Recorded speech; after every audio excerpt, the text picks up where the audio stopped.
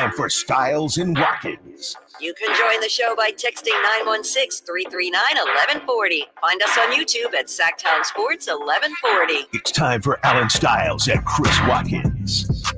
Yes.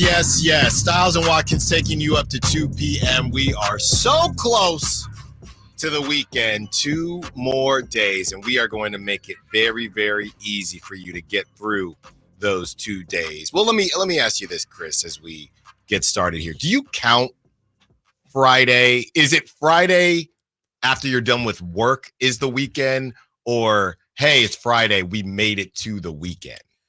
Or is it Friday at 2 p.m.? It kind of depends for me on honestly how I spend that Friday, because sometimes, like, you know, it's Friday and I just honestly go to sleep at like 7 p.m. sometimes because I'm so gassed from the week that we had.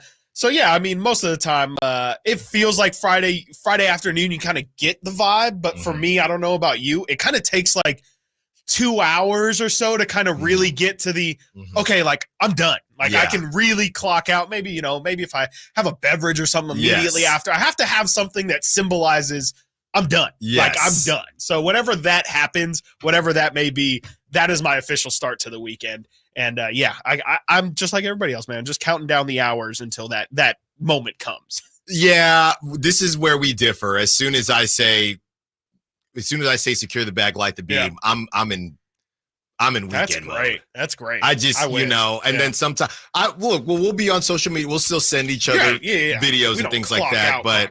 But yeah, I'm completely on that time frame.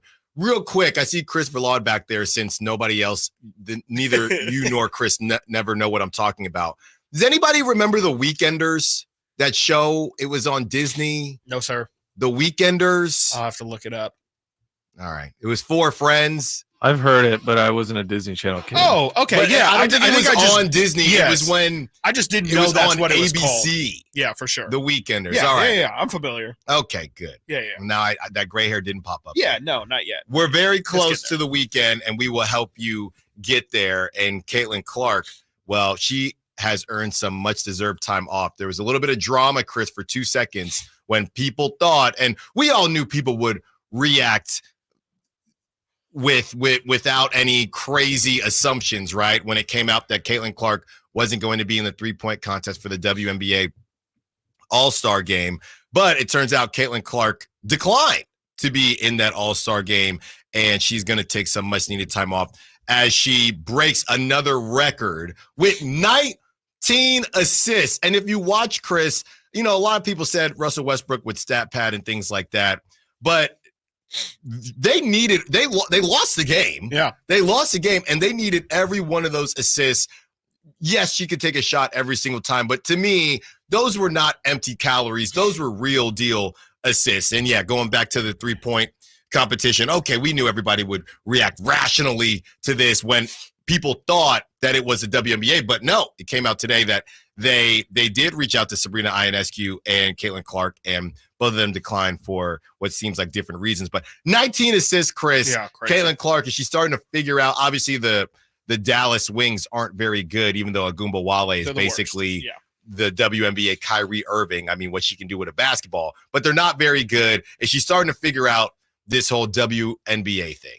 Yeah, definitely. I mean, for sure. It's been about 2 months now where she's really kind of started to look like the Caitlin Clark that we saw in college. And I mean, her scoring ability is definitely, you know, starting to get there in terms of her being able to create space and find her spots and, you know, really work off of her teammates. I think that was the hardest thing at first was, you know, it's a brand new team, brand new situation, and no one's really used to playing Caitlin ball. And I think now you clearly, I mean, with 19 assists, you clearly see that they're all pulling on the same string. Aaliyah Boston, after struggling heavily like the first week and a half of the season, has really turned it around. She's back to how she was last year, if not better.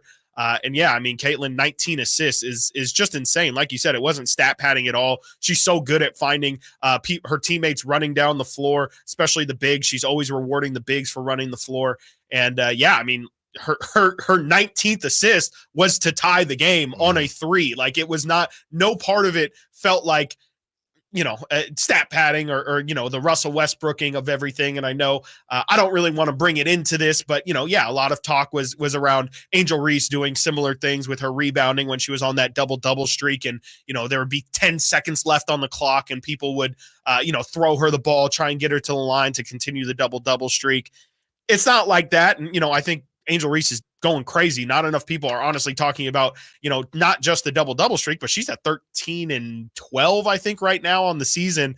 They've both been incredible. And I think it's just, again, it feels like, yes, Caitlin is the star, but everybody has definitely done their part in trying to uplift everything. And, they just had the media rights deal get announced a couple days ago. And that's definitely going to be big for the league, as I think I saw a report yesterday that said that now the minimum salary could move as high as $200,000 a year, which is significantly higher right now. I think it's somewhere near like 50K right now. $200,000 is where they're looking to have the new minimum salary. So I think that's obviously a really positive sign for where the league's going. And, maybe Caitlin might be the first one to break, 5 to 10 mil a year. I mean, because she's going to absolutely be worth it at some point here.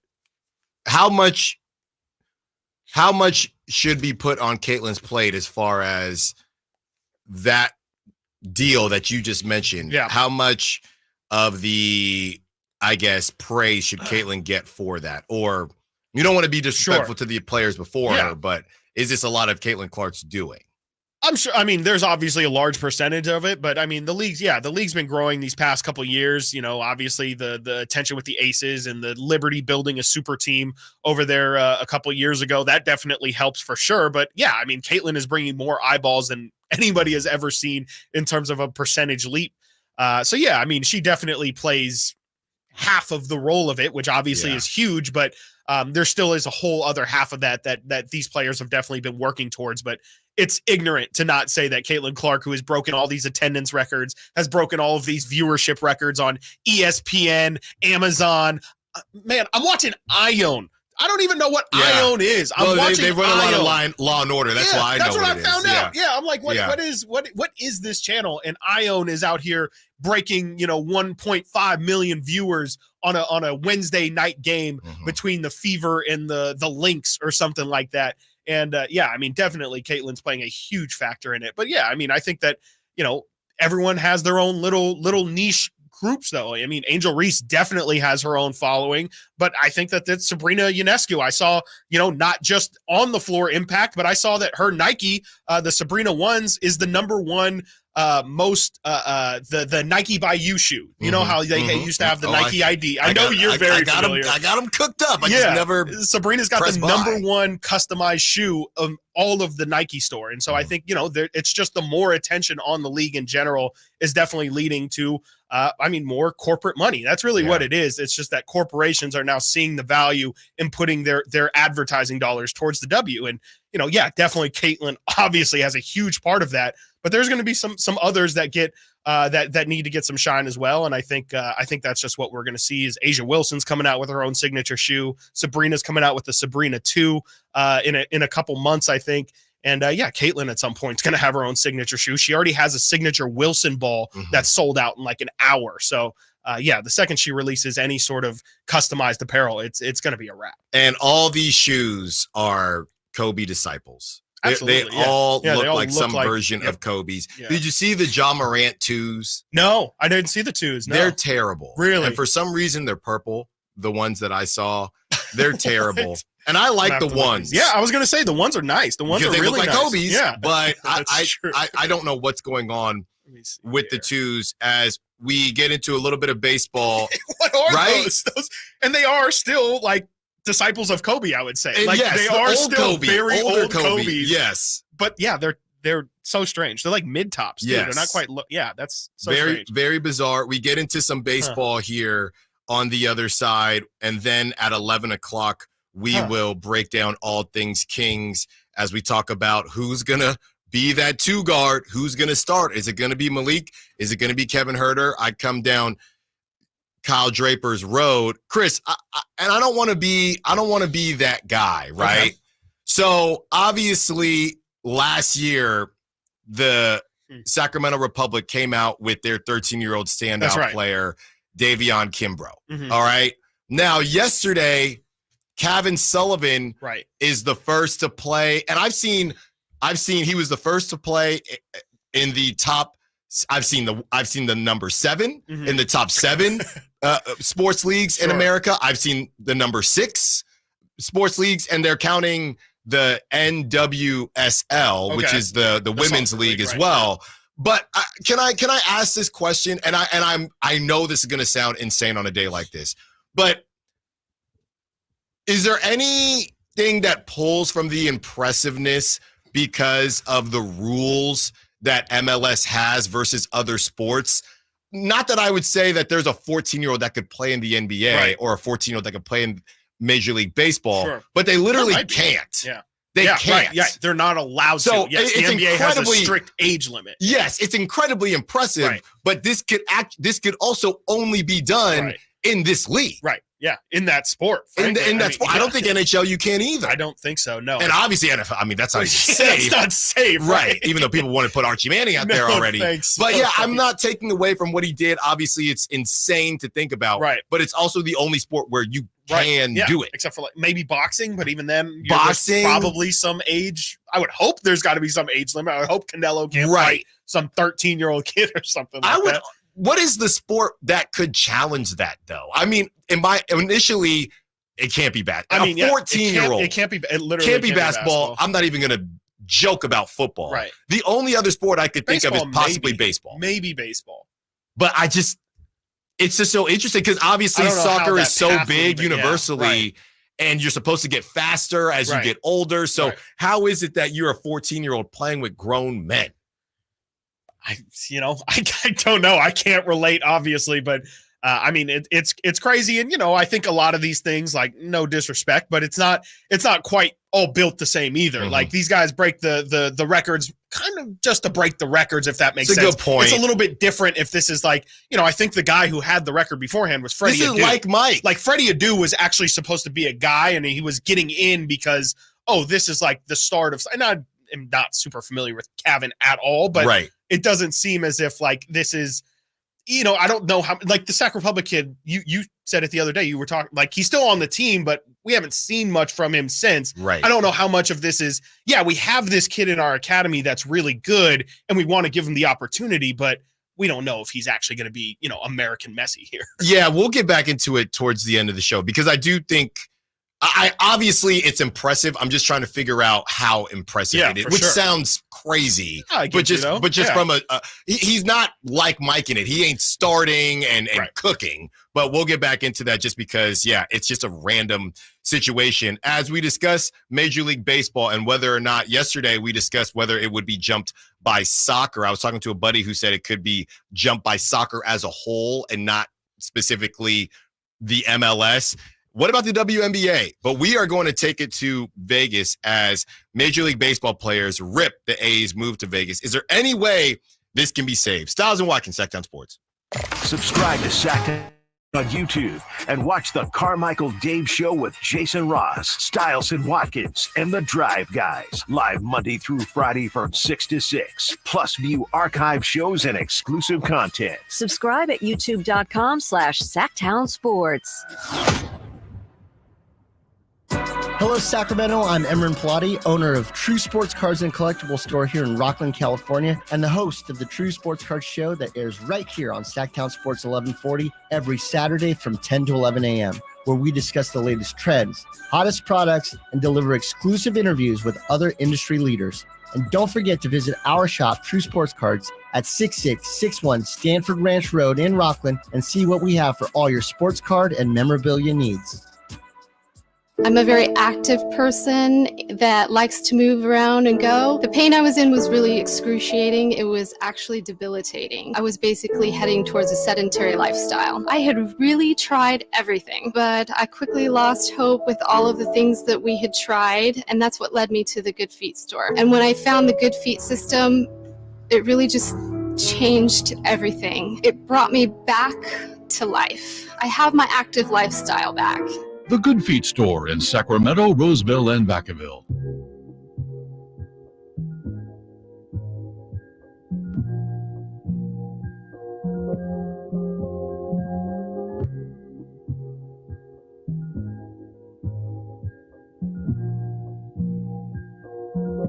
Sacktown Sports. Call or text at 916-339-1140. Chris Verlaut, our resident football/soccer aficionado, says that, yeah, this kid is already signed to Man City. Oh. And he's going to be Real nice. club.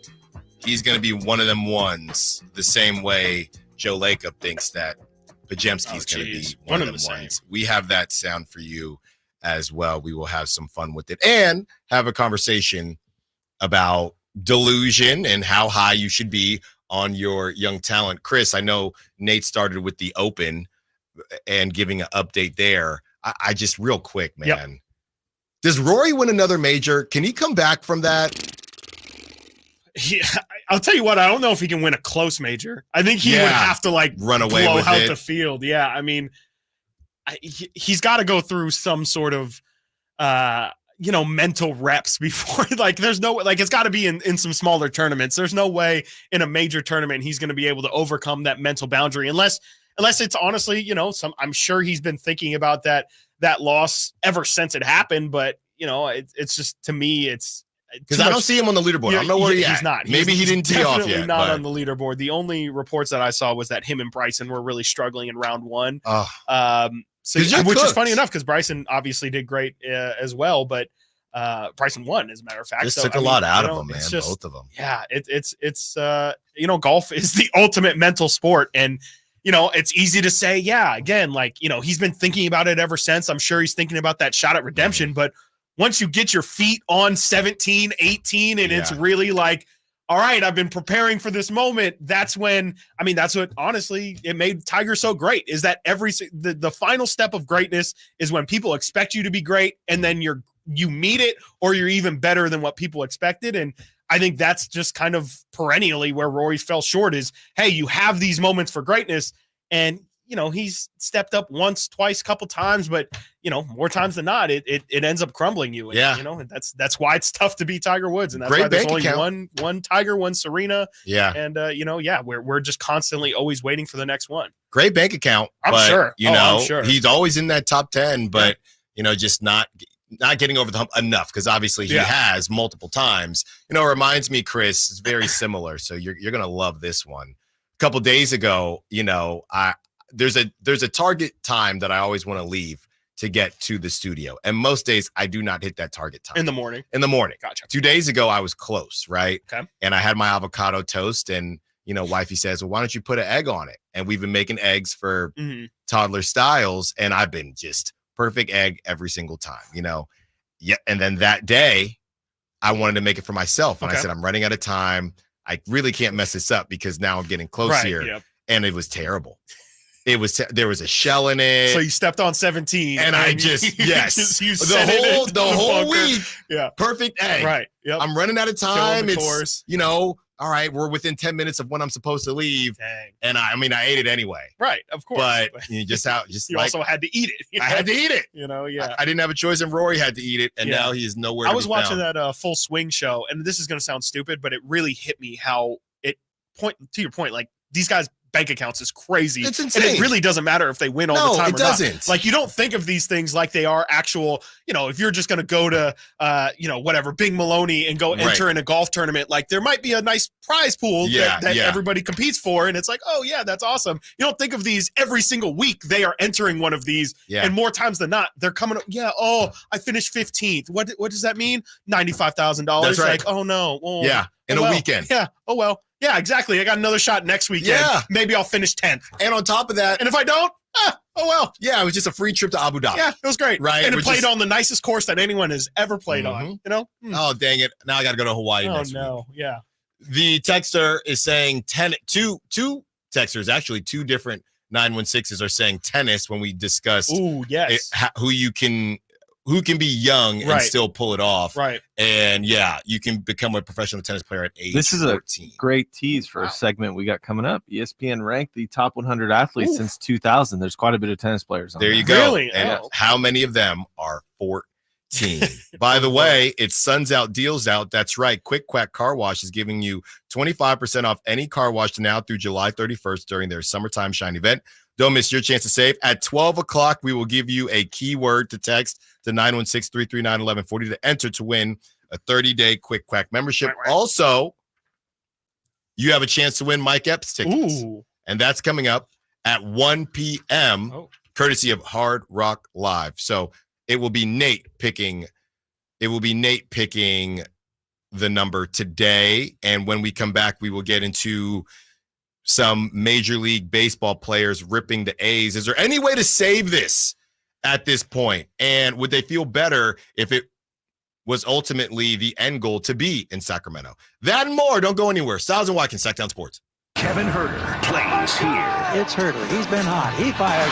He's still hot. Kevin Herter from downtown has a 15-point first quarter. Sacktown Sports is your proud home of the Sacramento Kings. Sacramento weather is brought to you by Elk Grove Honda. I'm Tamara Berg in the KCRA 3 Weather Center. For your Thursday, we're looking at plenty of sunshine, but less of the Delta breeze. And as that Delta breeze goes away, it's going to be a hotter afternoon. Plan for highs in the valley in that 98 to about 102 degree range for the afternoon. Get the latest forecast on the KCRA 3 News and the KCRA 3 app. At Elk Grove Honda, we've acquired some of the best pre-owned cars we can find. Whether you purchase a new Honda or a like-new pre-owned Honda, Elk Grove Honda has the right Honda at the right price. In the Elk Grove Auto Mall, Highway 99 and Elk Grove Boulevard, or elkgrovehonda.com. I gotta get an Elk Grove Honda. The light is fading, your hands are sore, and the last tool has been put away. Now is the time to feel the satisfaction that comes with a job well done. But when you get your tools from Harbor Freight, something about the job feels a little different. Your wallet. Because we believe that everyone deserves hardworking tools at hardworking prices. And that's what we have here. So, whatever you do it for less at Harbor Freight. Did you know your skin is the largest organ of your body? Huh? That's why you should shower with Old Spice Super Hydration Body Wash instead of plain old bar soap. Love your skin by super hydrating it with vitamin B3 and glorious notes of vanilla and shea. Did you know that my super hydrated skin is the second largest organ of my body? The first is my heart. Old Spice. Men have skin too. Old Spice Super Hydration Body Wash. 24/7 renewing moisture. With daily use. Hey, get ready to rock, groove, and have a blast with the Sacktown Sports live events calendar. We've got an unbeatable lineup of shows that you won't want to miss. First up is Songs and Stories from Mickey Dolenz of the Monkees, coming to the Crest Theater July 21st. It's Brett Young and Chase Rice at Thunder Valley on August 3rd. Plus, Jason Mraz and the Super Band will be rocking Thunder Valley on August 9th. Then head out of the heat to higher elevation for the Truckee Music Festival on August 9th and 10th, featuring Kit Moore and Sublime.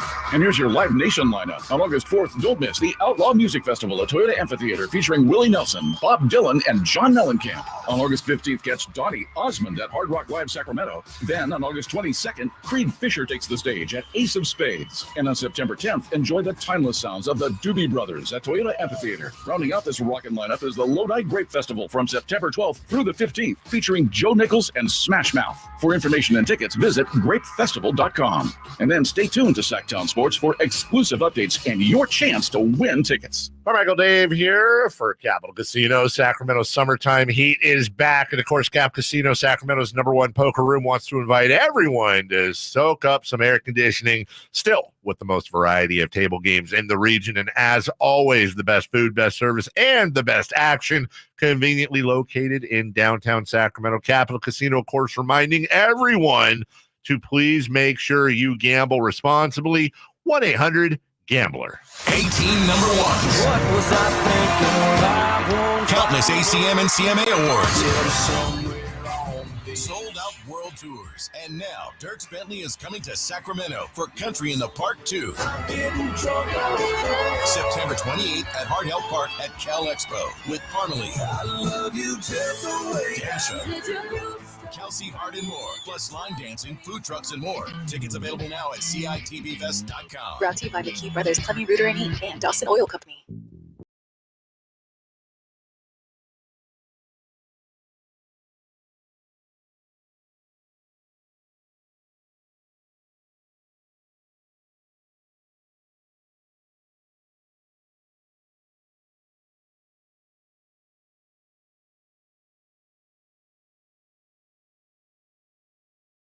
Let's have some fun today. As Chris and I were looking up purses for different opens. Please specify what you mean by me and Chris are looking up. I'm getting a bag. Yeah, we're getting that Louis. Birkin. We're looking up purses for the women's U.S. Open, the men's U.S. Open. I'm trying to figure out how I want to phrase this, Chris, because I want to make sure that everybody. I don't want to say what is, if you have kids, what's the sport that you hope that they make it in, because that's not the same. I think I want to say it like this. What do you think is the most competitive sport? You're raising your kid right now. If you are a parent and you have a kid that plays a sport, we were talking about that Netflix show and how the kids got burnt out. Right. And there's 8 million golf kids. Because we're reading the purses and we say, well, I guess Tyler South's going to golf. Yeah. But there's 8 million golfers. Sure. There's 8 million volleyball players. Yeah. There's 8 million tennis players. What is the most competitive sport? In terms of reaching the making top. it. Yeah. Making it. What is the most competitive sport? Is it golf? Ooh. Is it football? Is it basketball? Basketball, only 15 dudes on the team. Could I give a very, very, very dark horse candidate here? More dark horse than tennis or golf? Yes, Sure. yes. Gymnastics. I think gymnastics is Well, but probably are the you hardest saying- circuit to get through. But are you saying that, would you count Livy Dunn as making it or not? Because she didn't go to the Olympics. No, Okay. Olympics is making it. Okay, Being popular on TikTok ain't making it. Oh, if you talk, but Well, that's what I I'm think she's a saying. national champion. That's great. That's great. I mean, it's probably, yes, There- Olympics. name me another How many college are there? national champion. What is it, 7 girls on the team? It's less than 10. Yeah, it's not a lot. Because that was my argument. I was going to say basketball at first because there's 5 spots on the floor. There's maybe 10 or 15 spots on the actual team itself. And you have to be 6 foot, and you have to be a good athlete, and you have to be able to shoot, and you have to XYZ. But I think gymnastics, like, there's just a massive pool. Like, there's so many young people. And like, it feels like every, especially young girl in America, like their first, they do tumbling classes. They do the Tyler Styles with that tumbling class this weekend. Yeah. And then, like, if you seem to have a knack for it, then I think you continue to do it. But there's still, there's like an AAU circuit of that stuff. And then, there's cheerleading on top of it. And then there's obviously just getting to the Olympics. And it feels like, how does one shine in a sport in which it just feels like there's a million people doing it in a million different competitions every weekend? It's not the same because you are performing and, she stepped out on that floor routine. And you have to be perfect almost. Yes, but you do leave it up to some judging, but it's not the same because this is literally just judging. But my little sister did do pageants growing up. Oh, sure. And I hated it. Well, let's not have the it. conversation of if pageants are a sport. No. But I did hate that she would do everything right.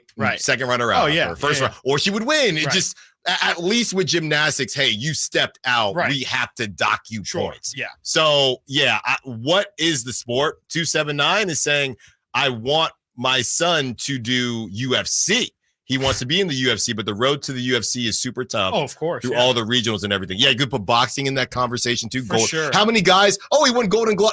They just give out Golden Gloves, and then you never hear about him again. Can I just say, I love UFC. Me and Nate were just talking about UFC before the show. That's probably the last sport I would want my kid to get into, obviously because of the brutality of it, but also their purses are terrible. Terrible. Their purses are terrible. Even top of the game, you have guys like Francis Ngannou Ngannou who left the his UFC. prime. Yeah.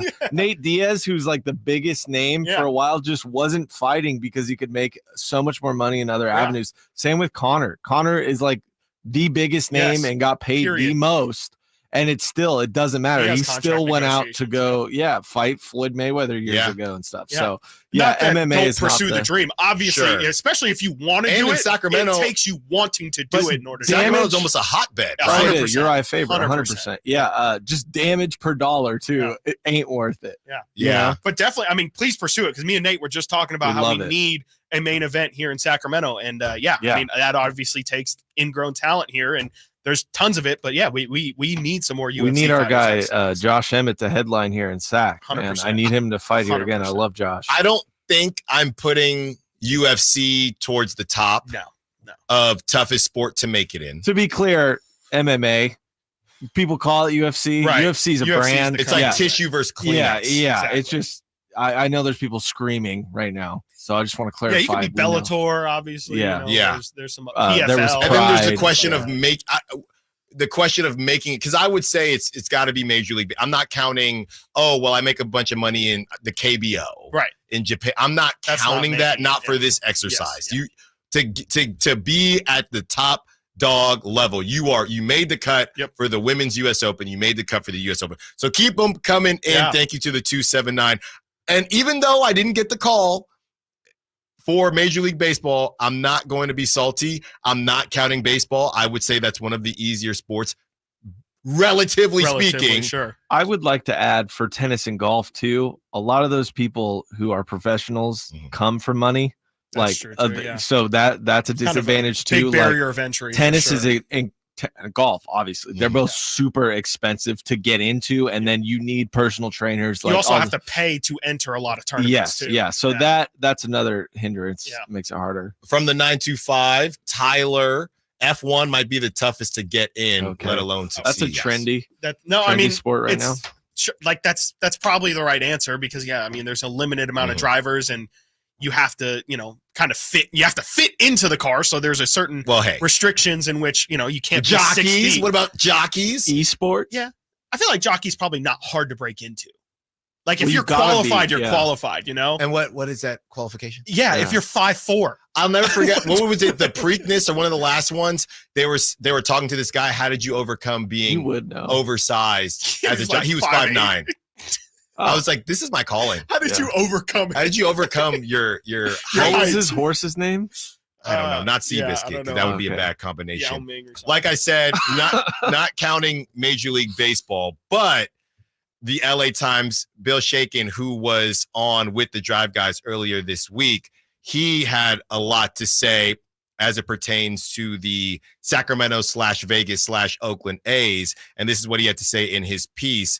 Las Vegas has a strong baseball community and growing cast of major league players. I spent the past few weeks asking major leaguers with Vegas roots what they thought of the A's move and whether they believe the team would succeed there. Their comments were thoughtful and often nuanced. Well, most of them. This is from Arizona Diamondbacks closer Paul Sewald, and he says, I think it's a terrible idea. The whole thing, I fear, is going to be an abject disaster.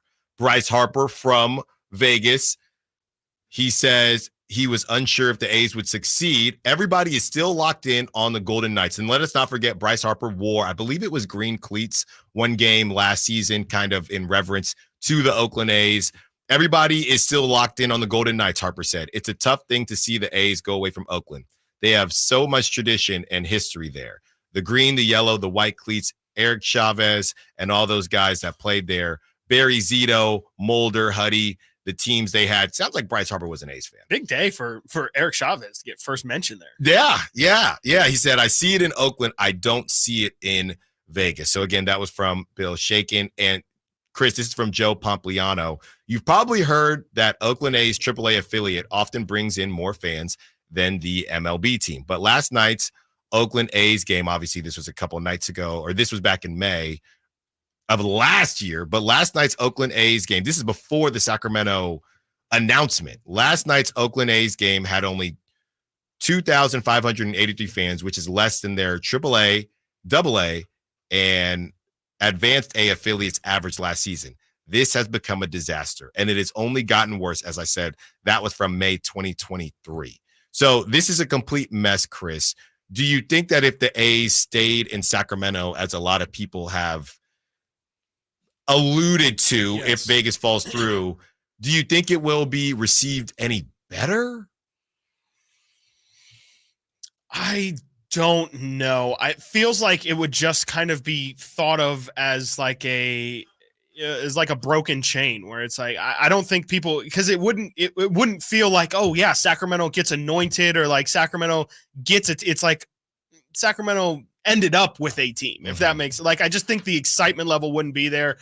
Because it would feel like we got this team via disqualification, I guess. Like it wouldn't feel the same. And I think, Dave definitely makes an interesting point that I do think there's going to be a bit of a spectacle for the first, who knows, couple months. It might last the entire season, but baseball seasons are long. I would guess that by August of next season, I feel like everyone would have been to a game by then, and the appeal might kind of be worn off. And then at that point, like Dave was kind of alluding to, it's a 55-win team. And so I think if they're a bad team, that kind of kills everything. And I think they would have to be exciting in order for the market to be excited about it. I think that's kind of where Dave's fear was coming from is, hey, Sacramento, yes, it was excited to get a baseball team just for the sake of having baseball, but that only lasts so long. At some point here, they're going to have to be good. And if they're just going to continue to be the Oakland A's that they've been in terms of how they've ran things, I just think people are going to get sick of it real quick. And that's really what Dave was talking about during the crosstalk. Well, it seems like the A's don't have to go in this direction. And if you've been listening to this show, thank you for listening. If you're new to the show, you're about to find out that Chris and I won't speak for Chris, I love a good tinfoil hat conspiracy theory. And I don't even know if this is full-blown conspiracy theory, Chris. This is from Scott Osler, longtime writer for the San Francisco Chronicle and just in the Bay Area in general. This is what he said in an article that he dropped 15 hours ago, okay? And this is from the article. Look, Manfred said, our Oakland decisions have been made. What happens in Oakland is between the citizens of Oakland and their elected officials. This is now Scott Oster. That was a quote, close quote. Oh, why is it then that various Bay Area groups interested in buying the A's and keeping them in Oakland or bringing an expansion team to Oakland have been warned to keep quiet about their interests or risk being crossed off the list of potential buyers? That warning has come to prospective buyers from Oakland officials who said they have tried to get MLB to lift that gag order so the world can know that there are folks with money who believe in Oakland as an MLB city. Could it be that MLB is worried that a local potential buyer who publicly expresses interest in such a project in Oakland would make Fisher and Manfred look foolish? And this is from, somebody on Twitter that he took a screenshot of it and he said, this is kind of a bombshell. Definitely. I mean, it's kind of saying that there have been people that are interested and they have directly been ordered, not told, not asked, but ordered to be quiet about it. And, to me, like that's one of those situations where you're going to be quiet until you're not. Like, I mean, at some point, it's going to reach a point where why if I'm a prospective buyer from Oakland who wants to keep – if it feels like it's so far gone, what is the point of being quiet? Why?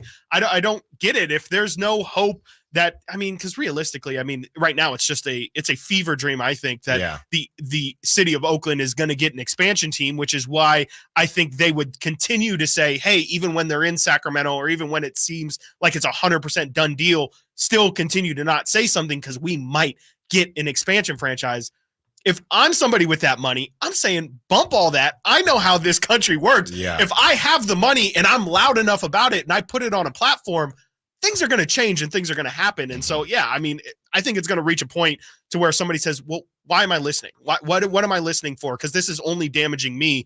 And it's honestly helping do the complete opposite of what I'm trying to do. Yeah. And if you are a potential buyer, what makes you think that, okay, once the A's are officially in Vegas, going back to Oakland at any point would make them look bad? Yeah. So it doesn't matter if it happens prior to the A's being solidified in Vegas or not, because they left Oakland. Yep. That's the same reason, and I told you, obviously I do the hosting for the Ballers. That's the same reason they were supposed to have Coliseum Day. Oh, did I tell you this? Yeah. They were supposed to have Coliseum Day. And they put in a deposit, the Oakland Ballers did, and there's no way they're going to pack that thing. But you never know if they're putting up 2,000 people. The Ballers get 1,000 on weekends, even more sometimes. So the Ballers said, "Hey, Oakland Coliseum or the A's, we want to rent out the Oakland Coliseum on this day." Yep. They gave them the deposit. The A's came back and said, "Actually, no, we're not doing it because that's going to make us look bad." Right. So if Joe Lacob or whoever comes in and says we're going to be Robin Hood of baseball in Oakland and we're going to, tear down the whatever you do and make it, and now it pops better than Vegas, they're always going to look bad. So what's the point of not talking about it? I have no idea. That's my question. Yeah, I don't get it. I think that at some point that's going to break. Like, there's no way that you're going to tell rich people what to do in the first place. And then especially when they feel like, what are we doing? Like, they can justify it if there's a reason why. But at some point here, there's going to be no, like you said, there's going to be no reason for them to feel that they should be quiet. And they definitely won't. I mean, these people are incredibly powerful. And if they feel passionately enough about it, they're going to make a stink about it. So to me, this is just a matter of time. And now that especially this is out, people, especially Joe Lacob, like these rich people are going to be asked this question, and their answers are probably going to tell you a lot, whether it is fully admitting it or just saying, I really can't talk about something like that right now. That's an answer. Scott Ostler, clearly he knows who it is. Yeah. Right. Clearly he knows who it is. He could say something whenever he wants. Coming up next, keeping it in the Bay Area as a wide receiver we've talked a lot about these last couple of days, not Debo and not Ayuk, says he would take the GOAT right now. Would you? Stiles Watkins, Sacktown Sports. Trying to find out where to catch your favorite team's games? Are you a fan of the Kings, Niners, and the NFL? Well, Sacktown Sports has you covered. Touchdown! San Francisco! It's all on his shoulders. Cox rocks. He fires for the win. He's got the triple. Catch all your Kings, Niners, and NFL games all year long on Sacktown Sports and SacktownSports.com. I didn't ask to be thrown in the streets with nowhere to go. I didn't think I'd survive. But I did ask for help, and Covenant House was there for me. 1 in 10 young adults will experience a form of homelessness this year. For these kids who didn't ask to be put in this unthinkable situation, Covenant House is there. Covenant House helped me break the cycle of homelessness in my family. They gave me the love that I needed. Over 2,000 young people will sleep safely in a Covenant House bed tonight. When youth who are experiencing homelessness have a hot meal, a safe place to sleep, medical care, and love, they can overcome heartbreaking challenges and have a brighter future. They just really genuinely just wanted to help me succeed, and I'm succeeding. I'm a speaker, I'm an author. Covenant House really helped me and really helped mold me into the woman I am today. If you or someone you love is asking for help, go to safeplacetosleep.org today. Hot summer savings now at Maida Chevy with $12,000 off MSRP on every new Silverado half-ton Turbo Max in stock after rebates. $12,000 off every Silverado LT Turbo Max at Maida Chevy with at least 5 at this price. Hot summer savings up to $12,000 off MSRP exclusively at Maida Chevy at MaidaChevy.com. Sacramento Silverado headquarters. Together, let's drive. Not available with special financing, lease, and some other offers. Must trade in 2010 model year or newer and 7/31/24. Made a great deal at Maida. Catch some Aggie football this fall and save money while doing it. Grab one of our all-new mini plans and save up to 40% off single-game tickets. With our can't-miss home slate of games this season, you can pick 82 games for just $60 or any 3 games for $75. Pick the games that fit your schedule and come support the Aggies on their quest for a Big Sky championship. Mini plans can be purchased by calling the ticket office at 530-752-2471 or online at ucdavisaggies.com/tickets. Go Axe! Want to keep your gas-powered engines running like new? Stable's proprietary formulas are proven by third-party testing to outperform the competition in keeping fuel fresh, preventing corrosion, and cleaning the entire fuel system. With Stable, you can have confidence you are doing the right thing for your engine's long-term health. Just pour into your gas can or fuel tank, then top off with fresh fuel. At every fill-up or when you store, start with Stable. Available where fuel additives are sold. As a roofer, I don't have time to fail. Homeowners rely on me, so I rely on Beacon. Beacon's unique network of branches work together to get me what I need when I need it. And with the Beacon Pro Plus app, I've got the brands I depend on, like GAF, right at my fingertips. Now through September 15th, purchase high-quality GAF with Beacon Pro Plus and earn up to $1,500.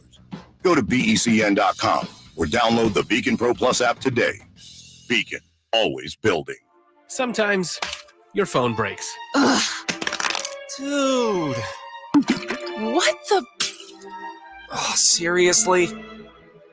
Hey, life happens. But at Verizon, we got you. Trade in any phone from our top brands in any condition and get a great deal on iPhone 15 with an unlimited ultimate plan. And turn... No! Into... Oh, yeah! Only on Verizon. A Gain Scent Bead story. Jim was at the laundromat when he heard his ear said, "Maraca, senor," but his nose said, "Hey, freshest scent ever." Following his nose, Jim found a man pouring a bottle of Gain scent beads into the washer. The scent, the freshness. Jim blurted, "Sir, your scent Maraca smell amazing." Actually, Jim, most noses call them Gain scent beads. Try Gain scent beads. Way fresher than detergent alone. What's up? We're talking to Chad Hoblet of Hoblet Dodge, Chrysler, Jeep, Ram, and Woodland. Chad, tell me what's happening for Chrysler's Make This the summer sales event. Everywhere you go, things are getting more expensive. But at Hoblet, we're working to save you as much as we can, which is why right now you can save up to $15,500 off MSRP on new 2024 Ram 1500 Bighorn or Laramie Hemi 4x4s. And we figured why not include no payments for 90 days. You guys are going all out this month, aren't you? From the time my grandfather opened the first Hoblet dealership back in 1949, one thing we've strived for is to treat you like family. That's why you'll find the big city selection and savings with over 400 Rams available, but the small town care and attention when you buy from Hoblet Dodge, Chrysler, Jeep, Ram. Search, select, and save through their whole inventory at HobletDodge.com. Unbeatable prices, unbeatable selection. Nobody beats Hoblet, period. 15,500 total net savings on select new 2024 Ram 1500s after 8,500 factory rebates and 7,000 dealer discounts. Rebates include 2,000 Chrysler Capital bonus cash. Must finance with Chrysler Capital qualify. And 500 first responder cash for current members of eligible First Responder Association. At least 5 of this net savings. Sample VIN 190060. See dealer for details.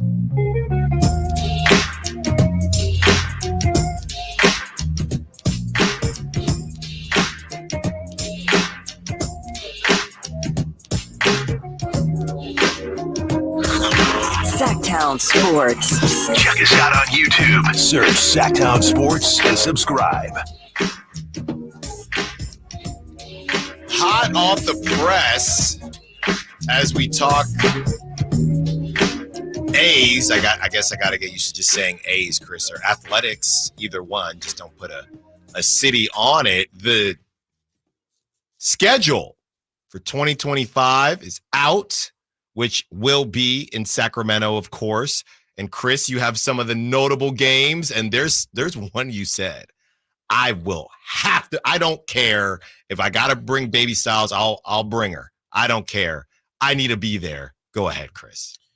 Yeah. The schedule is officially out. We have our first game in Sacramento will be March 31st against the Chicago Cubs. So how about that? That'll be a nice piece of history to know. The Chicago Cubs. They got a fan base. That's a good one. Yeah, for sure. They'll be in town March 31st, the 1st of April, and the 2nd of April. The second series will be against the Padres. So if you can't catch that one, you can catch the Padres the following week.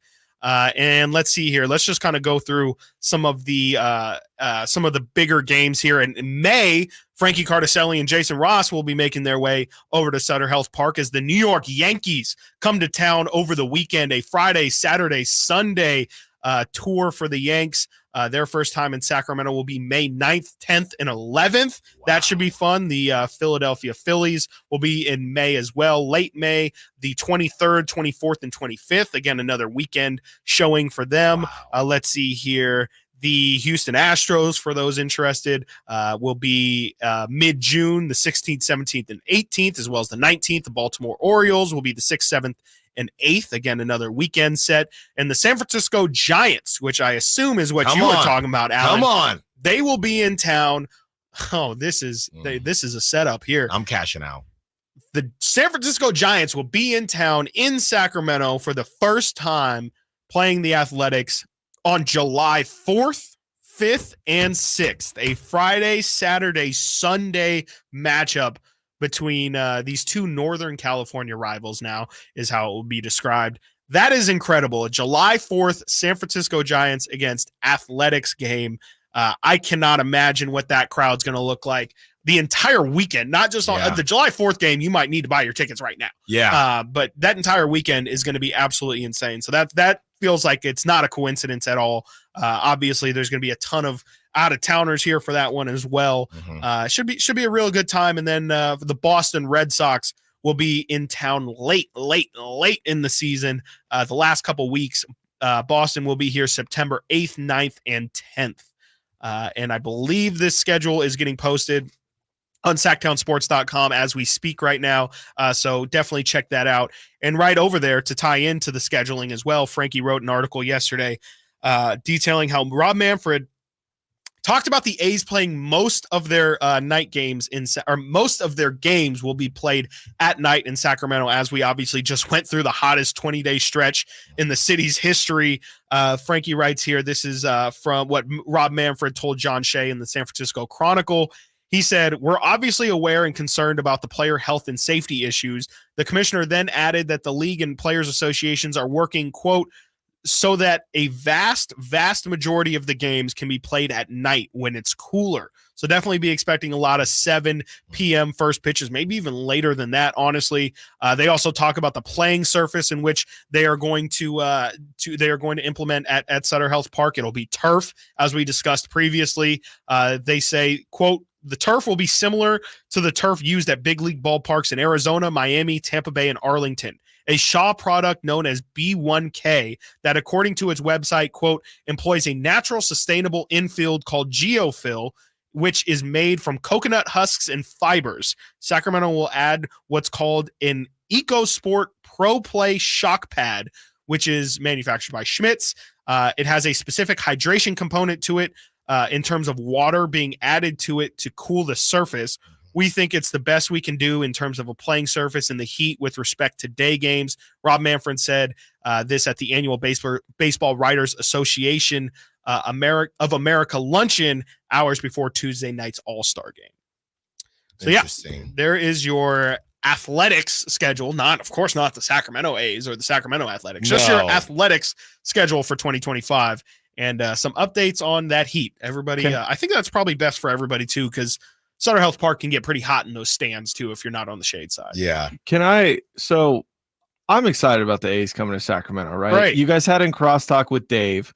Dave was like, he didn't use the word ignorant, but he's like, Sacramento fans aren't, I guess well versed. I don't want to put words in his mouth. No, they don't know how bad the owner is, right? Yes, the payroll. how bad I don't know if it was more about the person or the product. Yeah. Knowing Dave, it was probably both. So my question is, it's very vague. I'm not a big baseball guy, but I am excited for this. I talk to, like, every time I see someone with an A's hat around Sac, I'm like, oh, hey, what do you think? Because I'm genuinely curious. I ask my fans, yeah, Chris has got one on right now, A's whatever. And people are, seemingly excited. I think maybe a little upset, but I'm not talking to people in Oakland or anything where it's probably a little more volatile. My question is, am I allowed to be excited that the A's are coming here? We've always said yes. Yeah. Yeah. We've always said yes. Because I feel like Dave's trying to make me feel guilty. Am I wrong? Well, I'm ignorant. What I would ask Dave, what are you supposed to feel guilty about? I guess taking on a team. Were you in the meeting? No, I wasn't. That removed him from Oakland? No. You know what I mean? I get where Dave is coming from. Of course I do. I lived in Oakland. I'm from the Bay Area, but they're going to be here either way. And I'm not enjoying the misery of the people in Oakland having 3 teams stripped from them. I don't think in 6 years. I don't think most people are, right? Yeah. I think we dealt with some calls that got a little dicey during that week, but I think a lot of people were processing things. And then there's always more than one side to the story. There were people from the Bay lashing out at people in Sacramento. We had that random person call from Baltimore. Yeah. You know what I mean? Who said, how not dare stupid. you? Yeah, definitely not. I'm looking here, guys, and I think what's going to save the A's is the games that maybe aren't as desirable. I do think that that's when the Nates of the world are going to be more inclined to go. So I think that every month there's something that kind of saves the A's as far as, hey, you're gonna pay top dollar for this. And then the months, because I'm starting right here in April, Chris. Obviously, that first month I think is going to be fine. Right. I think even the White Sox games are going to be everything. Fine. Yes. Everything. Then you get to May, and a little bit left over of the Mariners. Maybe that's where it gets a little fuzzy. Then you get right into the Yankees. Yankees obviously gonna sell out. Angels. Maybe you see some quietness there. That's Monday through Thursday. And then the weekend you have Phillies. And I think the Philly fans are everywhere. And I think people are just willing to go see Bryce Harper. Yeah, for sure. That's Bryce Harper, Trey Turner, and the crew. And they're doing well this year. And they're doing well. They might be the defending champ. Exactly. Exactly. Then next month in June, this is kind of rough, but the Orioles are a good baseball team. Yeah. I don't know how it translates because you have the Twins who, go see Carlos Correa, former Giant great. And then you have the Orioles who are the young and up and coming team. And then you have the Astros. I think people will watch the Astros. And then after that, you have the Guardians. But that's probably the roughest month that I saw so far, where there's nothing that's just stamped. People are going to cash out for that. After that, like you said, July, you have the Giants. Then after that, you have the Braves. I think people will go see Ronald Acuna Jr. And then you have the youngins with the Blue Jays if Bo Bichette and his beautiful hair and Vladdy are still on the team. And then you have the Mariners again. Then it gets a little rough. The roughest month, Chris, here is August. Yeah. You get and it's hot. Okay. So you're going to sit out there to watch the Diamondbacks. So I know they went to the World Series, but does anybody care? No. You get the Diamondbacks, then you get the Rays, and then you get the Angels, and then you get the Tigers. Yep. Then after that, the Rangers again, who again, I don't care. The defending champs, I don't think maybe some Bruce Bochy fans or something. So if you make enough money to survive August, I do think that this is gonna look. It's so small. We did the numbers. It is very, very small. Yeah. I think this place is gonna be packed basically every day, Chris. It could. I don't know if it'll. Besides I feel like the weekdays, a couple weekdays. Yeah, Dave makes a good point here. 27 games, home games, will be played in July and August here. And again, we just went through the hottest portion of this. I just don't know how many fans are going to show up to that August slate. I mean, you said it there. Like, that is already a tough slate in terms of the opponents they're playing, but then you throw in the heat as well. I don't know if the month of August and June too, even June's going to have a good helping of home games too.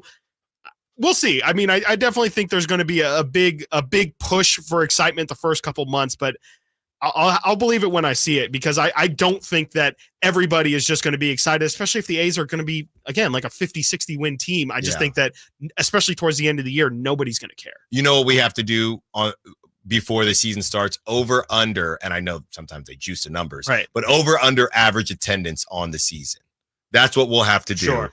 And Brandon Deitzman is saying sitting at first base at Sutter Health is a front row seat to the surface of the sun. You're not wrong, Brandon. Yeah, you are not wrong. Coming up next, we get back into that bad man. Who's talking about that bad man? Would you want him on your team? It's GOAT Talk. Stiles Watkins, Sacktown Sports. The only place you'll find Malik Monk is Sacktown Sports. Oh my, what an athletic move that time by Malik Monk. Hey Sacramento, it's Malik Monk, and you're listening to the home of the Sacramento Kings, Sacktown Sports. Your local sports leader. I would end the day with sore feet, sore legs. The drugstore inserts that I was purchasing were really not very useful at all. I walked into the Good Feet store and the guy kind of grinned at me and said, I hear that a lot. I was living with chronic pain before going to the Good Feet store. Now I don't really have that problem. I'm able to do the things that I expect to be able to do, even at my advanced age.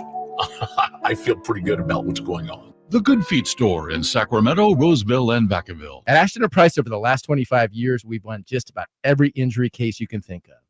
Slip and fall, falling merchandise, fell through rotted decking, we won those. Dangerous stairs, falls into holes, dog bites, won them. Injured while pedestrian or on a bicycle, auto, motorcycle, big rig, company vehicle, Uber, or Lyft accident, we've won them all. And the best news is there's no fee until you win. So no matter how you got injured, remember, for the best advice, don't think twice. Call Ashton & Price. The Open Championship celebrates its 152nd anniversary this month at Royal Troon in Scotland. Hi, this is Frank LaRosa with a word about Naturewood Home Furnishings. The game's top players assemble for a chance at the coveted Claret Jug. The Open Championship is about tradition, excellence, and class. And you'll find similar qualities at Naturewood Home Furnishings as they assemble the finest furniture and brand choices for your selection. When you visit Naturewood, you'll be amazed at the gallery of superior furniture available for your lifestyle, for your decor, for your home. This weekend during Naturewood's bedroom sale, you're sure to find the perfect piece you've been searching for. Naturewood is proud to bring you Open Championship updates on this station and proud to offer you the finest furnishings available. Naturewood Home Furnishings, off Highway 50 at Hazel. Look for the Watermill. Shop Folsom Lake Kia for special offers right now. I'm Coach Doug Christie urging you to visit my friends at Folsom Lake Kia and save big on your next new or certified pre-owned vehicle right now. Visit FolsomLakeKia.com. KHTKAM Sacramento, KYMX HD2 Sacramento. From the Power Business Technology Toshiba Studios, your new home for 49ers football in the 916. Sacktown Sports.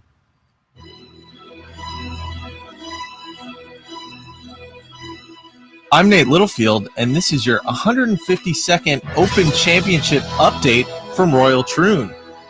So right now in first place, Shane Lowry has taken the lead at 4 under. And then in second, we have Justin Thomas at 3 under. And then things get interesting in third, where there is a 7-way tie. Some of those names include Alex Noren and Justin Rose. These updates are brought to you by Naturewood Home Furnishings, where it's all about choices and always about quality. Now it's time to get back to Stiles and Watkins.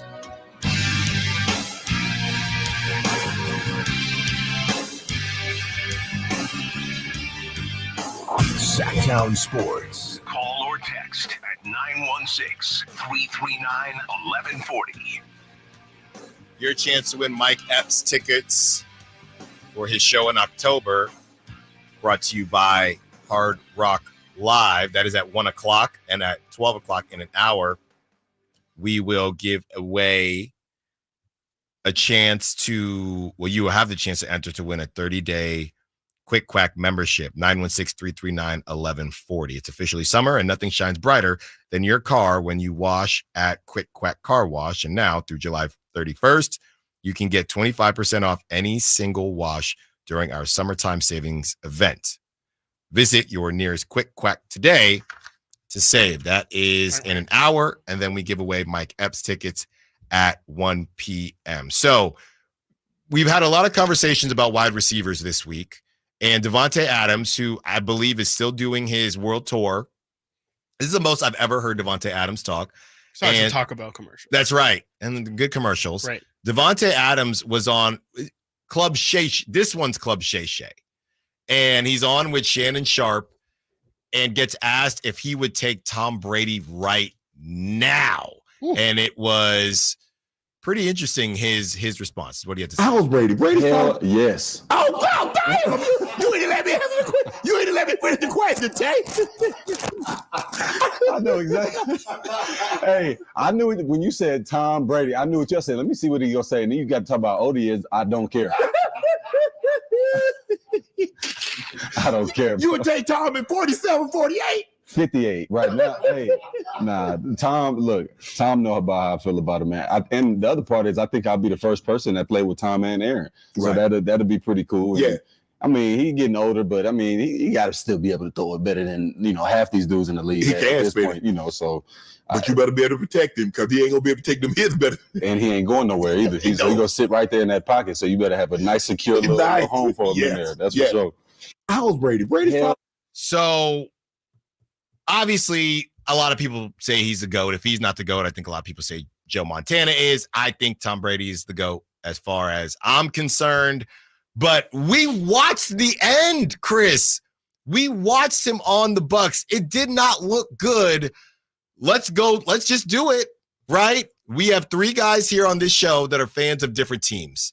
Okay, so I'm going to ask you the question because everybody's in different quarterback situations, right?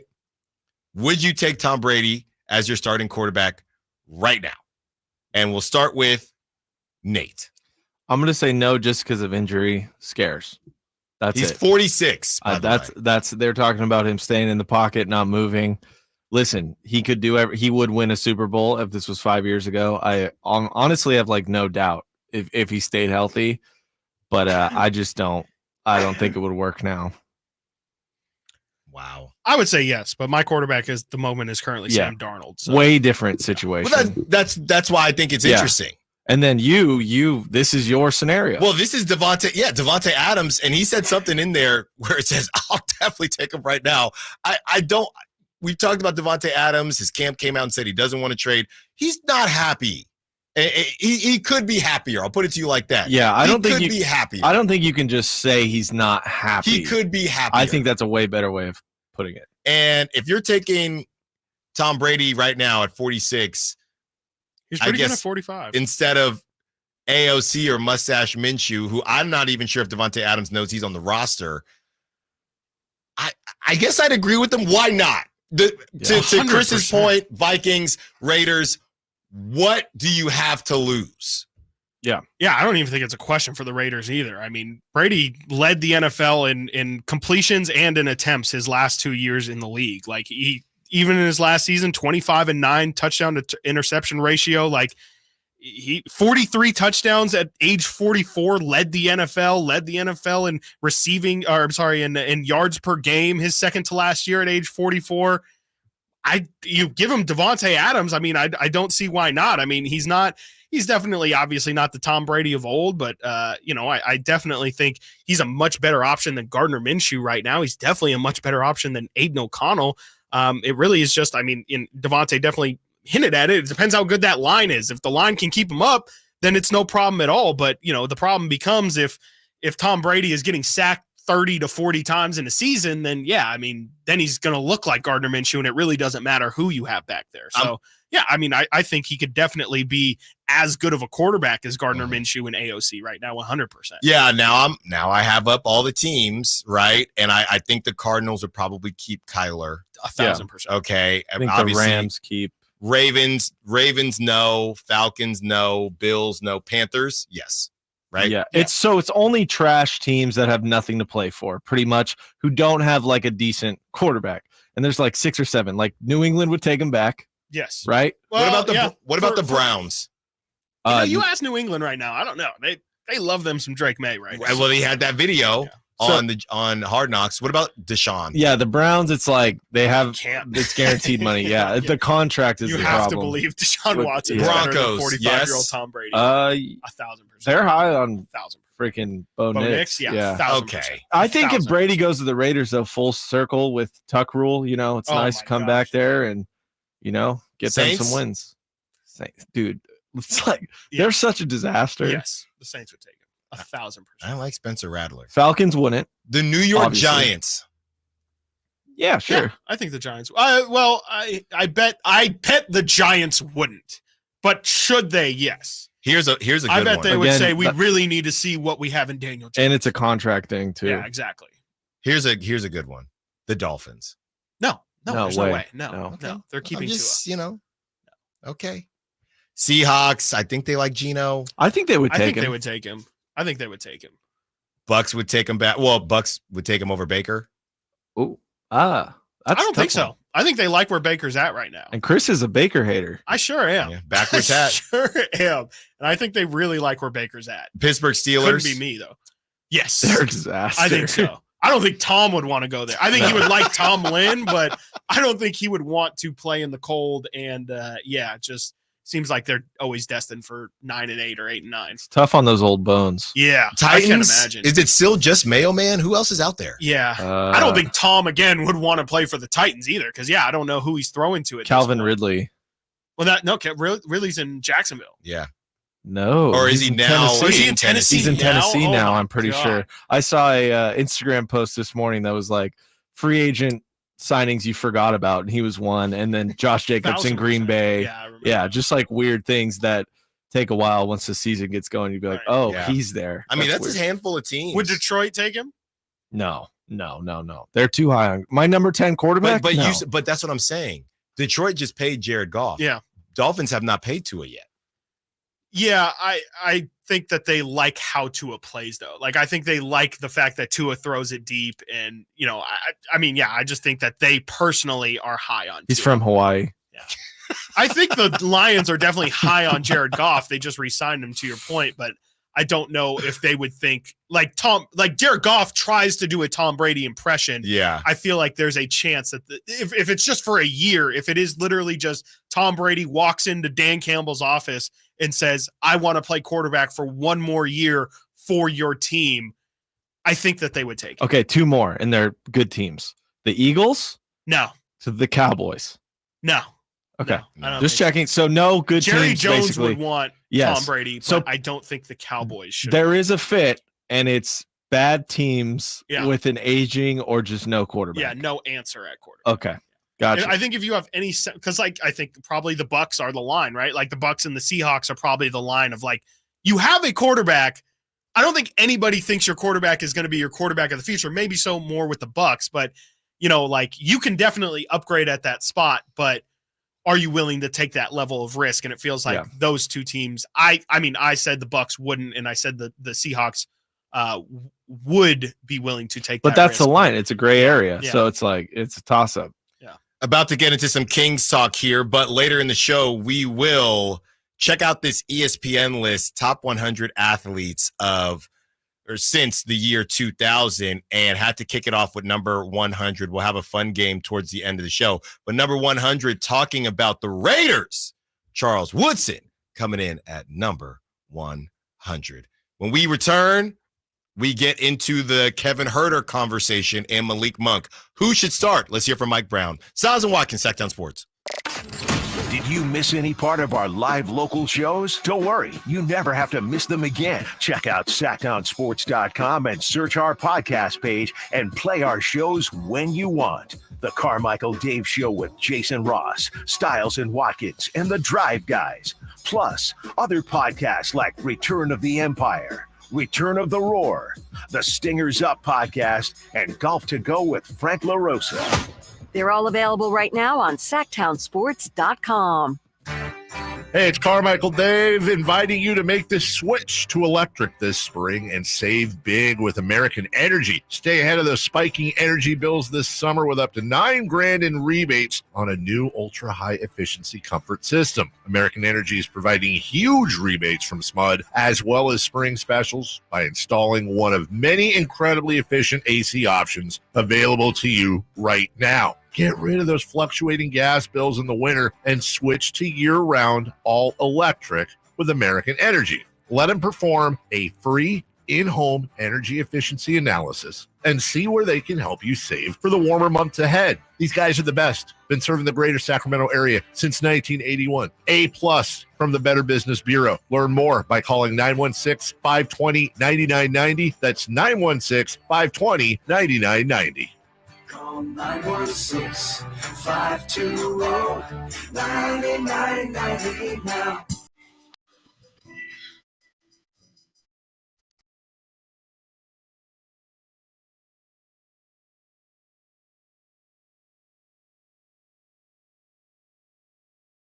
Live and local. Live and local.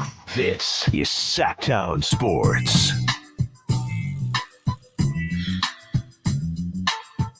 Malik Monk has said he'll do what's best for the team, but does he want to start? Of course he does. But everybody wants to start. We talked about the toughest sports to make it in. Basketball towards the top of that list because only 5 guys get on the court. But last season, Malik Monk essentially got starter minutes, but it's not the same. And he was robbed of that 6th Man of the Year trophy as far as Sacramento is concerned. Mike Brown was asked about Malik Monk's desire to start and profiles the situation. This is what he had to say. Previous with Malik. Well, for the first thing is, you love the fact that he wanted to be here. That's first and foremost. And not only that, you love the fact that he's embraced the city just like they've embraced him. And then, he's competitive. You want people on your team that are competitive. I wouldn't be happy with anybody if they were just okay sitting back accepting any role that I told them that they're in. Everybody wants to be the best. It's just like our coaches. If you're the 7th assistant, I wouldn't be happy if you sat here and said, hey, I want to be the 7th assistant the rest of my time here. You want somebody that has a growth mindset and is willing to take on challenges that come with more responsibility. So I applaud Malik for that. Like I said, I applaud the city for loving him the way that they do. But at the end of the day, whatever's best for the team, which is what he said on many occasions, is what he's going to do. And I've coached. The good part about me, if there is one in this situation, is I've coached 2 Hall of Famers that could have started for anybody but came off the bench, and Andre Iguodala and Manu Ginobili. And you talk about between those 2 guys, I think they have 8 total championships. 7 of the championships might have been won with when they were 6 men.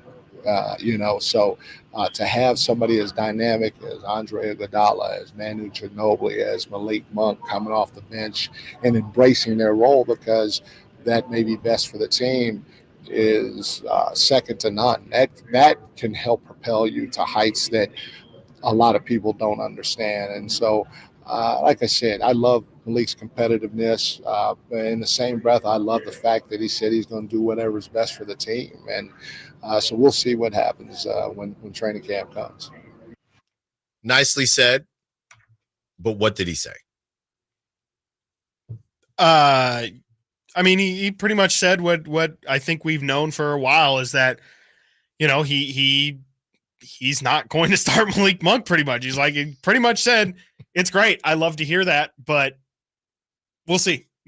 That's pretty, it's like, it's like when you're a kid and you tell your parents something and you're super excited about it. And then they say, yeah, we'll see.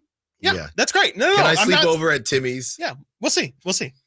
We'll see how you act at dinner. We'll see how it goes. And then we'll get back to you. And as a kid, you're like, well, that means no. That is their way of saying, I need to think about it, but I'm really just delaying your excitement because I want you to calm down so that when I tell you no, you don't throw a big fit about it.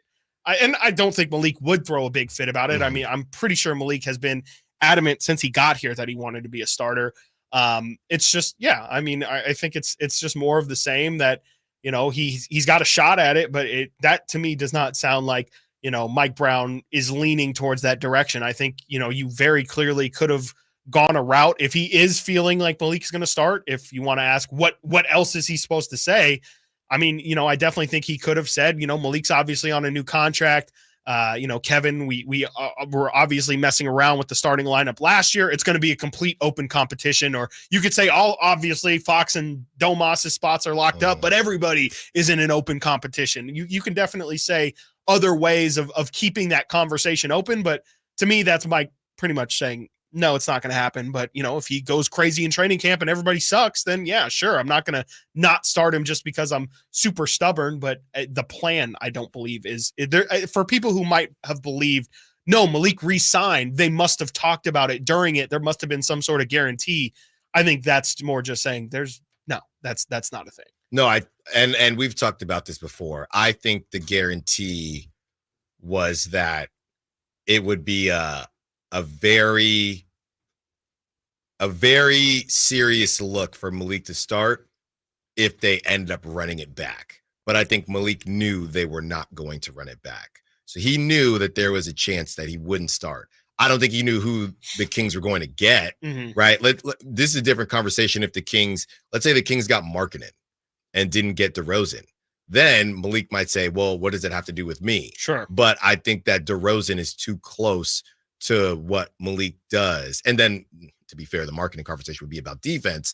But I think that DeRozan is too close to what Malik does to start him. So I think Malik is probably at peace with it because they believe that they got better. And I don't think Malik would have signed if he didn't know that this was a possibility. I just don't think so. Maybe that's wrong, but for Malik, I feel like there was enough communication done before, and it was so early on in the process to where Malik, as soon as he could say he was re-signing, did say that he was re-signing. I feel like all of the possibilities were discussed prior to Malik, or that report coming out that Malik was going to stay. So yeah, whether that's right or not, I know Kings fans are going to have feelings about it, and that's what we'll get into as Kyle Draper from the Drive Guys had some stuff to say as far as Kevin Huerter is concerned. But yeah, I think that it will be fine. I do find it interesting, Chris. I don't think the term is contradiction, but we talked about Lindsey Harding and we talked about paths, right? And even in the kid example, if you do your homework and if you take care of business, then you will be rewarded with sleeping over at Timmy's house. In this situation, there's nothing Malik can do. It's just a fit thing. The same way the best fit for Manu Ginobili was to come off the bench. The best fit for Andre Iguodala was to come off the bench. So I think that I don't necessarily like that example because it's not the same. He can't ball. There's nothing to prove. This isn't high school where, oh, Allen has done good in a couple pinch hits, so let's start him. You know what I mean? The fit is what it is. Mm-hmm. So there's nothing Malik can do to quote unquote earn a starting job. Right. Yeah. No, it's got to be other people have to lose it. And that was the other thing I was going to say is just, nothing has really changed either from this year to last year in terms of the situation. Like you still have Kevin Huerter, you still have Keon Ellis. And I think that Malik still makes more sense, even with those, even if the Kings would have ran it back, I still think it makes sense staggering wise to not start him again. I don't know how many times I could say it, but like De'Aaron and Domas and getting Kevin Huerter or Keegan Murray involved in the first 6-7 minutes, that's already enough of guys trying to eat with only one ball. If you throw Malik into that, well, somebody's eventually not going to be getting touches that they need, or somebody's not going to be getting the shots that are maybe required for them to kind of start to feel themselves. And with Malik coming off the bench and De'Aaron subbing out and then Malik subbing in, it just allows for really a usage percentage wise. It allows for everyone to kind of get the touches that they need. So even if they would have ran it back, I think the conversation would have still been the same. And to your point, now that DeRozan's here, I think it's even less of a conversation because now more than ever, especially with all the talk, we need defense in that starting lineup. And to me, we talked about it yesterday. I think we're going to talk about it again here pretty soon. Like, I think it still makes sense for Keon to get thrown into that starting lineup and for everything to just kind of puzzle where, you need a defensive guy out there when DeRozan and you don't want De'Aaron Fox guarding the other team's best primary ball handler. It just makes sense to not throw Malik out there and to look at the other options. It's not even necessarily just has to be Keon, but I just think Malik is so valuable off the bench that if you bring him into the starting lineup as well, what happens to your bench squad? It probably goes from one of the upper echelon ones in the league to probably one of the worst ones if you are bringing off Trey Lyles as your 6th or 7th guy. Yeah. I don't want to say it's unfortunate because Malik got paid and he's going to do what's asked of him. But, another thing, Chris, is the conversation of, did obviously Malik love Sacramento, but the prices that we thought, he's going to get $100 million. I know there were reports that we knew Malik could have gotten close to $100 million on a bad team. But the same way we had the conversation of maybe the price tag wasn't that different for a good team, maybe for those same good teams, the Magics of the world, the Sixers of the world. He found out via his agent or whatever it is that, hey, you're probably going to come off the bench for them too. So I think that's all part of it. I think that there was money, but also maybe Malik found out that, hey, the Magic want you, but you might not be a starter there. Right. And there were reports about that as well. So once he looked at the landscape and saw, okay, well, I can go start for the Pistons, right? I guess the Jazz, even though they're a little bit redundant with Jordan Clarkson. But if I'm going to come off the bench for the Sixers or come off the bench for the Magic, I'd rather just stay somewhere I know is comfortable, somewhere I know works for me. So maybe that was part of it as well. It wasn't so much, well, I want a starting spot. Maybe it also was, well, I don't know if there's a starting spot for you on a contender right now. That could all be part of it. We continue the conversation on the other side, and we look at this from the Kevin Huerter aspect. As yesterday, Kyle Draper asked a question: if Kevin Huerter isn't starting, what is he here for? Well, why is Kevin Huerter immune to coming off the bench? Stiles and Watkins, Sacktown Sports. What's the missing piece for the 49ers? Which names will they add during free agency? Whether it's in season or off season, the coverage never stops. Get the latest 49ers news on Sacktown Sports at sacktownsports.com. Sacramento weather is brought to you by Elk Grove Honda. I'm Tamara Berg in the KCRA 3 Weather Center. For your Thursday, we're looking at plenty of sunshine, but less of the Delta breeze. And as that Delta breeze goes away, it's going to be a hotter afternoon. Plan for highs in the valley in that 98 to about 102 degree range for the afternoon. Get the latest forecast on the KCRA 3 News and the KCRA 3 app. At Elk Grove Honda, we've acquired some of the best pre-owned cars we can find. Whether you purchase a new Honda or a like-new pre-owned Honda, Elk Grove Honda has the right Honda at the right price. In the Elk Grove Auto Mall, Highway 99 and Elk Grove Boulevard, or elkgrovehonda.com. I gotta get an Elk Grove Honda. Hello, Sacramento. I'm Emron Pilati, owner of True Sports Cards and Collectible Store here in Rockland, California, and the host of the True Sports Cards Show that airs right here on Sacktown Sports 1140 every Saturday from 10 to 11 a.m., where we discuss the latest trends, hottest products, and deliver exclusive interviews with other industry leaders. And don't forget to visit our shop, True Sports Cards, at 6661 Stanford Ranch Road in Rockland and see what we have for all your sports card and memorabilia needs.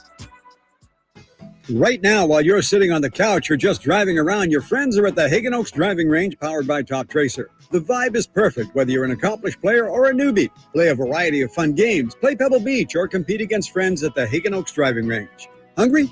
The Hangout Food Truck offers burgers, chicken strips, and more. Check the summer-long free concert schedule. Be a part of the fun at the Hagen Oaks Driving Range, Fulton Avenue at Cap City Freeway, open until midnight.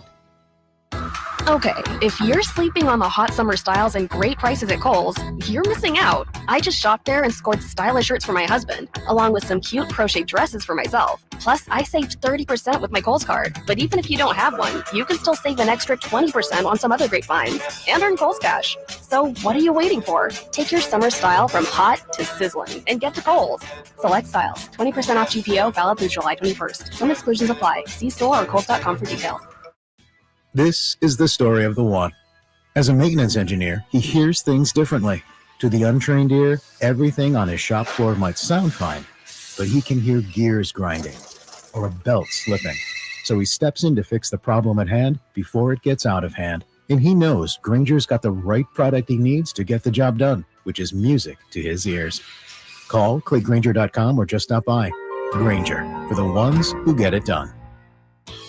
Summers are for Sacramento Rivercats baseball. Your Rivercats are home this weekend, which includes the fan favorite Star Wars night on Saturday, July 20th. Bid on limited edition Star Wars jerseys and meet your favorite characters throughout the game. Elevate your experience with the VIP home plate tailgate while tickets last, and stick around postgame for a Star Wars-themed fireworks spectacular. For more details and to purchase tickets, visit rivercats.com. 18 number ones. What was I thinking? Countless ACM and CMA awards. Sold out world tours. And now Dierks Bentley is coming to Sacramento for Country in the Park 2.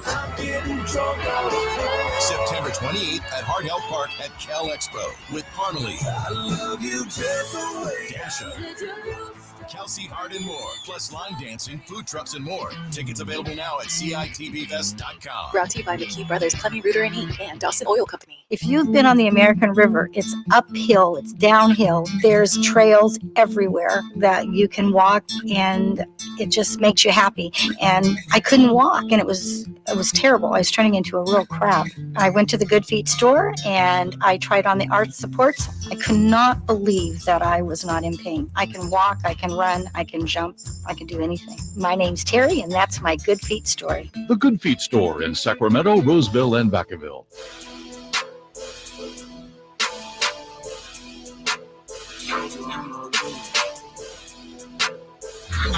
Sacktown Sports. Check us out on YouTube. Search Sacktown Sports and subscribe. 30 minutes. Your chance to enter to win a 30-day Quick Quack membership. We will give you that special keyword. That's at 12. And then at 1 o'clock, giving away tickets to see Mike Epps. Chris, from the 530. Stiles and Watkins a bit off base on this one. Malik could start, but doesn't want to. He knows his role. Well, that's not. It's just not true. That's not what he's. That's not what he's saying. 5-3. He's literally saying he wants to start. Yeah. End of sentence. Yeah, I mean, end of sentence. He literally said, "No, I've said it twice now." Yeah, said in Anthony Slater article earlier after the season. Said it last year. Said it last week, and he said it last year too. So yeah, he definitely does want to start. I believe he does. He's want to start. okay if he doesn't start. He would prefer to. To your point, 530. Yes, I know I will accept any role the team needs me to do, but he wants to start. Yes. 1,000%. I don't. Or are you trying to go psychotherapy on us and he just feels like he has to say he wants to start when he actually doesn't, which I don't think is the case. So yesterday, Chris, I was driving home and I was listening to the Drive Guys, of course. Great show. If you haven't heard it so far, you should definitely go check it out.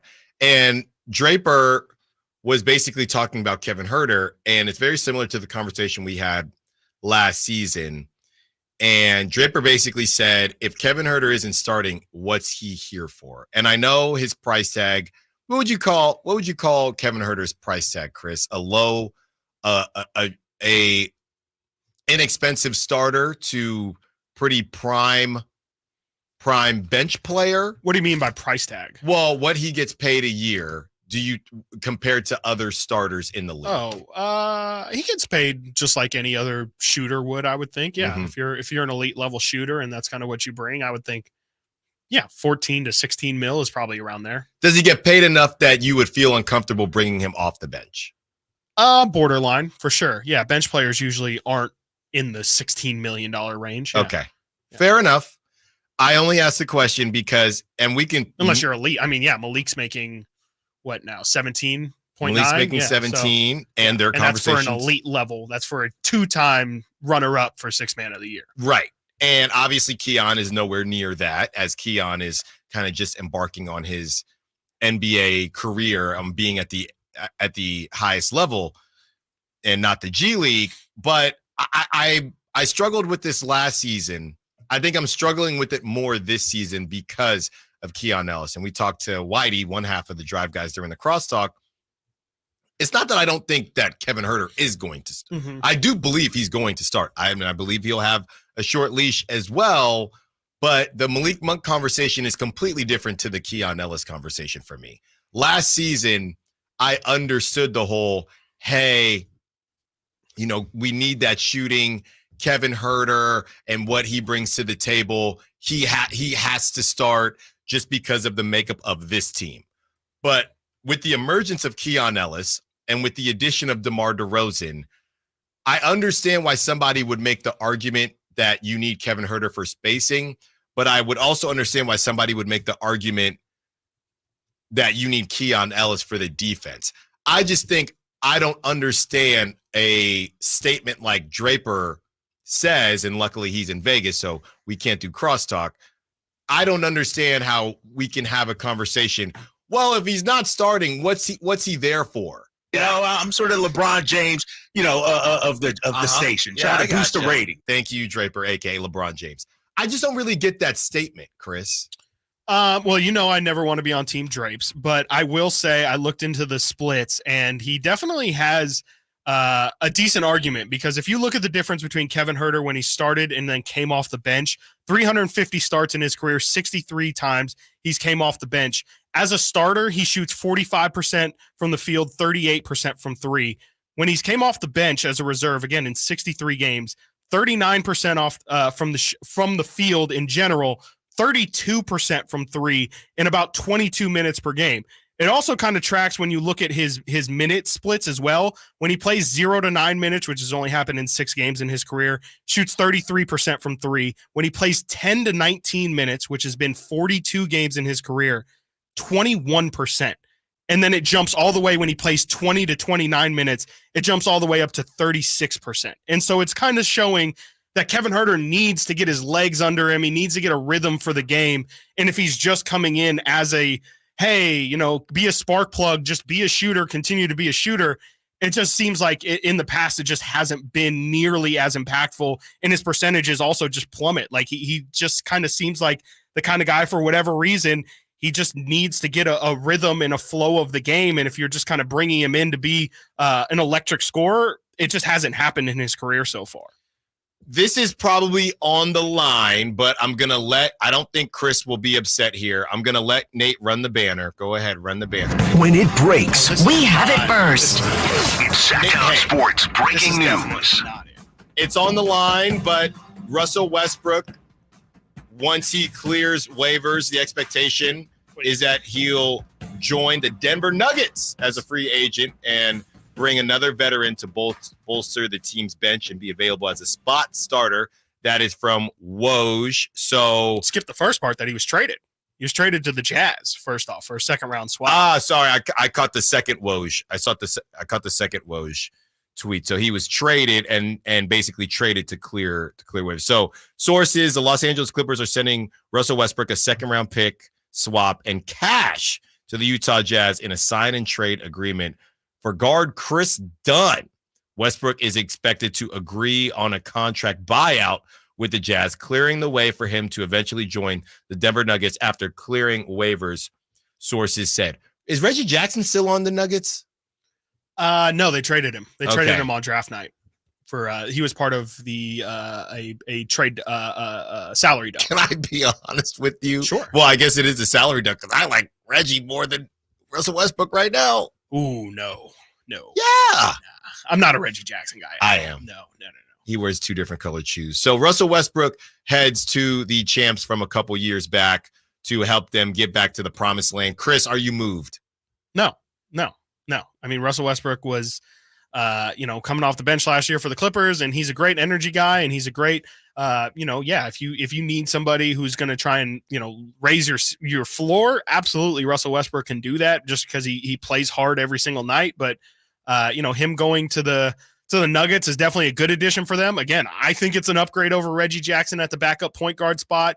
You put him and Jokic together. I mean, they can run some fun pick and rolls, but I think Russell Westbrook, especially defensively, is just such a liability these days that, he'll probably play 15 to 20 minutes for him. And by the playoffs, I'm not sure how good he'll be, but I'll tell you this, Jamal Murray, who's perennially hurt. Yeah. It's a pretty good backup for that, because if he goes down now, you have somebody who could step up and, put up some numbers, and who knows, maybe Russ kind of, we know what kind of guy he is. Wouldn't surprise me if Russ wants to show everyone, I still have some left in the tank. And I've been, wrongfully, the media has kind of portrayed me as this selfish guy who's just kind of, washed and past his prime. It wouldn't surprise me if he's the kind of guy who wants to show, like, I still have some things left and I'm a Hall of Famer as well. And people need to put some respect on that. To be honest with you, that's what would worry me about him. I think him doing too much could be the issue there. So the Nuggets trying to get better any way they can. We know that they're paying a lot of guys, and I think they still have to pay Jamal Murray. He was another guy with a looming extension, but there you go. Yeah. So we'll see what happens there. I'm not moved either, by the way. I think you're higher than Russell Westbrook than I am on him. And the bottom line is, when I understand everything isn't about shooting, but when it comes to that spacing and things of that nature, I think it'll be fun to watch him with Jokic, but I think we'll see some of the same issues that have plagued him during the kind of the later realm of his career. And I don't know if if Jamal Murray goes down and Russell Westbrook is playing big minutes, I think that's good for the Kings. I'll put it to you like that. But a lot of people, he's one of the most polarizing players, I think, of really the last 5 to 10 years. So we'll see what happens in Denver with Russell Westbrook as it's a part of a sign and trade, and the Clippers get Chris Dunn. Chris Dunn, is he the Providence guy? Yes. Yes, Friar. Yeah. So Chris Dunn, who was supposed to be a pretty prolific scorer coming out of Providence, didn't really figure it out quite yet, but he goes to to go to the land of the forgotten in LA as they try to get people into a dome once they open it up. Steve Ballmer does. Coming up next, we get back into that Kevin Huerter conversation, and we have a conversation about some of the young QBs in the league. Stiles Watkins, Sacktown Sports.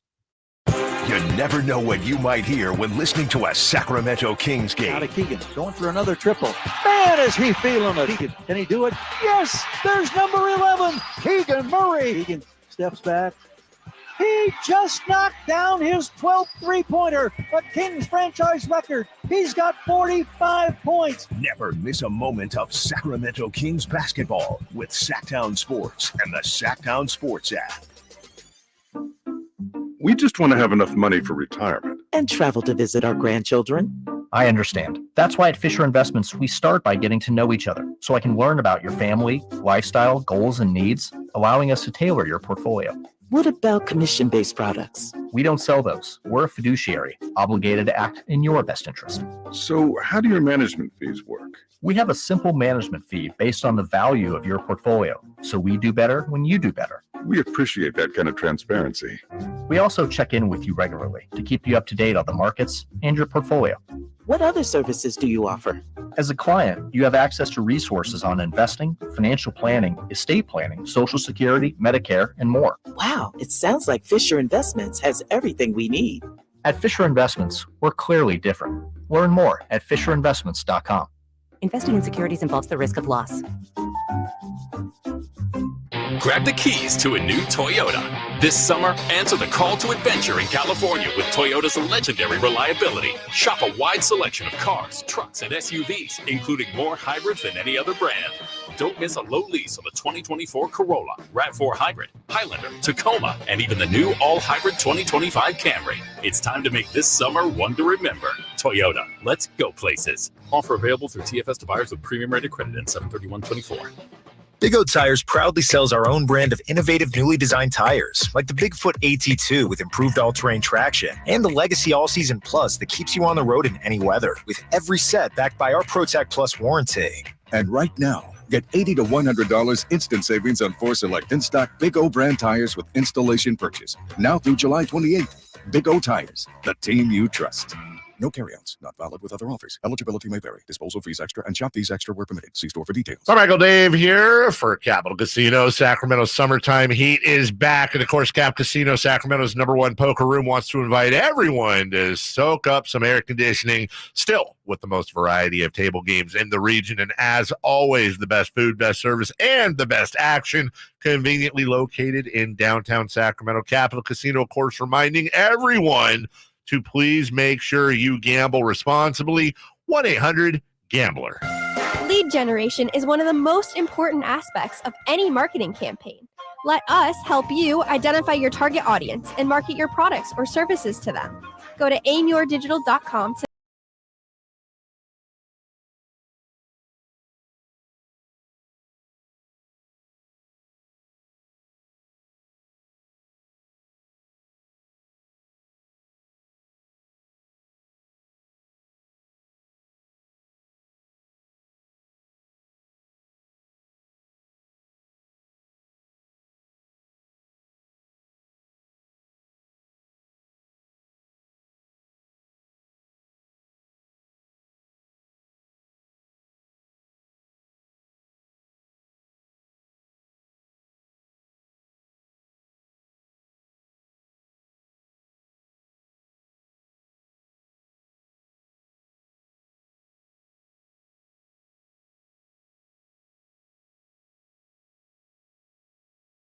offense.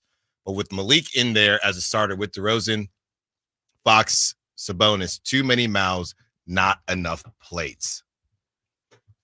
Yeah, no, I mean that's bang on. That's kind of what I was trying to get at is, you know, you only have I know it's a cliche that they used with the Warriors with KD, but there's only one ball, and you know, with DeRozan, who's definitely, you know, somebody who's going to be high up on the offensive priority list. De'Aaron, Sabonis already has the ball a ton in his hands. And then, you know, we still want to see improvement out of Keegan Murray.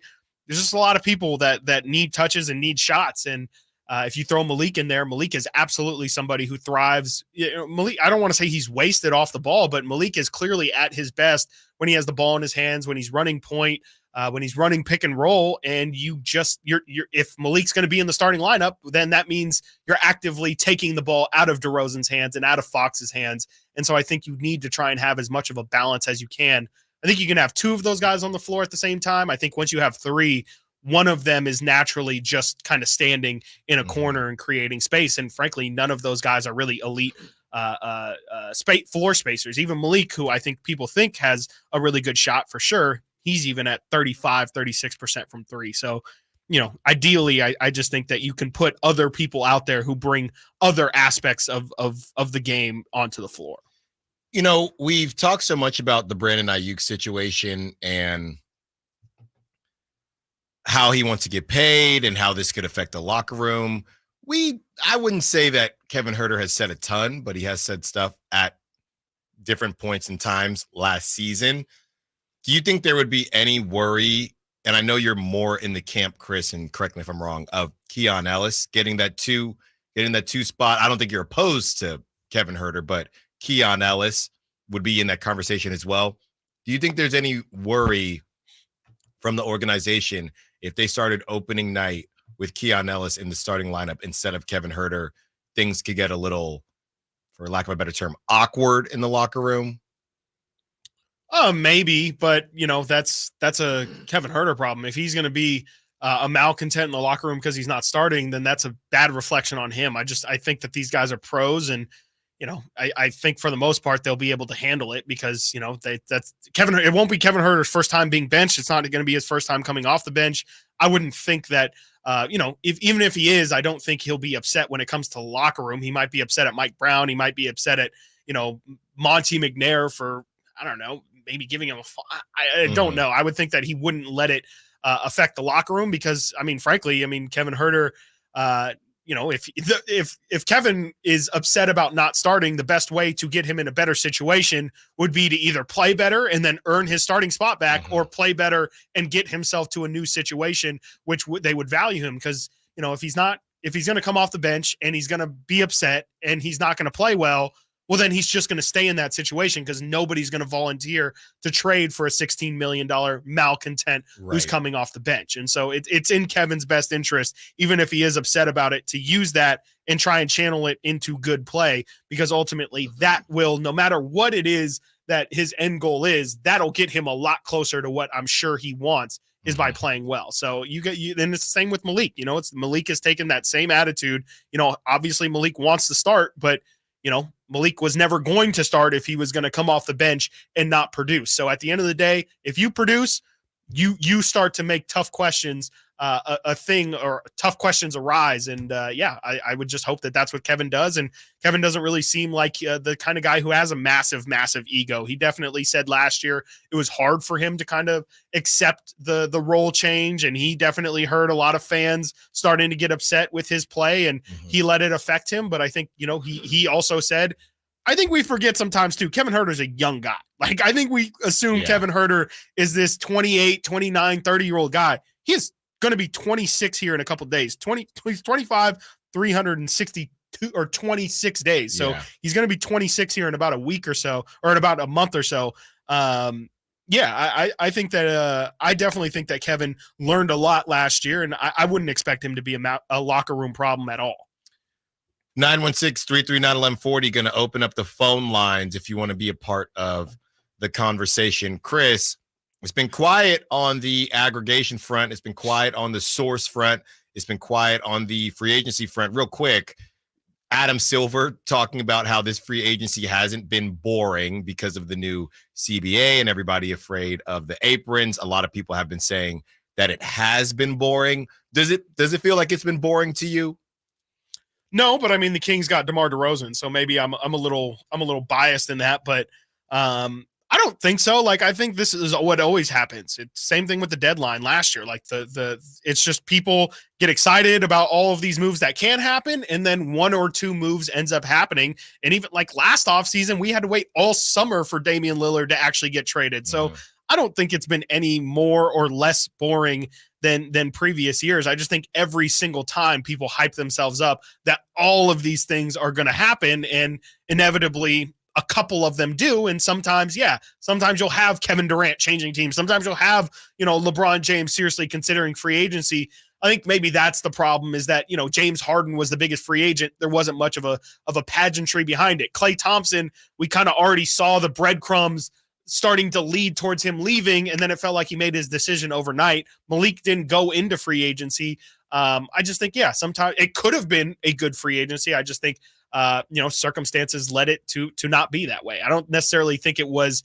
I think definitely the new CBA 100% played a factor in it, but I didn't feel like it was an especially boring offseason. And we're not done yet. I think, to your point, a lot of stuff leaked, and it felt like, I don't know if it leaked, but it wasn't as surprising, because you didn't even mention Paul George. Right. Yeah, right? not even a little. But Paul George, we were unfamiliar. Like we were unsure how we weren't even sure he was going to be a free agent. Right. And it got dragged out, and then the Joel Embiid interview, and he's there. So maybe it's just there weren't. I don't think that it was boring. There just weren't any surprises. Right. It was very, very early on. Okay, Paul George is either going to the Warriors or the Sixers. He ends up going to the Sixers. You have, all the names that you just named.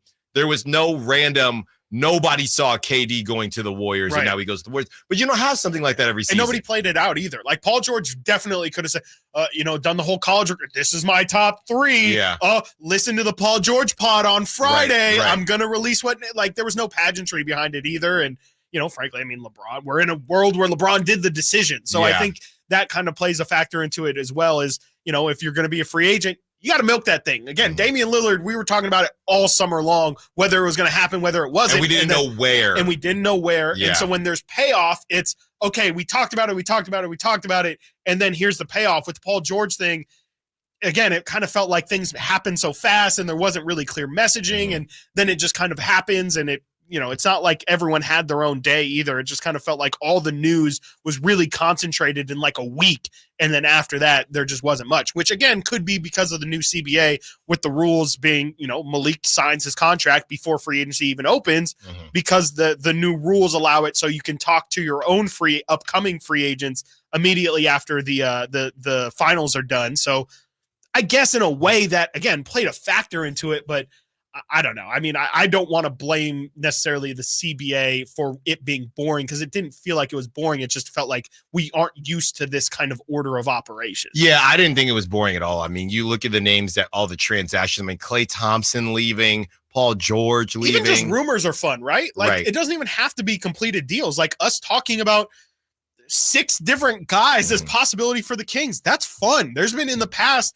we can only talk about DeJounte. That just gets lost. I mean, 100%. So no, I mean, I don't think it's been boring at all. I guess this marketing thing, because it's really only the Warriors at this point, but even DeMar DeRozan, if you're not a Kings fan, right? 916-339-1140. Let's get to our guy. TC wants to be a part of the conversation. What's up, TC? What you got for us today? Yes, sir. Whitey. I sound Whitey. My bad, bro. I'm quite the opposite. My bad, dog. Hey, that was on me. My bad. No, you're Whitey good. And Drake, man, shout out to them. Hey, so look, check it out. Hey, Mike and I like what Mike did. Mike doesn't have to, because he spoke last year too quick. Remember when he started talking about Kevin? If he's not playing defense, and he's gonna be able to start lineup. I like what he said. He's not committing to anybody. Wait till training camp, bro. May the best man win. We're gonna let these guys duke it out. And whoever's the starter. And also, I feel like I never look at it from that point of view. Like, that's too many bodies in the starting lineup. So I'm with bringing Malik off the bench. Like, I want him to start, but I'm more leaning towards bringing him off the bench because if you got him, DeRozan, Fox, Domas, that's too many mouths to feed in the starting lineup. You get me? Mm-hmm. I get what you're saying, Chris. I never looked at it that way, Alan, but I like what Mike did. I'm not committing, and I'm not going to put my foot in my mouth like I did last season and throw the team off. I'm not going to say too much. I'm going to let these guys duke it out, and whoever wins, wins. Even if I know that I'm going to start Malik, I'm not going to say it right now, bro, because I don't want to ruffle feathers, and I don't need anybody coming in the training camp with some coming in down and all down and out. I need everybody on the up and up and ready to compete. So I'm with that. That's all I got. No, thanks for the call. TC. Yeah, I don't know how much of a battle it will be, but I think Mike Brown is open-minded enough that if something makes sense, he'll rock with it. I think that he would definitely be okay with that. Kings play today. We don't know what time because you got to look it up in 5 different sites. I'm kidding. Chris will have that for us on the other side. But Keon Ellis balled out in a losing effort that came from behind, and they were up and they were behind. We'll discuss all things Summer League, continue the conversation. Kings talk when we return. Stiles and Watkins, Sacktown Sports. The Sacramento Kings play here. He's got the triple. Sacramento takes the lead. Outstanding ball movement by Sacramento. Every triple, every jam, every Kings win. Sabonis with the jam over the Joker. He's got the three-point shot. Get your Kings fix all season long. Right here on your home of the Sacramento Here's Kings. a steal by Fox. The breakaway. He's got the rip with the left hand. Sacktown Sports at sacktownsports.com. I didn't ask to be thrown in the streets with nowhere to go. I didn't think I'd survive. But I did ask for help, and Covenant House was there for me. 1 in 10 young adults will experience a form of homelessness this year. For these kids who didn't ask to be put in this unthinkable situation, Covenant House is there. Covenant House helped me break the cycle of homelessness in my family. They gave me the love that I needed. Over 2,000 young people will sleep safely in a Covenant House bed tonight. When youth who are experiencing homelessness have a hot meal, a safe place to sleep, medical care, and love, they can overcome heartbreaking challenges and have a brighter future. They just really genuinely just wanted to help me succeed, and I'm succeeding. I'm a speaker, I'm an author. Covenant House really helped me and really helped mold me into the woman I am today. If you or someone you love is asking for help, go to safeplacetosleep.org today. Where do you go when you need someone to represent you? For me, you want someone that is local and that you can actually get to and talk with. There are plenty of big branded lawyers out there with the name, but you never get to talk to them. So go to saclegaldefense.com and connect with the law offices of Jonathan Gonzalez. He's local, he'll represent you, and he'll have your back. Whether it's expungements, wrongful termination, when you're in a spot when you need legal help, call the law offices of Jonathan Gonzalez at 916-304-9187. If you're not looking for a brand new car, at Elk Grove Honda, we've acquired some of the best pre-owned cars we can find. We've kept only the best of our trades, and our buyer has found some of the finest pre-owned Hondas available in Northern California. You can see for yourself at elkgrovehonda.com. Whether you purchase a brand new Honda or a like-new pre-owned Honda, your car buying experience will be the same. We have the right Honda at the right price. You'll find us in the Elk Grove Auto Mall, Highway 99 and Elk Grove Boulevard. I gotta get an Elk Grove Honda. The Open Championship celebrates its 152nd anniversary this month at Royal Troon in Scotland. Hi, this is Frank LaRosa with a word about Naturewood Home Furnishings. The game's top players assemble for a chance at the coveted Claret Jug. The Open Championship is about tradition, excellence, and class. And you'll find similar qualities at Naturewood Home Furnishings as they assemble the finest furniture and brand choices for your selection. When you visit Naturewood, you'll be amazed at the gallery of superior furniture available for your lifestyle, for your decor, for your home. This weekend during Naturewood's bedroom sale, you're sure to find the perfect piece you've been searching for. Naturewood is proud to bring you Open Championship updates on this station and proud to offer you the finest furnishings available. Naturewood Home Furnishings, off Highway 50 at Hazel. Look for the water bill. Whitey here, reminding you that not all gas grills are created equal. Bring out all the delicious flavors in your grilled meats with the amazing Napoleon Prestige and Prestige Pro line of outdoor cookers. My Napoleon Stainless Steel Pro Series gas grill has turned me into a grilling pro with features other grills cannot match. They're built different, built better, built to last. Made with premium stainless steel that boasts quality and a lifetime warranty. I may never want to cook indoors again. Napoleon grills and accessories are now available at your nearby Amy's, Ace Hardware in Sacramento, and now El Dorado. KHTKAM HD1 Sacramento, KYMX HD2 Sacramento. From the Power Business Technology Toshiba Studios. This is Sacktown Sports.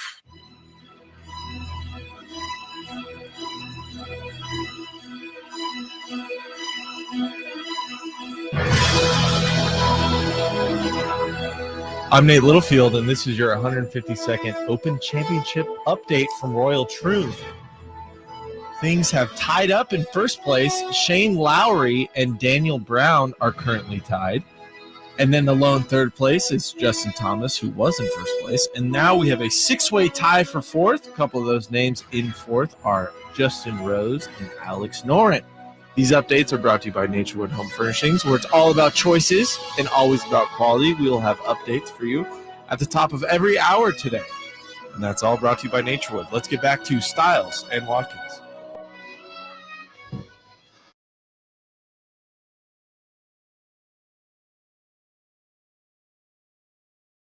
Live and local. Live and local. This is Sacktown Sports.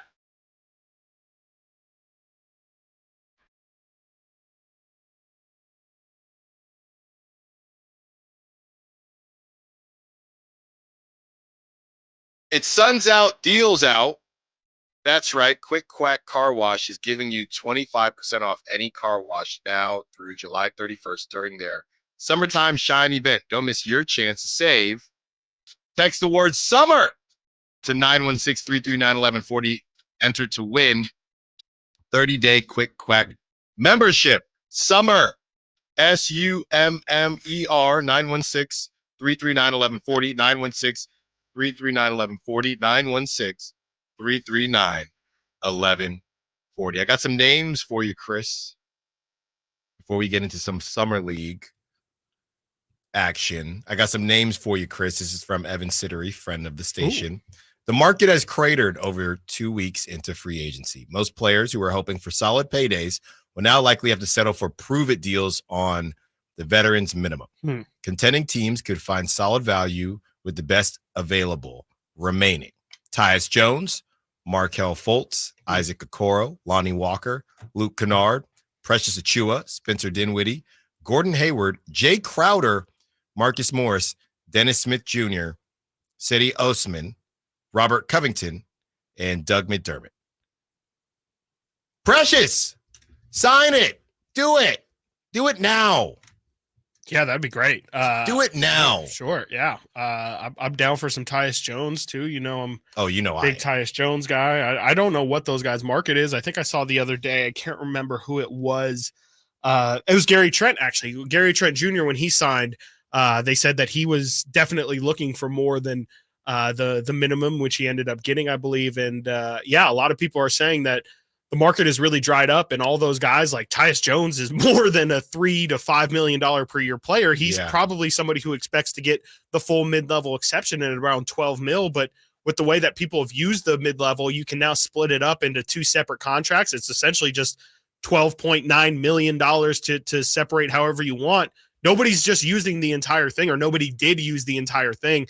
Everybody decided to split it up, and it's leading to, instead of one $12 million contract, you have three $4 million contracts. And I think that's kind of where this stalemate has kind of came, is that these guys were fully expecting to go into this offseason and get somewhere near $8 to $12 million. And it seems like they're being offered somewhere more close to like 3 to 5. And I just don't know what ends up giving, if some of those guys still end up getting paid, or if everybody just kind of has to swallow the pill. And training camp comes around the corner, and Tyus Jones and guys like Precious Achiuwa are saying, I'll take 3 over nothing. So it'll be interesting to see how the rest of these guys, how that market ends up shaping up, and if anybody ends up actually getting paid.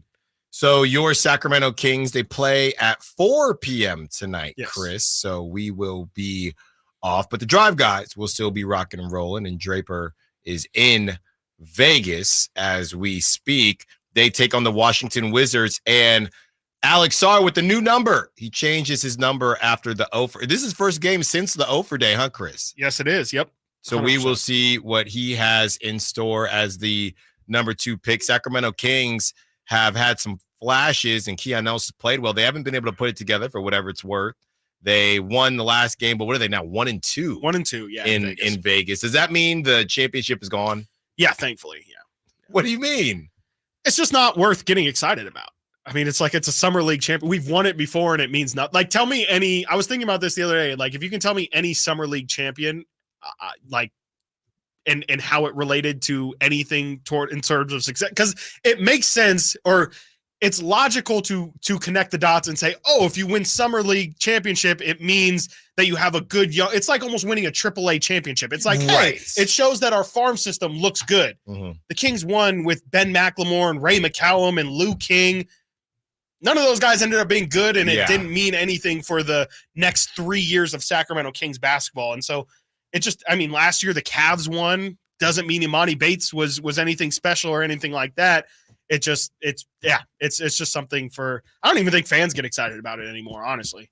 Yeah, I think you're out there, you're having a very good time. And I've been talking to people that were out there and are out there, and they're definitely having a good time. But yeah, I mean, you would assume, and I don't know, maybe they did, or the Orioles won a AA championship because they're farm. I don't know. I'm just saying maybe something similar to that, but it's just not the same. You got guys that bounce around and you get excited.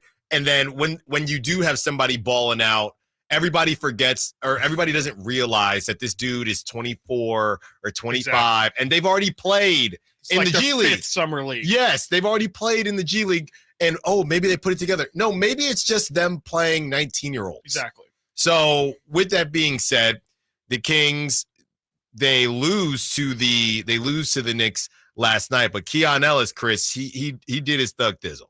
Yeah, Keon didn't lose. I'll tell you that. Keon was definitely a winner yesterday. Scored 29, hit a ton of threes. Also, I think got five steals or something like that as well. He was on one yesterday. He pretty much hit what should have been a game winner, and then they end up, giving up an and one on the other end and losing the game. But Keon did everything, man. I mean, I know Whitey wants to see the ball handling, and he would probably tell you, 29 is fine, but it's about what he's doing in the game, which is definitely true. But at the end of the day, I mean, I just think Keon is a level above these guys, and I think it's fair to wonder, like, is he so much better than these guys that it really isn't super helpful because it's not really representing what he's going to go through on a pro level. Of course, getting reps in game action is different than getting reps in practice, but I just kind of wonder if I just kind of wonder if essentially he's playing his little cousins, and does that mean that you're going to do better in your high school game because you killed your cousins in a game of 21? Yeah. And we have no reports that he's playing tonight again. Yeah. That's the report. Sure, it's back-to-back. He might not. Yeah. Might get some of the deeper bench guys in because I think this is the last scheduled game that they have. It's enough. It's enough now. Yeah. No, I mean, I'm there with you. I definitely think, he's shown that he is the level above. Like, there's not, if he were playing Colby Jones is playing fine, but if he were playing like Colby Jones, I would maybe say, Keon is still scrapping out there. It's not like it looks easy out there for him. He's definitely having to earn it. And he looks like somebody who is a good summer league player, but nonetheless still looks like somebody who belongs in. He just doesn't look like he belongs out there. And I think that's why it's just like, I would take him out. I mean, I think, yeah, sure. There's definitely something to getting your confidence up, but the Kings showed last year with Keegan. It's like, just see what you need to see and then get him out of there, because I just don't know if it's worth. I mean, we were talking about when we were watching the game yesterday, guys diving on the floor for loose balls. I think there was another situation that we didn't catch where I heard Drew Timme kind of was boxing his guy out and his guy kind of flew into Keon. And I'd rather just not deal with it. And I know the season starts in a couple months, so he's good in terms of if it's a minor injury, but I just think that we've seen everything we need to see, and he can still practice with the squad, but I just don't need to see him out there in game action. Yeah, I was trying to find Brandon Miller. I didn't find anything on Brandon Miller, but I do have Jaime Jaquez is done. Yeah, Miami Heat forward Jaime Jaquez confirmed Monday was his last summer league game. He played 2 games before leaving Las Vegas. So I would say Keon is just as important to the Kings as Jaime Jaquez is to the Heat, and they all should be done. They all should be done. We've seen what we need to see. You've got your reps in. Now get ready for the season. Any other standouts, Chris? I know we spent some time on Drew Timme and what he can bring to the table. The two undrafted guys, I haven't seen a ton so far, but it's still early, and you have on the other side, Mason Jones, right? And we've talked about Mason Jones before, transforming his body and really becoming he just looks completely different. I don't know if he's a different player per se, but he's playing really well right now, adding to that small forward guard log jam. But yeah, I mean, I think it's great. We'll probably see in Sacramento. Or in Stockton. We're talking Mason Jones. Yeah. Yeah, no, I mean, he looks really good. I think it's big for him too. He's somebody who's an elder statesman, I guess you could say, out there in summer league. He's not your traditional 19, 20-year-old kid, but he's doing great. He scored 20 yesterday, had 7 assists, 2 steals. I think that's the thing you want to see from him is, again, just how does he run the show? I kind of, again, and I think that's a reason maybe to get Keon out of there as well. I want to see what Mason Jones looks like. Is he a point guard? And I know they pretty much ran him at point throughout the duration of the Stockton league last year, or the Stockton season last year, but can he be a third point guard for this team, or I guess a fourth point guard if you count Devin Carter for this team? I'm very intrigued to see where Mason Jones is at, and it definitely, with his weight loss, like I definitely feel like you can become a different player. I mean, you jump higher, you run faster, all those things. That little half step, we always talk about it on the other side of things. When you turn 35, 36, you lose that half step, and how important that is. Well, Mason Jones might have just gotten a half step. Yeah. Everything that can do for his game, I think that's what I'm intrigued to see. And yeah, I mean, another reason to keep Keon out, I want to see what Mason Jones looked like completely running the show. I think Keon is definitely the best player on this team. I think Colby's probably the second in terms of leadership as well. But I want to see what Mason Jones runs the show and looks like, because again, he's an older rookie, or a guy who's a little bit older on a two-way contract. At some point, you're going to want an answer with him, and I want to know if he's a level above this summer league talent as well. Chris, I have something for you that's just an interesting tidbit here. I have the list of oldest players in summer league.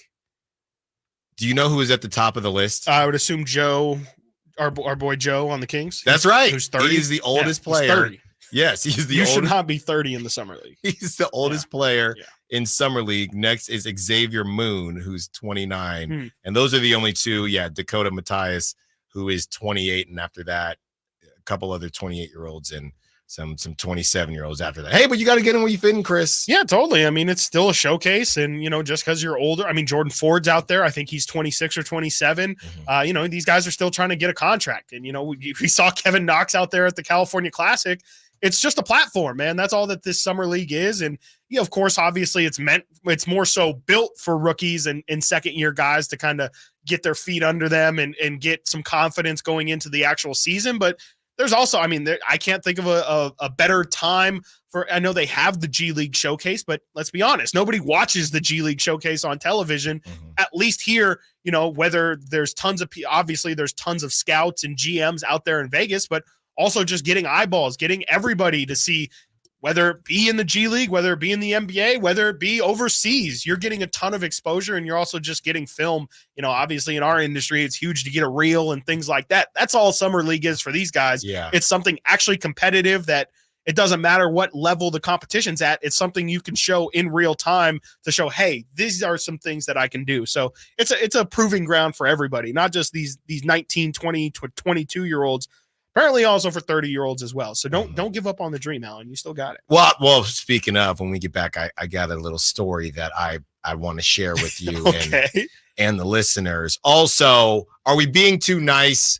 We know Monty McNair was just on with Jason Ross, but are we being too nice about this draft situation when we're watching some of these dudes cook? Let's discuss. Stiles and Watkins, Sacktown Sports. Subscribe to Sacktown Sports on YouTube and watch the Carmichael Dave Show with Jason Ross, Stiles and Watkins, and the Drive Guys, live Monday through Friday from 6 to 6. Plus, view archive shows and exclusive content. Subscribe at youtube.com/Sacktown Sports. Sacramento weather is brought to you by Elk Grove Honda. I'm Tamara Berg in the KCRA 3 Weather Center. For your Thursday, we're looking at plenty of sunshine, but less of the Delta breeze. And as that Delta breeze goes away, it's going to be a hotter afternoon. Plan for highs in the valley in that 98 to about 102 degree range for the afternoon. Get the latest forecast on the KCRA 3 News and the KCRA 3 app. At Elk Grove Honda, we've acquired some of the best pre-owned cars we can find. Whether you purchase a new Honda or a like-new pre-owned Honda, Elk Grove Honda has the right Honda at the right price. In the Elk Grove Auto Mall, Highway 99 and Elk Grove Boulevard, or elkgrovehonda.com. I gotta get an Elk Grove Honda. Power Business Technology is proud to be 100% independent, locally owned, and managed Toshiba copier dealer. Local ownership cuts out the red tape, allowing ourselves to never be too busy to personally answer the call when our clients need us. Recognized for excellence in service execution, training, and customer service, we're proud to be named a 2022 Toshiba ProMasters Elite Dealer. Contact us today for all of your business printing needs at 844-POWER-BZ. That's 844-769-3729 or or visit us at powercopiers.com. Summer is finally here, and so are all the best deals on DeWalt power tools at Fasteners Inc. Tool Outlet in Sacramento. Drills, impacts, circular saws, you name it, we have it for the best price in town, guaranteed. Whether you're a weekend warrior or a seasoned tradesman, we've got all the DeWalt products you need to crush your next project. So come on down to Fasteners Inc. Tool Outlet today on Power and Road for better tools and better prices. For more info, visit fastenersinc.net.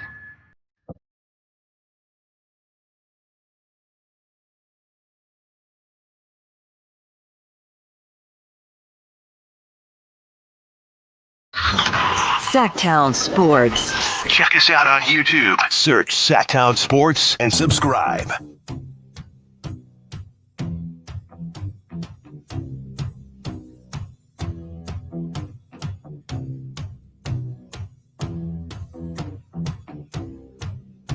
So we are about to make sure we're not being homers here and take a look at Chris's boy, Tristan Da Silva's stats, but wanted to share a story, Chris. So we found a little park. This is the first park that we found with a basketball court. So, you know, obviously I got cleared, I don't know, maybe a month ago or so. Okay. And, you know, I actually haven't shot around, or I hadn't shot around since being cleared.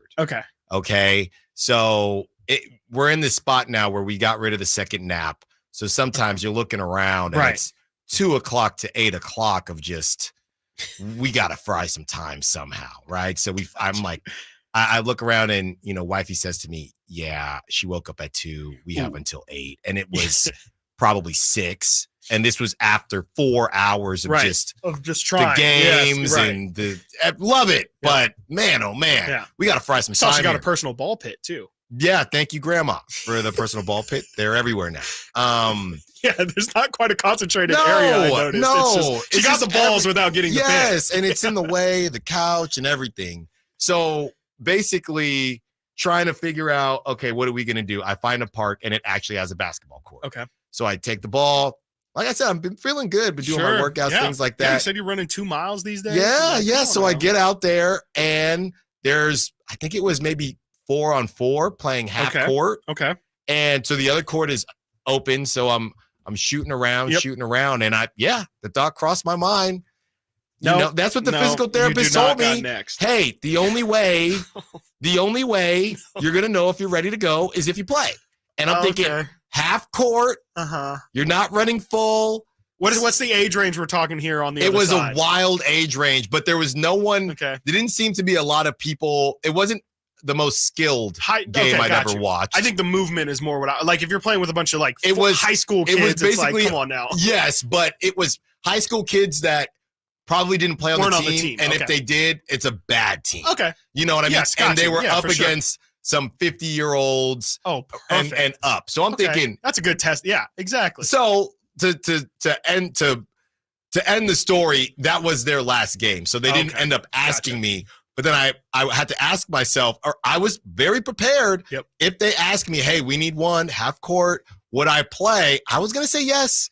And I don't, and I feel crazy. And now all of a sudden, another writer, he'll remain nameless. He covers the Nets. He used to cover the Warriors. We kicked it out there when we were both in the Bay. Now he covers the Nets. I opened my social media today, and he ruptured his Achilles last night playing basketball in New York.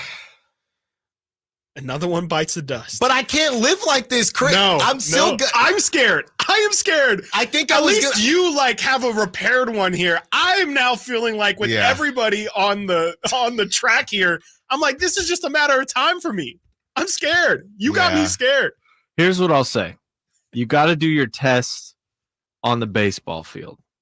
We've been talking about this for a while. Your home run derby should be the test. And I think you run the bases, you know, sure. A little trot, couple slides, maybe. Because there's nothing like game speed because I'm shooting around and I'm going through the motions, right? And I'm thinking, and then I didn't take into account the other players. Really, the other thing is rebounding because I know Right. Jason Dumas told me he did his on a rebound. He jumped up for a rebound. I did mine on a power dribble drive. So I'm thinking, okay, well, I started trying to miss on purpose. Yeah. And power dribble. But drive. I was like, even when I jumped to rebound, did I fully jump? No. You probably used the other foot too, right? You probably overcompensated. Yeah. So I don't know, man, but I was close. I feel like there's probably like a something path word for it, but like I feel like I feel others' pain, and I am like terrified of doing. Like I can feel myself. I'm putting myself in the situation. Yeah. And it's just so regular. That's the problem with this Achilles thing, man. It's like your ankle will hurt and you're like, man, maybe I shouldn't test it today. Like I might re-roll it or whatever. This Achilles just seems to be like, hey, you're fine 1 second. And then literally you make a cut. You try and make a jump and you're cooked. And look, past basketball, I'll tell you this, right outside, where we live, there's a pickleball court. Oh, no. No, but listen to me now. No, sir. These guys are so hardcore with their pickleball. It's nuts, dude. It's nuts. And you know what?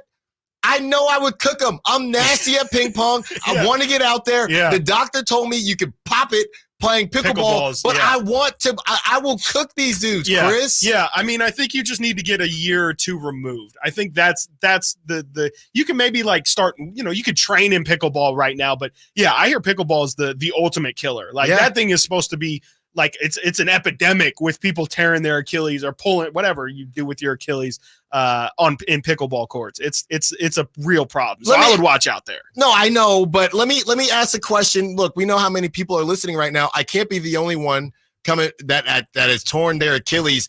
916-339-1140 sack chat or on the text line as well. Have you torn your Achilles and did you go back to normal life after? If you didn't play in basketball, did you ever play basketball again? In your 20s, I would say, because I feel like if you do it as a kid, kids are like as adults are superheroes. Like Deron Holmes, right? Yeah, he'll be back, right? Yeah, I would assume so. Yes, he'll be back. Look at KD, Klay Thompson. Yeah, sure. We know someone's out there. Should I? Aaron Rodgers is 40. Aaron Rodgers. Should I get back on the court or not? That is the question. Yeah. Coming up next, we have a real conversation about what the Kings did on draft night. Are we being too nice? We discuss. Stiles and Watkins, Sacktown Sports. You never know what you might hear when listening to a Sacramento Kings game. Out of Keegan, going for another triple. Man, is he feeling it. Can he do it? Yes, there's number 11, Keegan Murray. Keegan steps back. He just knocked down his 12th three-pointer, a Kings franchise record. He's got 45 points. Never miss a moment of Sacramento Kings basketball with Sacktown Sports and the Sacktown Sports app. Did you know about 1/3 of our lives is spent sleeping? Hi, this is Frank LaRosa with a word about Naturewood Home Furnishings. If we're going to spend that much time in our bedrooms, then our bedrooms ought to reflect our personalities. I remember many weekend mornings when our kids would jump into our beds trying to coax us to start our days more on their schedules than ours. Naturewood Home Furnishings' huge bedroom sale is here, and there's no better time to find the perfect accent piece for your bedroom, or even better, to start fresh by designing your bedroom to fit your lifestyle. From a new mattress and foundation to dressers to nightstands to lamps and more. Naturewood Home Furnishings will help you create a space from simple to luxurious and anything in between. Just drop by and let Naturewood's team help you envision a bedroom fit for 1/3 of your life. Visit Naturewood Home Furnishings right now for this remarkable bedroom sale. Off Highway 50 at Hazel, look for the water reel. Attention! If you owe money to the IRS, this is an urgent message. The IRS is cracking down by sending out heart-stopping letters, aggressively garnishing paychecks, seizing bank accounts, and putting liens on homes and businesses. They call it enforced compliance, and you better watch out because penalties and interest on unpaid taxes compound daily, making it seem impossible to ever get out of debt. Don't let the tax debt destroy your life. You need to call Optima Tax Relief, the #1 tax resolution firm. They're experts in the Fresh Start Initiative, one of the biggest breaks that the IRS has ever offered. If you qualify, you could save thousands. Optima's resolved over $1 billion of tax debt for their clients. A+ rated with the Better Business Bureau. They'll fight to get you the best deal possible. Call Optima now for a free consultation. Call 800-343-6460. 800-343-6460. 800-343-6460. Optima Tax Relief. Some restrictions apply. For complete details, please visit OptimaTaxRelief.com. Not to brag, but Progressive's Name Your Price tool is mankind's greatest tool ever. Even better than the wheel. Sure, without the wheel, we wouldn't have modern transportation or funny videos of dogs riding skateboards. But without the Name Your Price tool, we wouldn't have easy access to auto insurance options based on our budget. And, well, cars do need wheels. They also need insurance, and insurance never goes flat. Learn more about the greatest tool ever, the Name Your Price tool at Progressive.com. Progressive Casualty Insurance Company and Affiliates. Price and coverage match limited by state law. Not available in all states. Hey, what are you doing up on the step stool? About to clean these light fixtures. The whole family's coming over. And if there's even a speck of dust in the house, my abuela will find it. Here, I got a Swiffer duster to help with that. A Swiffer what? A Swiffer duster. It has this cool extendable handle that reaches 6 feet to get high and low, with fluffy dusters that easily trap and lock dust. So no more step stool? No more step stool. Easily trap and lock dust from hard to reach places with the Swiffer duster. Love it or your money back. 18 number ones. What was I thinking? Countless ACM and CMA awards. Sold out world tours. And now Dierks Bentley is coming to Sacramento for Country in the Park 2. September 28th at Hart Health Park at Cal Expo with Parmalee. I love you just the way Dasha. Kelsey Hart and more, plus line dancing, food trucks, and more. Tickets available now at CITBFest.com. Brought to you by McKee Brothers, Clemmy Rooter and Inc. and Dawson Oil Company. Keep your family cool and comfortable this summer with Bell Brothers' best summer ever financing events. When you replace your AC system, we're offering 0 payments, 0 interest for 6 months on approved credit, then low fixed rate thereafter. That's right, 0 payments, 0 interest for 6 months on any new AC system. It's an incredible offer on an incredible new AC system, but only for a limited time. This offer is also available on any plumbing, water heater, or insulation projects over $1,000. So call Bell Brothers now. Your family will thank you because they'll be cool and comfortable. But you have to hurry. Our offer for 0 payment, 0 interest for 6 months, then low fixed rate thereafter ends soon. Estimates and second opinions are free. So call now to keep your family cool and comfortable during Bell Brothers' best summer ever event. Our number is 916-444-1234 or find us online at theNoSurpriseGuys.com. That's theNoSurpriseGuys.com. The No Surprise Guys, Bell Brothers. Nice.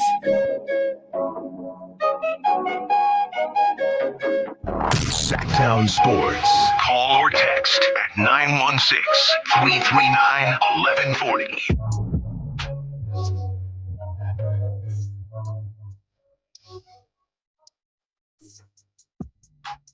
Tony Jones, he is not reporting this. He is just saying his opinion, who covers the Jazz and the Nuggets for The Athletic.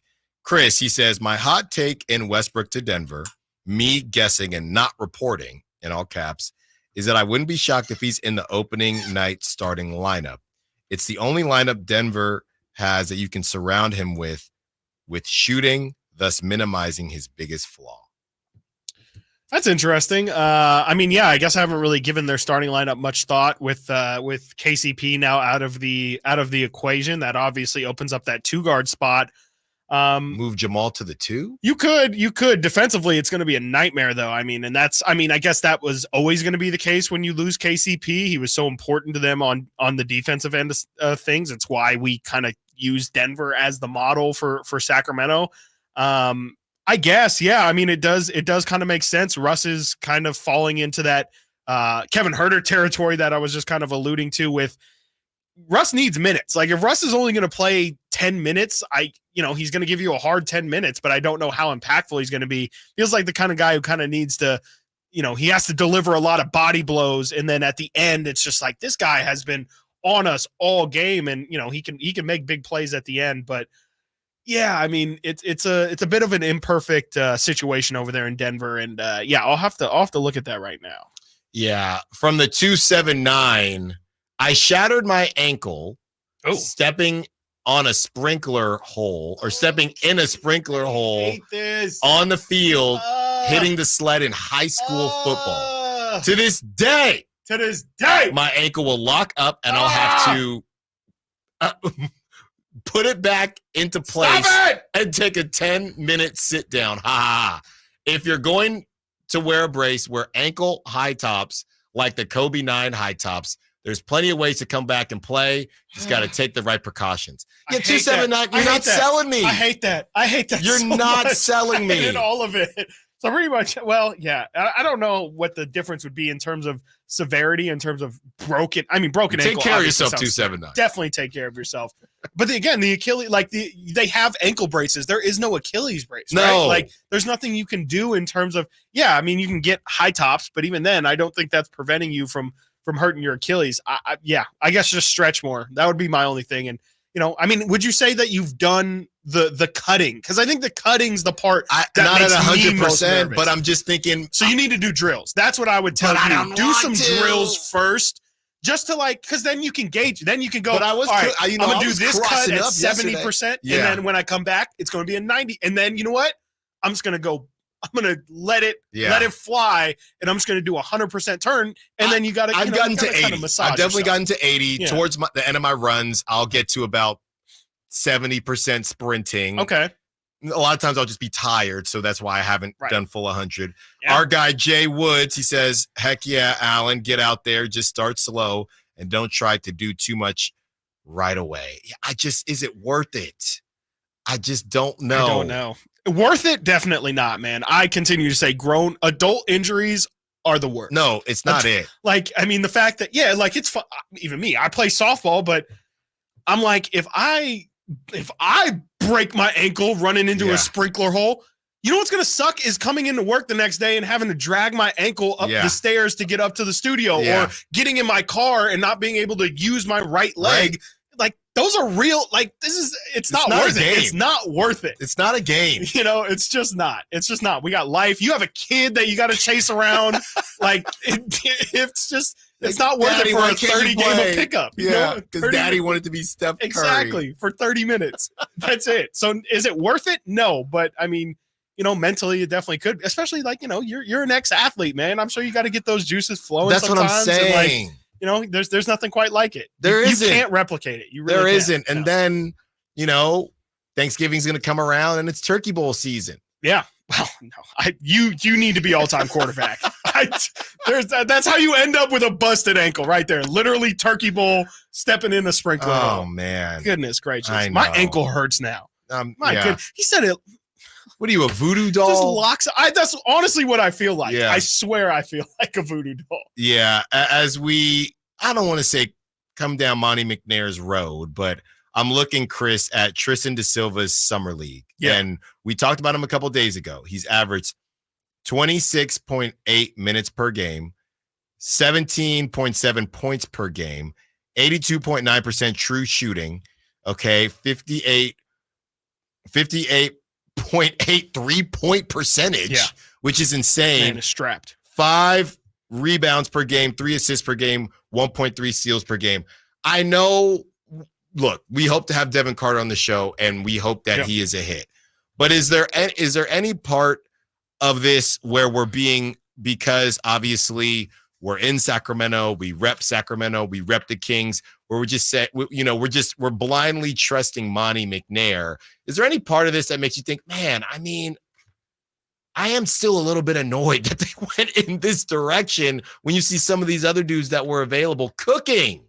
Yeah, I mean, I think it's just unfair right now. Like you can't have those feelings, I would say, because we just haven't seen Devin Carter play. Like, what if Devin Carter in the summer league would have been a 15-point per game scorer and looked crazy? We wouldn't be having any questions at all. So it's just because he's not playing, it feels like we're missing out on some sort of fun. And I get it, but I mean, I think it all is a moot point if Devin Carter's great. I mean, and I think that's the bet is that, Tristan Da Silva is looking awesome. And I just saw they're playing right now. They just kicked off. He just hit another 3.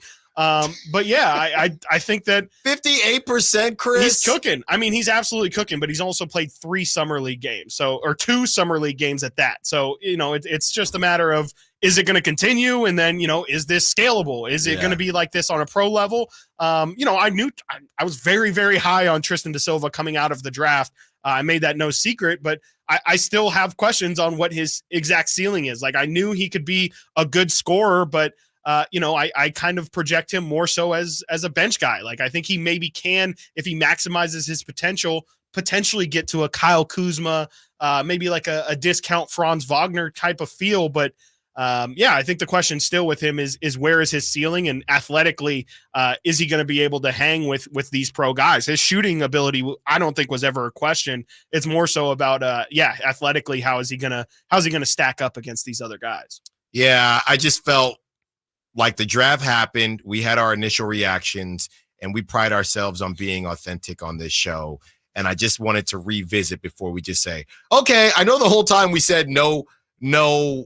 It's very similar to the Niner thing, right? Getting Ricky Pearsall. Okay, I know we said no wide receivers, but this wide receiver is a wide receiver that's okay. I know we said we didn't want a guard, right, but this guard, it actually has the dimensions of a forward, and you look at the way he tests. It's the similarities are eerie because they both tested out of control. They both have things that they do that might not normally fit their body type. And yeah, I felt like you sound like you want to say something. You sound like you want to make a declaration. You don't have to. It's just you're making it sound like, I mean, you have. I just hope that he is what they are saying he is. Sure. Because there were other needs. And again, you could, if somebody's tuning in right now, they could say, are they talking about the Kings or the Niners? Because it's the same idea. Sure. There are other needs. But if Devin Carter, you believe in him that much, and the only reason he was there is because of the injury, okay. But you need size, you need length, and you went in a different direction. So I hope it works out for him. I mean, they still needed a backup point guard, though, and I think they did address. I mean, Davion, again, just the order of operations were messed up. I think they were always clearly planning on moving off of Davion Mitchell the entire offseason, and it was just once they got Devin Carter, that move actually ended up going through. But clearly they thought backup point guard was somewhat of an issue, and again, I just think that we need to see it, because I do think Devin Carter is going to be. I think if he was playing in this, I mean, he's an older rookie as well. I think he probably would, as is Tristan Da Silva. Can't forget that Tristan. This is not Matas Buzelis going crazy at the age of 19 years old. What if he just dropped 2 more? Yeah, I mean, I think that that we're kind of getting shortchanged right now because we're not getting a part of the fun. But Keon Ellis is looking great too. So I think that there's still some positives to take out of it. And I mean, Devin Carter's got to be great, but I feel like very confidently just watching his high school tape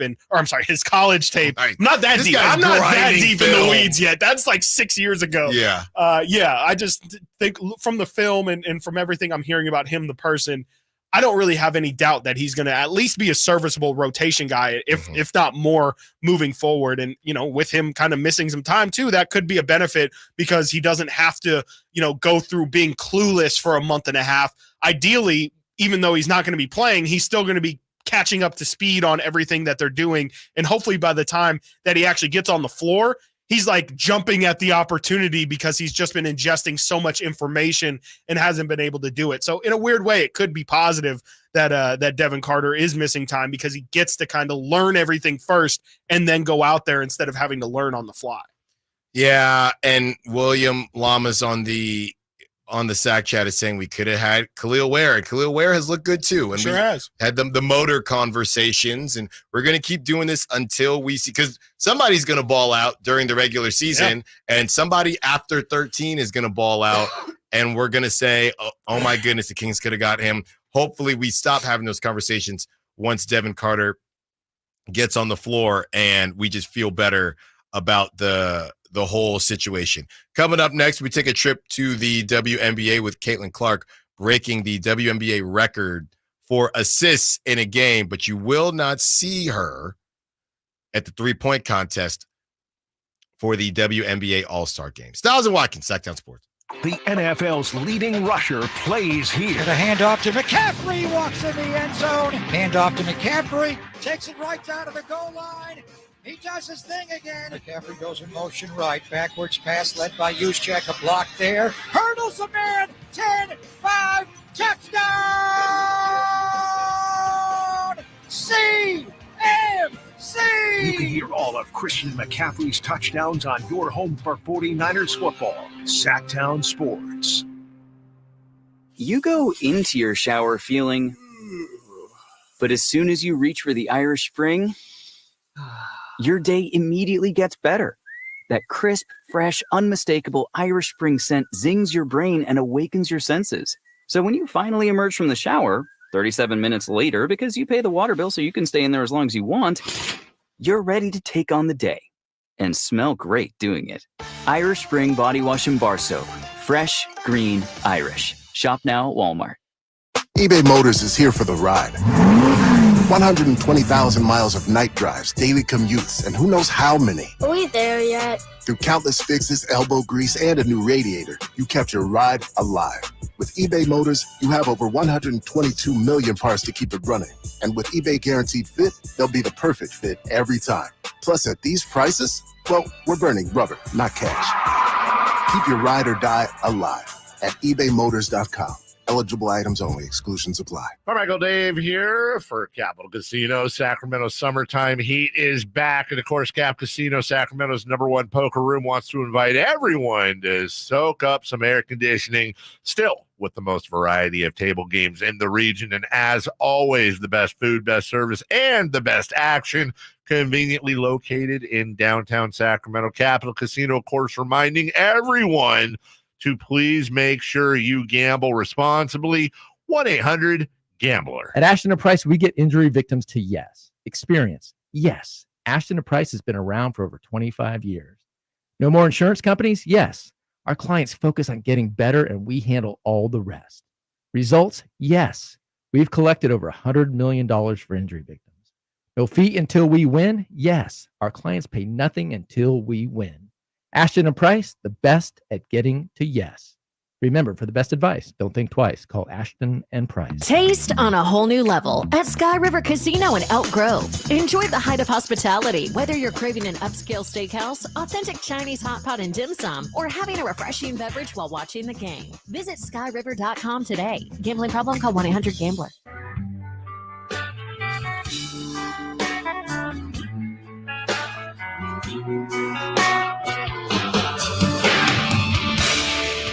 Live and local. Live and local. This is Sacktown Sports. Khalil Ware averaging 26.9 minutes per game, 17.3 points per game, 66.4% true shooting, 40% from three on 1.7 3-point averages per game, 8.3 rebounds. Good stuff from Khalil Ware so far. From the 5-3-0, I ruptured my Achilles practicing with our girls basketball team, preparing them for a playoff game. I was 30. Oh, my God. 5-3-0. That's it? That's just the end of the story? That's terrible, though. That could have been recently. What's the rest of the story, 5-3-0? That's crazy. I was 30, period. And I feel that. Done. My dad, by the way, shout out my dad. It was his birthday yesterday. Had a wonderful dinner. He rolled his ankle coaching my 7th, 8th grade team by playing with us. I mean, you gotta scrimmage and that's another thing too. It's your daughter, maybe you're gonna coach her team and down the road. And not that I want it to happen, but at least, hey, I want to make sure I'm good for that. Yes, exactly. 100%. But it also, knock on wood, it might happen to you then. And so that's where I'm just this Achilles thing is just terrible, man. It just comes out of nowhere. And it's no thanks. But I mean, it's the risk you got to run. It's life. At some point, yeah. It is. It's called being an athlete, Alan. Yeah. You know about that. Well, come on. Come on. You got to throw it to the wind sometime. I used to know about that, and Caitlin Clark knows about it right now as she breaks the WNBA record for assists in a game. Chris, you were watching. Yes. I was watching. As we discussed Russell Westbrook and some possible stat padding back in his MVP days, this isn't that. Caitlin Clark, she was balling last night in a losing effort, but she was balling.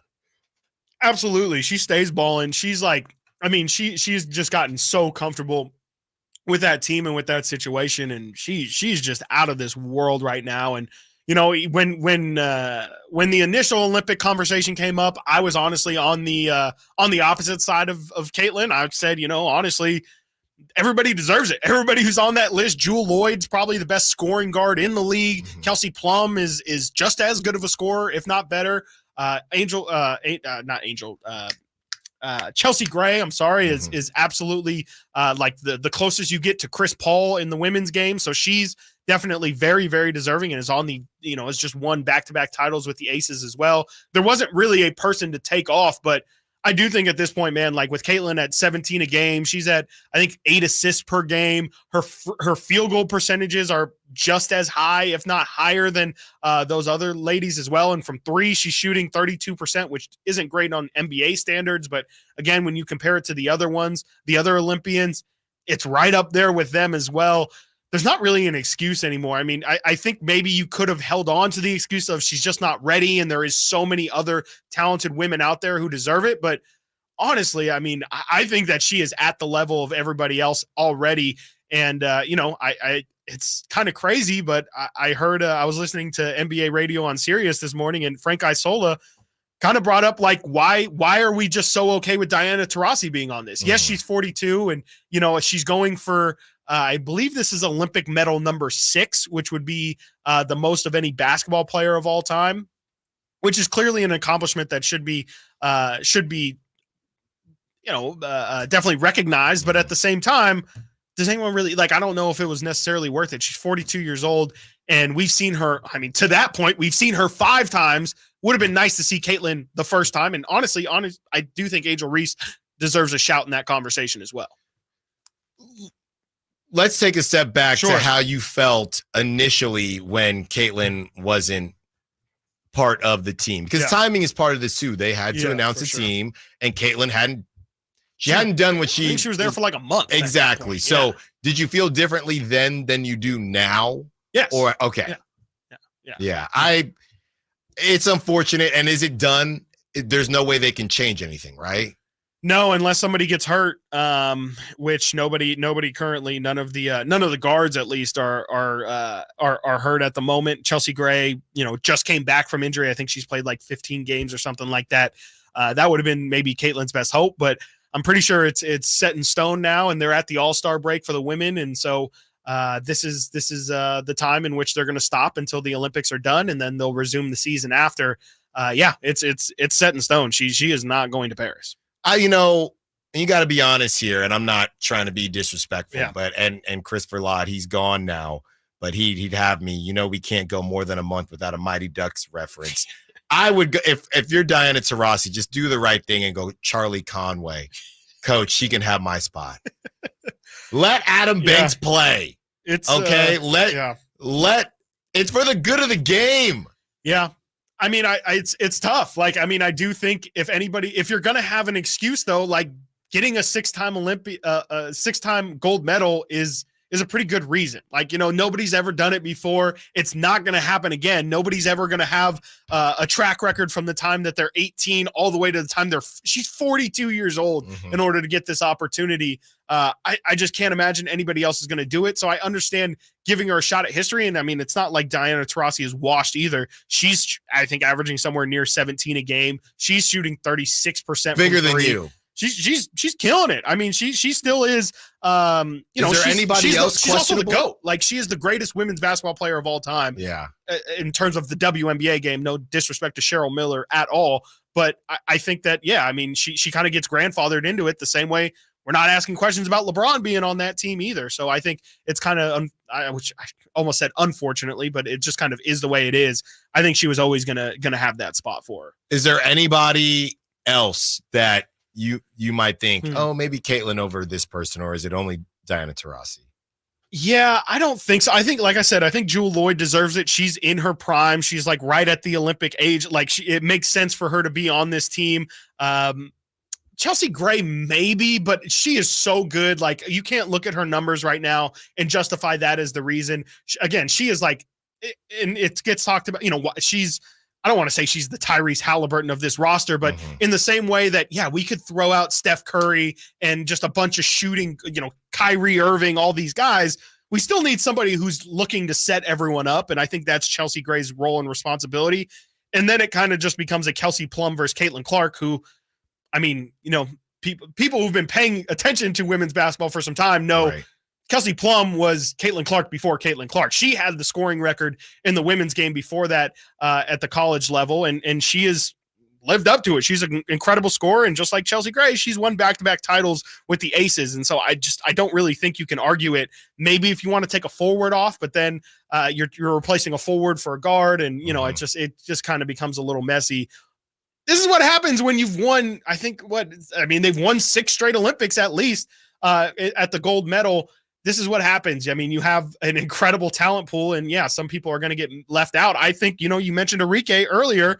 She definitely deserves a shout, and she kind of made note of that as well. I just kind of think that this is the nature of the beast. When you have the best people in the world, some people are going to get left off, and it shouldn't be Caitlin. I really don't think it should, but I think it's easiest because she hasn't been with the team before, and all of these other women have been with the team before, or again, like are right in the age in which they're 26. And it's like, if you're not going to give them the opportunity now when they're in their prime, then they're probably just not going to get it. And they're very deserving of it. Yeah. A lot of politics. That's also the problem with Team USA. Yes. Too many politics going on. I mean, I don't know if you heard, we didn't talk about it on the show, but the women's national team coach is the coach of the Minnesota Lynx. And the other week when the Fever played the Lynx, they asked her, hey, what do you think of this Caitlin Clark, just the fiasco that goes around everything? She said, I don't give 2 S's about it. Mm-hmm. Could you imagine if Steve Kerr said that about Anthony Edwards? If he said that about Jason Tatum? That's crazy. Yeah. That is absolutely insane. And it just kind of, I think to me, it just kind of highlighted, again, there's a lot of politics behind this. And I think there's a lot of gatekeeping as well. And it's something that Caitlin's had to fight, and Angel Reese, I think, has had to fight some of it as well. Mm-hmm. And yeah, I just kind of think that it's the nature of Olympic basketball, unfortunately, is, like we're seeing with De'Aaron Fox. De'Aaron was not considered for this Team USA team, even though I think a lot of people would say, wait, Derek White, we have Drew Holiday out there, and we're not even considering De'Aaron Fox at any point. Mm-hmm. It's all about politics. It's all about who you know and what you've done in the past for those people. And Caitlin's done the United States circuit, but clearly just, didn't kiss enough babies. Yeah. Next go round, and he'll have some time to reinvigorate his image.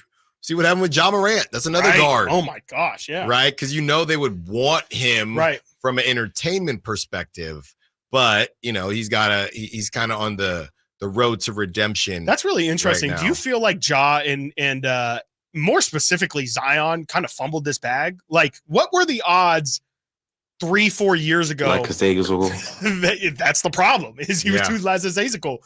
Like, what are the odds that Zion Williamson, when you were seeing him in high school, seeing him at Duke, and like, it was like, okay, no, this isn't just a high school mixtape. This isn't just highlights I'm seeing. This dude is actually killing it at Duke in college basketball. It's just crazy to think that he wouldn't even, I don't even think anyone's thinking about Zion being on this team. No. And he shouldn't. No, he definitely shouldn't either. But it's just like, this would have been the platform. But that's why it's kind of weird to me. And I know he's cooked when he's been healthy, but it was a little interesting to me that the Pelicans, and as a team that the Kings can't beat, I don't necessarily mind it, but it was a bit, if you look at the Pelicans and Zion goes down, because Zion seems to go down all the time. Are you more worried about the Pelicans? I mean, if you're the Kings, you're worried about the Pelicans either way. Period. As long as they have one person with the jersey on, and that could be Jose Alvarado. Yes. But are you more worried about the Pelicans if Zion goes down and it's DeJounte Murray leading the charge or Brandon Ingram leading the charge? Because I feel like it's Brandon Ingram, and I know part of it is because of money, even though DeJounte Murray isn't getting paid a small amount of money. Right. But I do think I was a bit surprised, and nobody's really talking about it, that the Pelicans chose. I think you probably have to choose Zion over Brandon Ingram, but I do think it's a bit surprising. I think it's surprising that they are just wholesale not trying to make it work at all, because to your point, I mean, I would think Zion goes down all the time. You should probably have a good contingency plan for it. And Brandon Ingram has shown, no problem. Like, you put me as the number one scorer. That's what I want. That's what I'm here for. And he just kind of steps into that role a lot more naturally. But yeah, I mean, they just have so much invested into Zion. And frankly, I mean, there is a bit of a Caitlin Clark factor with Zion too, where if Zion pops, like, there is not going to be a more popular young athlete in sports. And you just can't bet. You can't give up on that. Even though a lot of signs are pointing to maybe you should start to consider it. Yeah, I mean, look, Trae Young was out and DeJounte Murray balled, but that team was terrible. Yeah, it was horrible. They weren't even in the play-in in the East. Yeah, right. No, absolutely. And Zion goes down, and Brandon Ingram, he did some things in the West. Yeah. So, but if you're a Kings fan, depending on who you like more, maybe this is a blessing in disguise. It doesn't matter who they've had lately. From CK916, Verlad gone on vacation, or did he leave Sacktown Sports? No, he just got up for 2 seconds. He's back now. Is he really? Yeah, I did think he was gone for. I thought he was gone for the day. Here all day. I thought he was gone for the day because works harder than anybody. Chris Verlad, I had a Mighty Ducks reference. That's what that was. Coming up next, we hear from Mike Brown. We played a clip earlier in the show of Mike Brown talking about Malik Monk. We have the whole interview that happened at Summer League, and we will play that for you right now at 1:00. And then we hop back in with some Kings talk and some NFC West talk. Stiles and Watkins, Sacktown Sports. Our first year as the radio home of the San Francisco 49ers is one we will never forget. And here's Purdy going to throw one deep, wide for Debo. Made the catch on the back shoulder. Touchdown! San Francisco! And a back shoulder banger for Debo Samuel. Congratulations to the 49ers on a terrific year. And thank you for so many wonderful memories. I didn't ask to be thrown in the streets with nowhere to go. I didn't think I'd survive. But I did ask for help, and Covenant House was there for me. 1 in 10 young adults will experience a form of homelessness this year. For these kids who didn't ask to be put in this unthinkable situation, Covenant House is there. Covenant House helped me break the cycle of homelessness in my family. They gave me the love that I needed. Over 2,000 young people will sleep safely in a Covenant House bed tonight. When youth who are experiencing homelessness have a hot meal, a safe place to sleep, medical care, and love, they can overcome heartbreaking challenges and have a brighter future. They just really genuinely just wanted to help me succeed, and I'm succeeding. I'm a speaker, I'm an author. Covenant House really helped me and really helped mold me into the woman I am today. If you or someone you love is asking for help, go to safeplacetosleep.org today. Hey, get ready to rock, groove, and have a blast with the Sacktown Sports live events calendar. We've got an unbeatable lineup of shows that you won't want to miss. First up is Songs and Stories from Mickey Dolenz of the Monkees, coming to the Crest Theater July 21st. It's Brett Young and Chase Rice at Thunder Valley on August 3rd. Plus, Jason Mraz and the Super Band will be rocking Thunder Valley on August 9th. Then head out of the heat to higher elevation for the Truckee Music Festival on August 9th and 10th, featuring Kip Moore and Sublime. And here's your Live Nation lineup. On August 4th, don't miss the Outlaw Music Festival at Toyota Amphitheater, featuring Willie Nelson, Bob Dylan, and John Mellencamp. On August 15th, catch Donnie Osmond at Hard Rock Live Sacramento. Then, on August 22nd, Creed Fisher takes the stage at Ace of Spades. And on September 10th, enjoy the timeless sounds of the Doobie Brothers at Toyota Amphitheater. Rounding out this rockin' lineup is the Lodi Grape Festival from September 12th through the 15th, featuring Joe Nichols and Smash Mouth. For information and tickets, visit grapefestival.com. And then stay tuned to Sacktown Sports for exclusive updates and your chance to win tickets. I'm a very active person that likes to move around and go. The pain I was in was really excruciating. It was actually debilitating. I was basically heading towards a sedentary lifestyle. I had really tried everything, but I quickly lost hope with all of the things that we had tried, and that's what led me to the Good Feet store. And when I found the Good Feet system, it really just changed everything. It brought me back to life. I have my active lifestyle back. The Good Feet store in Sacramento, Roseville, and Vacaville. Right now, you're missing all the fun at the Hagan Oaks Driving Range powered by Top Tracer. It's the place to be this summer in Sacramento. Whether you're an accomplished player or a newbie, there's something for everyone at the Hagan Oaks Nighttime Driving Range. Golf is happening right now, and the Hagan Oaks Driving Range is the perfect place to see what the fuss is all about. The Hangout Food Truck offers tasty bites and craft beers on the brand new relaxed patio, and with a free concert schedule, there's always something for everyone at the Hagan Oaks Driving Range. Join the fun tonight until midnight. Fulton Avenue at the Cap City Freeway. KHTKAM Sacramento, KYMX HD2 Sacramento. Take it on the local level. Live and local, 6 a.m. to 6 p.m. Monday through Friday. From the Power Business Technology Toshiba Studios. Sacktown Sports.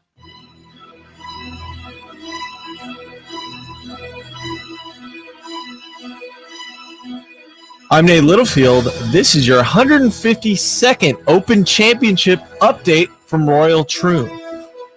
We have another mix-up, another hour, another mix-up. Shane Lowry is in first. Daniel Brown, second place, 4 under. Lowry's 5 under. Third place, Justin Thomas at 3 under. And then still 6-way tie for fourth, with some names being Alex Noren and Justin Rose. These updates from the 152nd Open Championship come from Naturewood Home Furnishings, where it's all about choices and always about quality. All day we're going to be doing updates at the top of every hour. But right now we're going to get back to Stiles and Watkins.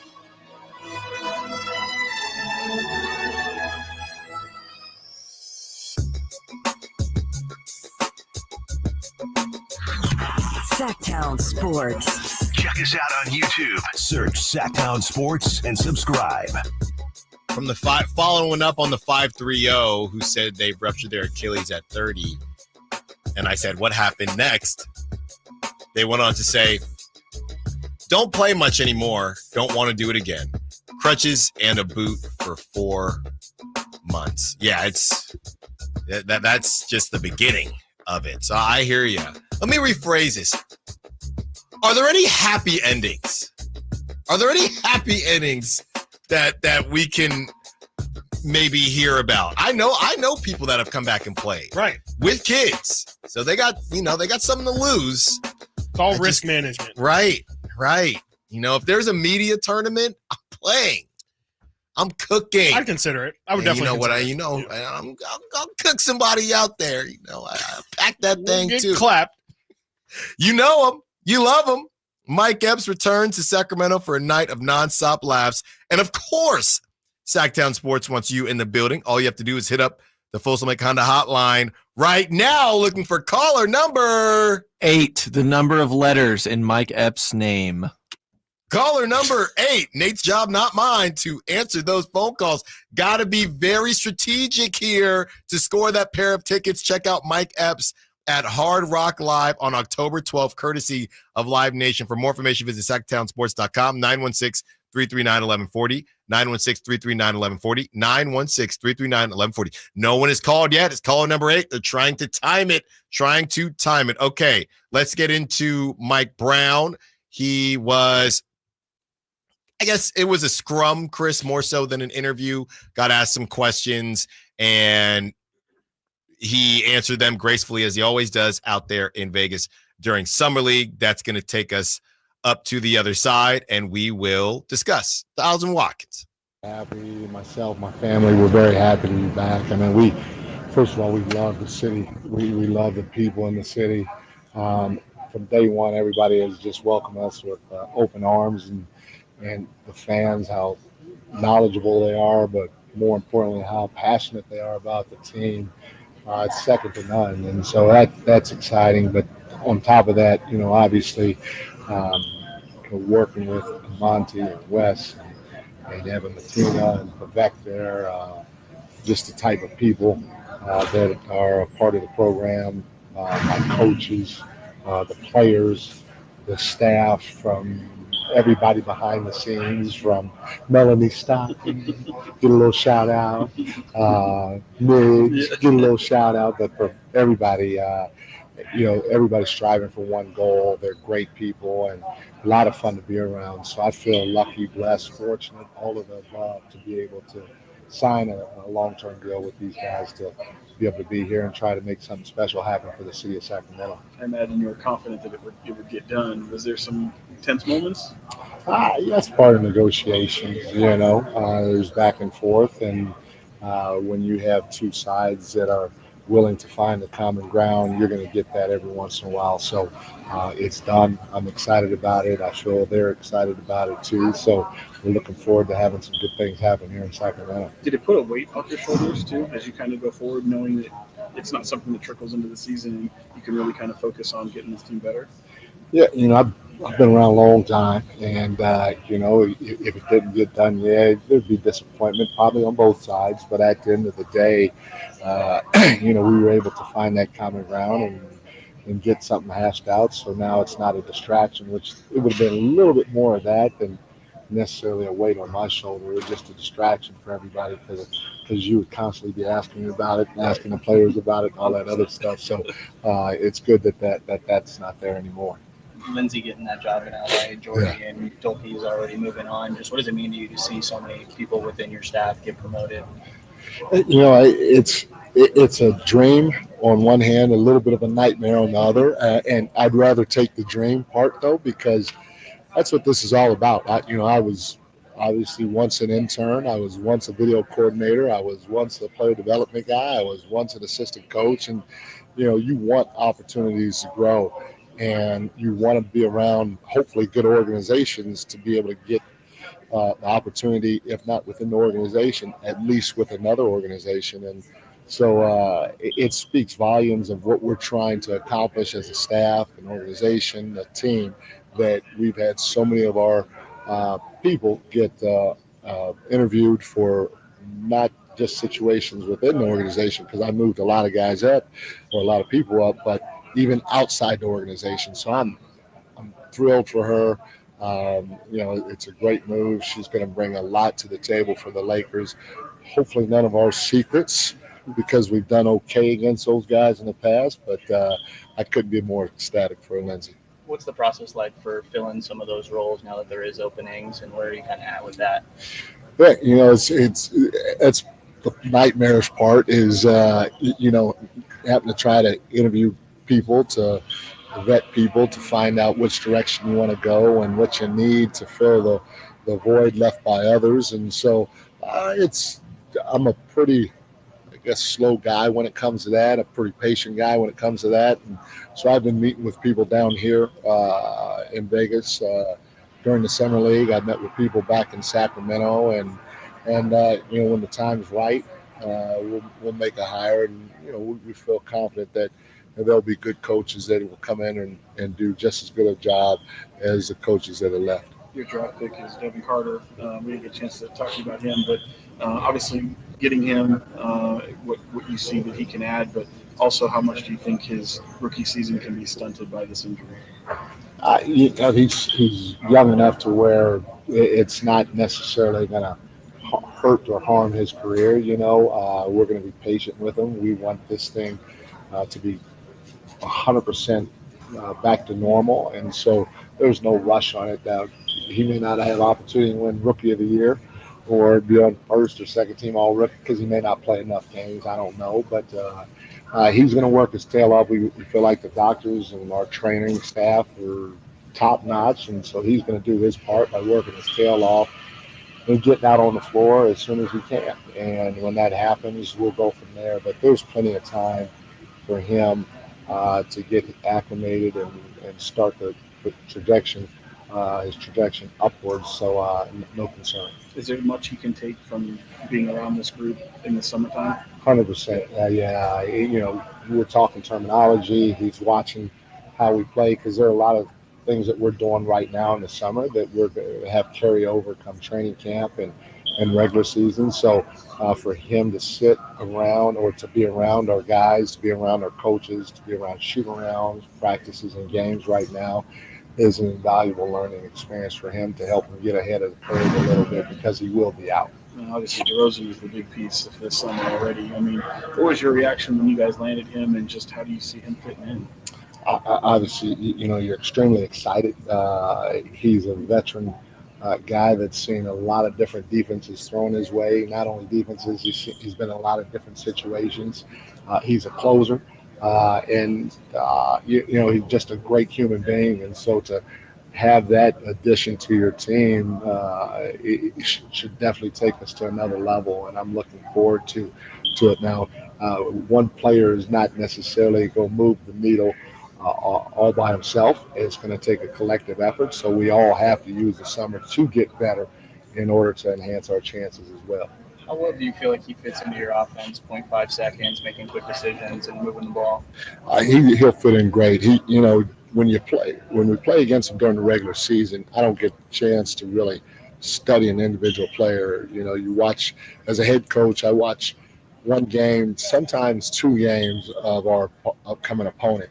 And you're watching the whole team. You're watching how they play offensively, how they play defensively. And while you're doing that, you're watching that player a little bit. And so then you're trying to take away what you may deem are his strengths. And not a ton of, you can't take them all the way because the games come so quick. But one or two things after watching him extensively, he likes to bring the ball up the floor. He can bring the ball up the floor. He can initiate the offense when he brings it up the floor. He can play pick and roll. He can play the DHO game. And so these are all things that we do within our offense. Our 1 through 4 are interchangeable, so he may bring it at times. Because our 1 through 4 are interchangeable, he may be in pick and rolls at times. He may be playing DHO with Domus at times. And so all the tools you can see, all the skill set things are there for him to fit in extremely well with what we want to do. One thing he may have to get a little used to in time is, we try to play fast after every make and every miss, but not just get the ball up the court, but be in position to get the ball up in the court, but also get right into our flow right away. And that may take a little bit of adjustment or a little bit of time for him to adjust to. But other than that, I think he's going to fit in extremely well. Last year, you talked about your team not really being experienced with dealing with expectations. How much do you feel like adding DeRozan really helps with that? I think it helps a ton because here's a guy at the end of the game that is used to closing games, used to having the ball in his hands and making big shots, no matter what type of defenses he faces. And so to be able to have a guy like that to take some of that pressure off of Foxy is going to be very beneficial for us all. It gives you an added confidence, not only when you're walking into the arena looking to your left or your right, knowing that DeMar DeRozan's walking in the same color uniform, but also knowing that if it's a tight ball game, there are different ways we can close it offensively, especially. Do you look at him as more of a 2 or a 3? Yeah, it's a great question. It's always for me the 2, the 3, and at times the 4. They're always they're the same. They're just wings, and it's more okay. Who does this or that player match up with better on the defense end of the floor? But you call him the 2, you call him the 3, you call him the 4 at times. But he's more a 2-3-3-2, I guess. Just based on his size. He's so unique in the sense that his game has evolved so much over the 34, now 35 years that he's started. Like, do you see him being that same DeMar DeRozan role that he's played before, or because he's become such a playmaker and developed the 3 a little bit more, do you see him kind of playing something different than what we've known before? No, so one of the things that I like is everybody's hit me with, he doesn't shoot the 3 as well. He doesn't take as many threes. The thing about it is if you're going to shrink off of him with our movement and all that stuff, when that ball gets to his hands, he's good enough to eat up the space. He's good enough to eat up the space, to get to spots, to knock down, 15-foot shots. So I'm not concerned about that. And then, the reality of it is if you have to face a set defense all the time, by running particular play sets, it can be harder to score. And, the way we play, we feel like our pace is really good in the full court. It's also pretty good in the half court. And so with that movement, that quick movement, now he may not always be catching with the defense set. He's catching on the move, not just with him on the move, with other bodies on the move as well, which can cause confusion. And so I think, our style will really enhance his abilities. I don't know if he's going to average 25 that he's been averaging the last 3 or 4 years, or maybe his whole career, but we feel like his effectiveness or his efficiency could even go up because of the way that we play offensively, especially. And having Malik back, I know the question we get all the time from people is how he fits in now. Does he want to let it known that he wants to start from day one as he got here? How do you just see him being kind of accelerating from what you've had previous with Malik?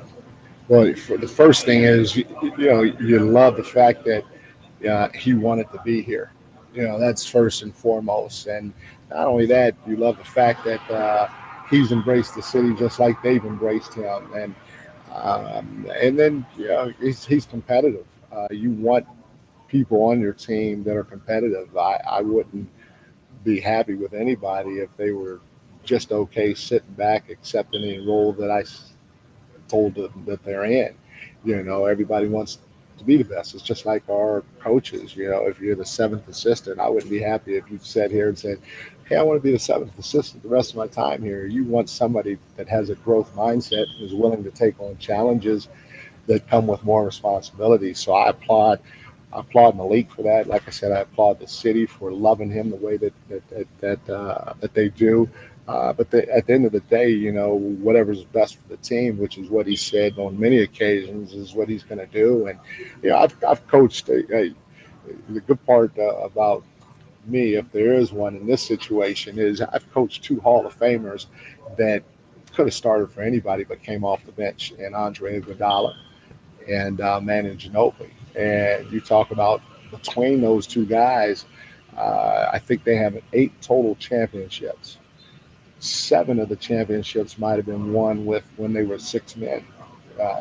So to have somebody as dynamic as Andre Iguodala, as Manu Ginobili, as Malik Monk coming off the bench and embracing their role because that may be best for the team is second to none. That can help propel you to heights that a lot of people don't understand. And so, like I said, I love Malik's competitiveness, but in the same breath, I love the fact that he said he's going to do whatever's best for the team. And so we'll see what happens when training camp comes. That was Mike Brown. Great stuff there. And we will break all that down and have some fun with the top 100 athletes since the year 2000 when we return. Stiles and Watkins, Sacktown Sports. Did you miss any part of our live local shows? Don't worry, you never have to miss them again. Check out sacktownsports.com and search our podcast page and play our shows when you want. The Carmichael Dave Show with Jason Ross, Stiles and Watkins, and the Drive Guys. Plus, other podcasts like Return of the Empire, Return of the Roar, the Stingers Up podcast, and Golf to Go with Frank LaRosa. They're all available right now on sacktownsports.com. Let's face it, nothing makes you look older than you really are than thinning hair. But what if you could not only increase your hair count, but promote new hair growth without surgery, without drugs with potential side effects, and without a prescription from your doctor? Well, now you can, thanks to a breakthrough new supplement called Hair Grow, provided by New Nordic, the #1 supplier of dietary supplements in Europe. Hair Grow is now available in the U.S. Only Hair Grow contains Tocogaya, a powerful antioxidant that has received a U.S. patent. Multiple clinical studies show Hair Grow is safe and effective in promoting new hair growth. In one study, 95% of the patients using Hair Grow saw increased hair count. Don't lose more time and more hair. Try Hair Grow today to feel and look your best. Available online at Amazon, Walmart.com, and NewNordicUSA.com, or in stores at your local CVS. Look younger and feel more confident with Hair Grow by New Nordic at NewNordicUSA.com or in stores at your local CVS.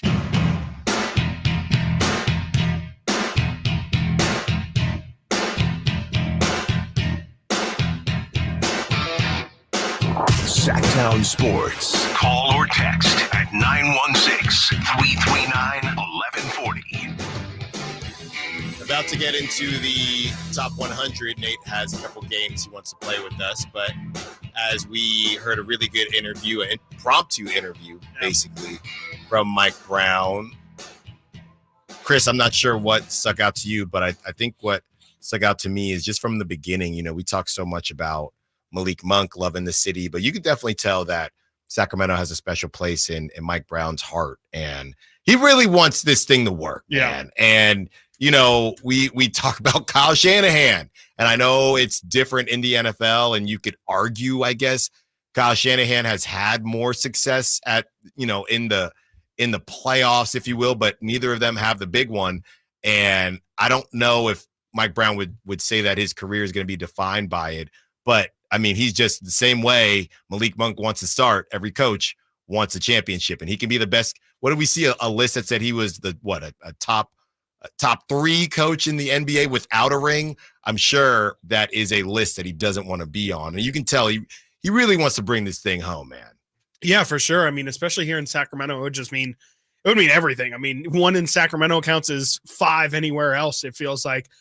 So yeah, I mean, that's obviously the goal. And I think it's great that he was willing to kind of fight through it. You know, Sean asked him early in that interview, like, are you sure or not? Are you sure you wanted to be here? But were there like moments of trepidation more so in terms of the negotiation? Was it as smooth as, what they can be? Or, we obviously heard some rumors of some back and forth and, them not being on the same page. And if you remember the gulf of difference between where the Kings were at and where Mike Brown was at in terms of the financials of it, I think it's great that he didn't say, you know what, y'all are crazy. Like, I brought y'all success and you really want to nickel and dime me on my contract. Right. Great to hear. Like you said, I mean, he clearly wants to be here and wants to get this thing done, where I think he definitely could have said, all right, y'all are crazy. I will go explore my market and I'll show you that I'm not being insane for asking for $8 million when we see guys like Mike Budenholzer out here getting 10 and, things like that. So I definitely stuck out to me for sure that Mike wants to be here and he's excited about where this thing is going. Yeah. And we had somebody on the text line yesterday that basically reminded us that this is a process. And I think we had a really good conversation along with the listeners as far as if Vegas is right and this thing doesn't completely get flipped next season, do you think about blowing it up? Well, the answer is no, but you do decide, okay, what is the next step? So we had a lot of people that had some just good context and good thought processes as far as, hey, 16 years of nothingness, 16 years of being made fun of, 16 years of being irrelevant. And now we're moving out of that. And this thing was never going to get changed in a year or two. It just doesn't happen. It just does not happen unless you just get, I don't want to say lucky, but you hit on every single draft pick and a lot of things have to go right for you. And I just keep referencing the Celtics, who there were so many different versions of the Celtics within these last 10 years even, and they finally get it done. So I think that's some perspective as well. Yeah, for sure. I mean, if anyone out there thought this thing was going to turn into a contender in 2 years, you weren't watching basketball, because that's just not how it's done. You have to, this is not a Golden State Warriors situation where, they add KD and then it takes them to a whole nother level. The Kings were perennially not in the playoffs, and you don't go from not in the playoffs to competing for conference titles within a couple seasons. It takes a while, man. I think, it's the reason why we use Denver as the model for this Kings team to use, because sometimes you have to go through different iterations of your team before you inevitably get to the point where you have the squad that can actually take you to where you want to go. And yeah, we're only in year 2 of this. Mike Brown talks about it all the time. This is going to be a multi-layered process in which we're probably going to go through a couple different builds of this thing. You could kind of call this mold 2.0 of the Kings. I know Vivek used to like to say NBA 3.0 and all that stuff. In a way, this is kind of like Beam Team 2.0 right now with DeMar. And I wholeheartedly believe it could be as soon as next season. But we're going to get a Kings 3.0 at some point, and we might even get a 4.0 of this group. I just think that it's going to be a lot of evolving and a lot of figuring out what exactly we need to take us over the top, because it's not there's no perfect solution for it. There's not an equation that tells you, hey, plug in this kind of player here and this kind of player there, and you'll be a champion. This thing takes time, and there's a human element of it too.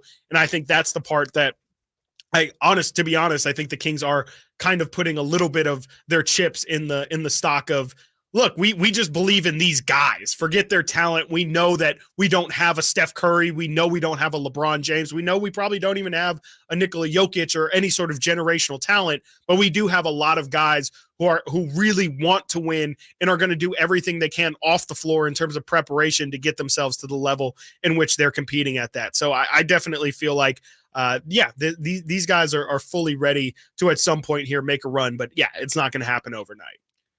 Coming up next, we have some fun with the top 100 athletes since 2000. You can play along, of course. Nate leads us. Stiles and Watkins, Sacktown Sports. Our first year as the radio home of the San Francisco 49ers is one we will never forget. They're going to give it. No, it's a play action. Purdy going to roll left, throw for the end zone. Caught by George Kittle. He has the hat trick tonight, a career high. 3 touchdown catches for George. Touchdown, San Francisco. Congratulations to the 49ers on a terrific year. And thank you for so many wonderful memories. Sacramento weather is brought to you by Elk Grove Honda. I'm Tamara Berg in the KCRA 3 Weather Center. For your Thursday, we're looking at plenty of sunshine, but less of the Delta breeze. And as that Delta breeze goes away, it's going to be a hotter afternoon. Plan for highs in the valley in that 98 to about 102 degree range for the afternoon. Get the latest forecast on the KCRA 3 News and the KCRA 3 app. At Elk Grove Honda, we've acquired some of the best pre-owned cars we can find. Whether you purchase a new Honda or a like-new pre-owned Honda, Elk Grove Honda has the right Honda at the right price. In the Elk Grove Auto Mall, Highway 99 and Elk Grove Boulevard, or elkgrovehonda.com. I gotta get an Elk Grove Honda. Hey, what's up, Sacramento? It's Kyle Draper. Turn up the cleanliness at your restaurant, healthcare, or industrial business with Alsco Uniforms, the official sponsor of the Sacramento Kings Mop Crew. We've got you covered with crisp uniforms, hygienically clean linens, floor mats, and of course, mops delivered weekly. But that's not all. Alsco Uniforms also offers weekly services for first aid and restroom supplies. Discover why it pays to keep clean with Alsco Uniforms. Just go to alsco.com to learn more. Again, that's alsco.com. Power Business Technology is proud to be 100% independent, locally owned, and managed Toshiba copier dealer. Local ownership cuts out the red tape, allowing ourselves to never be too busy to personally answer the call when our clients need us. Recognized for excellence in service execution, training, and customer service, we're proud to be named a 2022 Toshiba ProMasters Elite Dealer. Contact us today for all of your business printing needs at 844-POWER-BC. That's 844-769-3729, or visit us at powercopiers.com. The Open Championship celebrates its 152nd anniversary this month at Royal Troon in Scotland. Hi, this is Frank LaRosa with a word about Naturewood Home Furnishings. The game's top players assemble for a chance at the coveted Claret Jug. The Open Championship is about tradition, excellence, and class. And you'll find similar qualities at Naturewood Home Furnishings as they assemble the finest furniture and brand choices for your selection. When you visit Naturewood, you'll be amazed at the gallery of superior furniture available for your lifestyle, for your decor, for your home. This weekend during Naturewood's bedroom sale, you're sure to find the perfect piece you've been searching for. Naturewood is proud to bring you Open Championship updates on this station and proud to offer you the finest furnishings available. Naturewood Home Furnishings, off Highway 50 at Hazel. Look for the Waterville.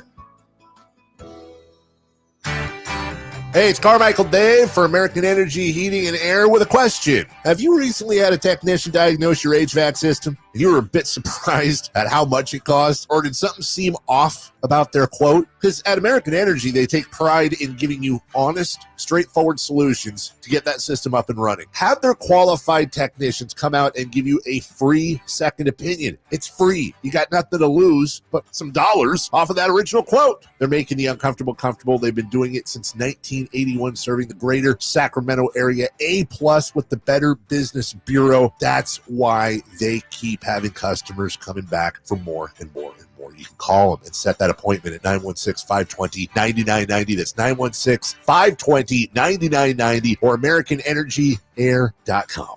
Call 916-520-9990 now. 18 number ones. What was I thinking? Countless ACM and CMA awards.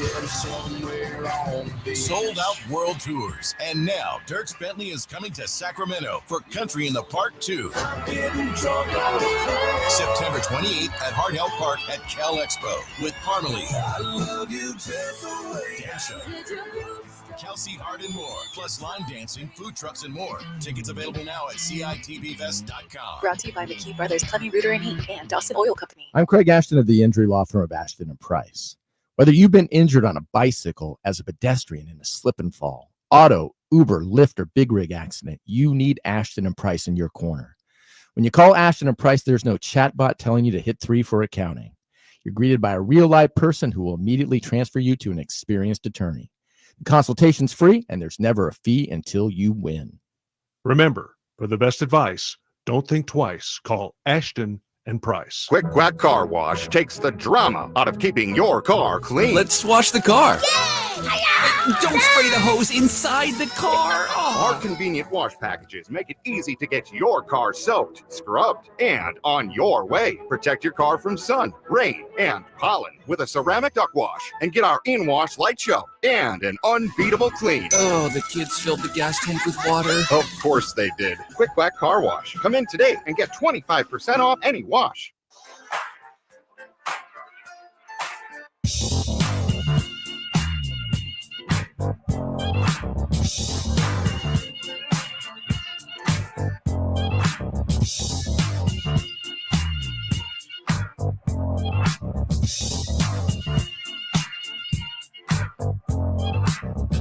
Live and local. Live and local. This is Sacktown Sports. Sack Chat has been on a roll with these Mike Epps tickets. We had Matthew winning yesterday and Jess winning today. So here are the rules. You got to take a picture and tag Sacktown Sports 1140 when you all hang out together at the Mike Epps. Well, you'll be there comedy too. Show. I will. Right? Didn't you say you want to go? I might go. Yeah. I might go. Shout out Jess for winning today. You have one more chance tomorrow. So I think it's been pretty split. A couple sack chatters, a couple non-sack chatters. So we will see who wins tomorrow and has a really, really good Friday hitting into the weekend. Confused some of the list that we're doing here. Not doing top 100 from ESPN of 2000. We're doing that tomorrow. Today, we continue with our top 10 list, and we reveal number 9. Who wants to go first? Well, I think we should recap 10. I think every day let's recap the list. Your show, Nate. You're right. Sorry. It's a good call. That's a good call. My number 10 was Jared Goff. Uh-huh. My number 10 was Aaron Rodgers.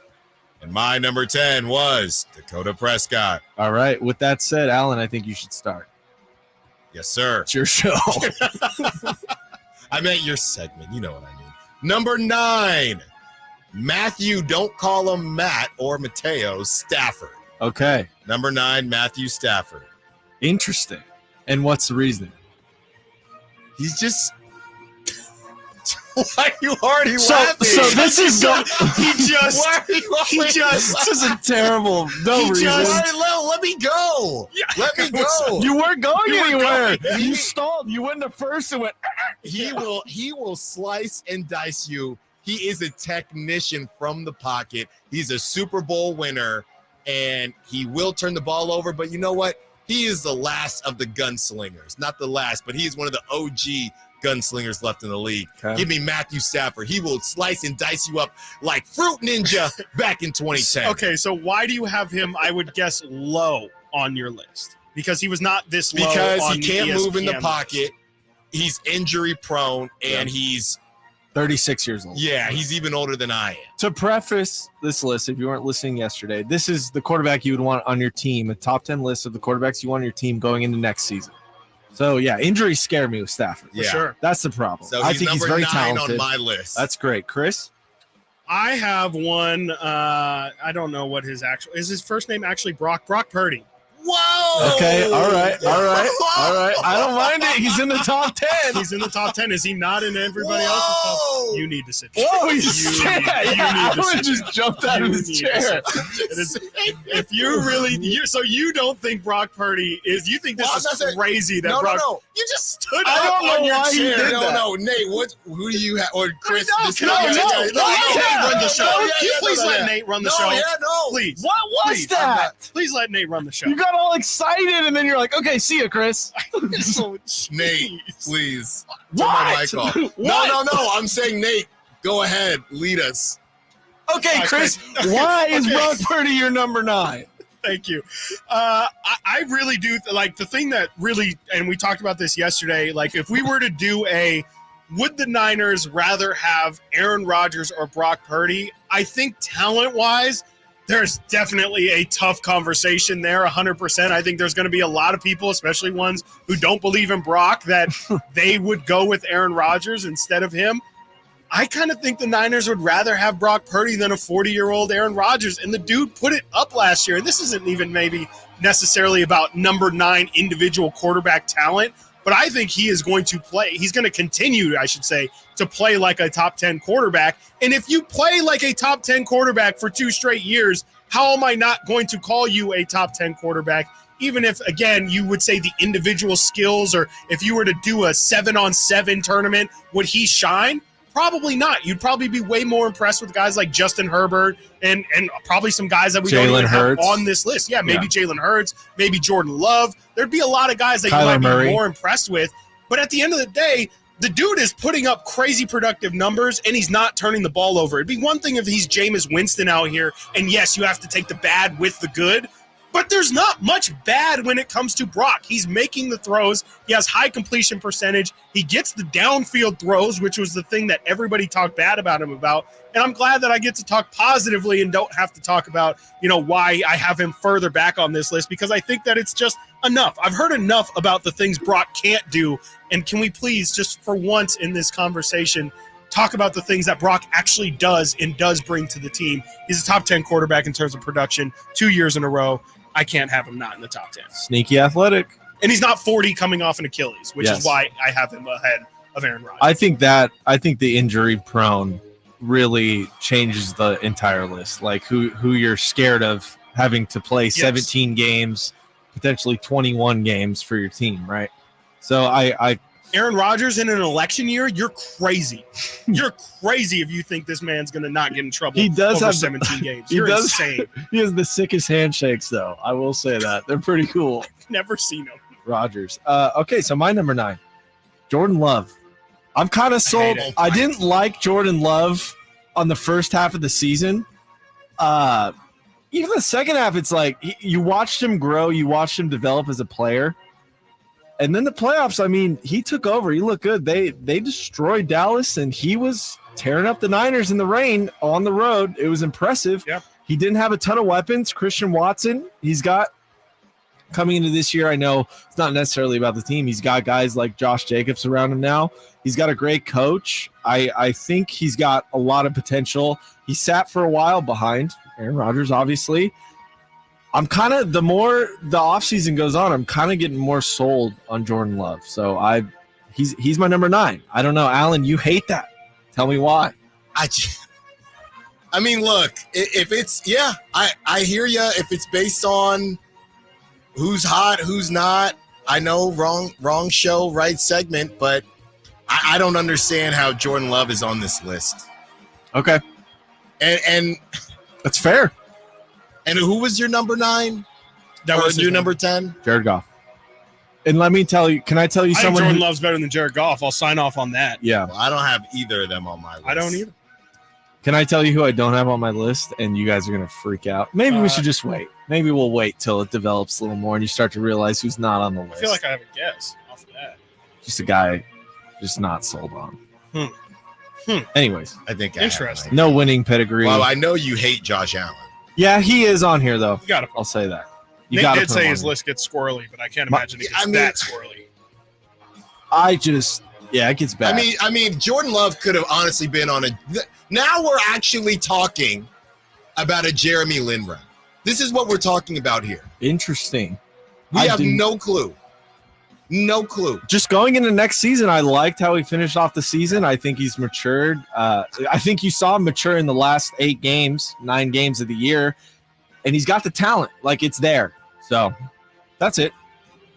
Yeah, I mean, I am not a Jordan. I don't love anything Packers at all. But like I said, I mean, I would definitely have him above Jared Goff for sure. He's got the arm talent. I mean, he definitely, you see the clips of him doing the Aaron Rodgers passes, the no looks and the slinging it across his body, sidearm and things like that. He's got arm talent. I kind of want to see it for 18 or 17 games. Last year, I'm actually really impressed with his numbers overall, 32 touchdowns, 11 picks. That's a lot more touchdowns than I would have guessed that he threw. And, Nate does make an interesting point. I don't love his supporting cast. I think Christian Watson's a decent deep threat, but I just haven't loved anything else around him. I just kind of feel like Jordan Love is a bit of a wait and see, but I get having him in the list if you feel good about it. Romeo Dobbs. Yeah, I mean, these are young guys. They're not like elite talent. These are like number 2 guys that are having to step up for this young team. But Alan, do you agree with Chris? You would take Jordan Love over Jared Goff? No. Okay, so you like Jared Goff more. I think so. I'm glad we're doing this list. This is fun. No. I like the diversity. I'm just going to reward. I want to reward people for going to Super Bowls.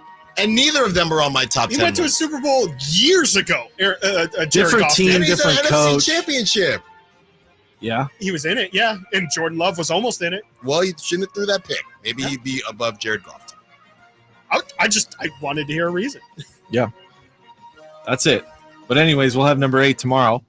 And I'm excited. This is ridiculous. The way you reacted today, Alan's it's going to got a get perfect worse. list, apparently. Alan jumped out of his seat and then went head down the next pick. So one more time, your 9 and 10s. He doesn't even remember.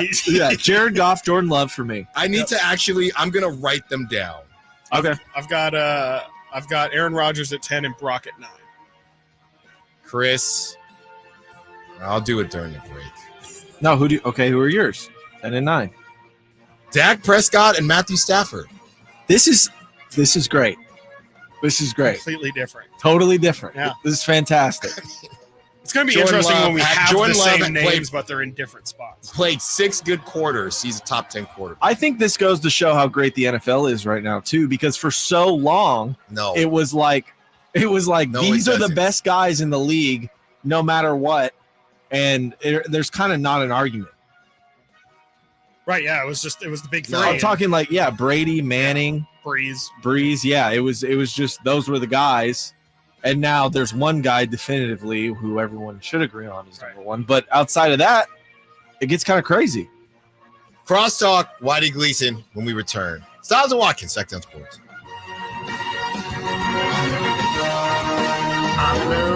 Got somewhere to be? Take Sacramento Kings basketball with you. The Sacktown Sports app will let you stay connected to your passion. Never miss a moment of Sacramento Kings basketball with the Sacktown Sports app. Hot summer savings now at Maida Chevy with $12,000 off MSRP on every new Silverado half-ton Turbo Max in stock after rebate. $12,000 off every Silverado LT Turbo Max at Maida Chevy with at least 5 at this price. Hot summer savings up to $12,000 off MSRP exclusively at Maida Chevy at MaidaChevy.com. Sacramento Silverado headquarters. Together, let's drive. Not available with special financing, leasing. Some other offers must trade in 2010 model year or newer and 7/31/24. Made a great deal at Maida. The wild-eyed Southern boys are back. 38 special. Rock it into the night. Friday, July 19th at 7:30 at the venue at Thunder Valley. With Lou Graham, the original voice of Foreigner.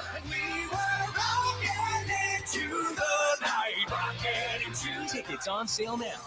For tickets, visit ThunderValleyResort.com. Don't miss 38 special live. This is the story of the one. As head of maintenance at a concert hall, he knows the show must always go on. That's why he works behind the scenes, ensuring every light is working, the HVAC is humming, and his facility shines. With Grainger's supplies and solutions for every challenge he faces, plus 24/7 customer support, his venue never misses a beat. Call quickgrainger.com or just stop by. Grainger, for the ones who get it done. Getting quality employees to fill positions in your company is essential, but finding those people can be a major hassle unless you use ZipRecruiter. ZipRecruiter makes finding quality people a breeze. ZipRecruiter's advanced technology identifies candidates with the right skills, sends you great matches, then you can easily invite them to apply. 4 out of 5 employers who post on ZipRecruiter get a quality candidate within the first day. See for yourself. Go to ZipRecruiter.com/free to try ZipRecruiter for free. That's ZipRecruiter.com/free. Summer is finally here, and so are all the best deals on DeWalt Power Tools at Fasteners Inc. Tool Outlet in Sacramento. Drills, impacts, circular saws, you name it, we have it for the best price in town, guaranteed. Whether you're a weekend warrior or a seasoned tradesman, we've got all the DeWalt products you need to crush your next project. So come on down to Fasteners Inc. Tool Outlet today on Power and Road for better tools and better prices. For more info, visit fastenersinc.net. Carmichael Dave here for Capital Casino. Sacramento summertime heat is back. And, of course, Cap Casino, Sacramento's #1 poker room, wants to invite everyone to soak up some air conditioning, still with the most variety of table games in the region. And, as always, the best food, best service, and the best action conveniently located in downtown Sacramento. Capital Casino, of course, reminding everyone to please make sure you gamble responsibly. 1-800-GAMBLER. I would end the day with sore feet, sore legs. The drugstore inserts that I was purchasing were really not very useful at all. I walked into the Good Feet store and the guy kind of grinned at me and said, I hear that a lot. I was living with chronic pain before going to the Good Feet store. Now I don't really have that problem. I'm able to do the things that I expect to be able to do, even at my advanced age. I feel pretty good about what's going on. The Good Feet store in Sacramento, Roseville, and Vacaville. Celebrate Sacramento Rivercats baseball during our 25th anniversary season and join the fun at Sutter Health Park. For a full promotion schedule and to buy tickets, visit rivercats.com. We'll see you there.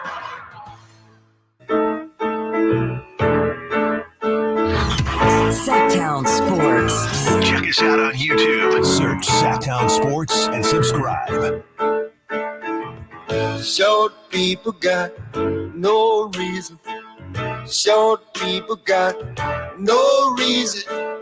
Short people got no reason to live. Hey, Alan. They got little Whitey Gleason, everyone. He's got a tip jar on the. I asked Nate to play this. Why? I don't know. I just thought maybe, when I come on, I could be my theme when I come on with you. Okay. It's like who is this? Randy Newman. Randy Newman. I always said Wayne Newman. Short people. Randy Newman. He said short people have no reason to live. Yeah, I think that's going a little too far. Yeah, I'm like, jeez, man. Wait. Not listening. Wasn't listening. Anyway, what's going on? Yeah, thank you, Nate. You can hear it tomorrow. Yeah. No. Hopefully we'll play I it think every this is day. the instrumental. No, we at this can't hear point. it tomorrow. Short people got no reason. You never heard this song? No. Oh, yeah. It was a big That's hit. Insane. Way back. How is that okay? It's a joke. How is that okay? I think he was not. That's what I was going Randy to Newman ask. is not. Well, This is a they got sad little song. hands. I don't know. I'm looking at this is Google. Randy Newman's height, 6 foot. Oh, is it really? That's what it's listed. This is at. bullying. It's kind of crazy. This is got that catchy insanity. chorus. Don't want no show. No, this is not catchy. Wow. He sounds like the guy from, what is that, from Toy Story? It is. That It is the guy from Toy It Story. is. Now I You see hate that? Toy Story. It's one of my favorite movies growing up. Now I can't stand it. There you go. That was Wow. for you. Interesting. I can't believe you haven't heard this. No, I thought it didn't. would be like your anthem or something. No, I didn't hear it now either. Yeah, that's crazy. That's not true. I didn't. I actually didn't hear it now either. I'm just pretending like I'm doing the That's Men on, in that's Black. on me. Nate didn't even know. He's like, "What do you want me to play?"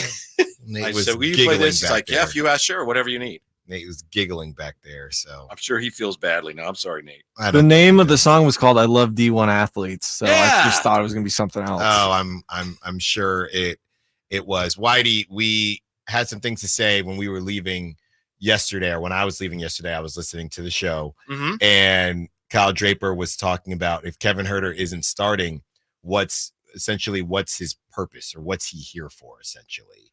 And it got us thinking, and we talked about it Well, good. a little bit, and it just made me wonder.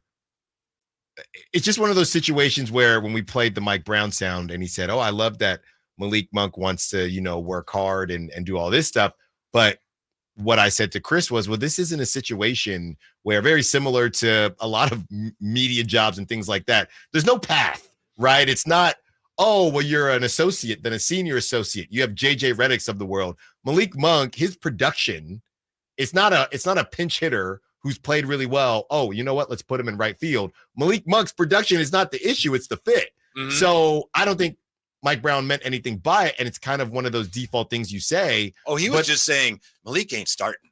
Pretty much. Yeah, Pretty much. just so y'all know, Malik ain't starting. Yeah. And he's not happy with that, but he's going to make it work just like he did.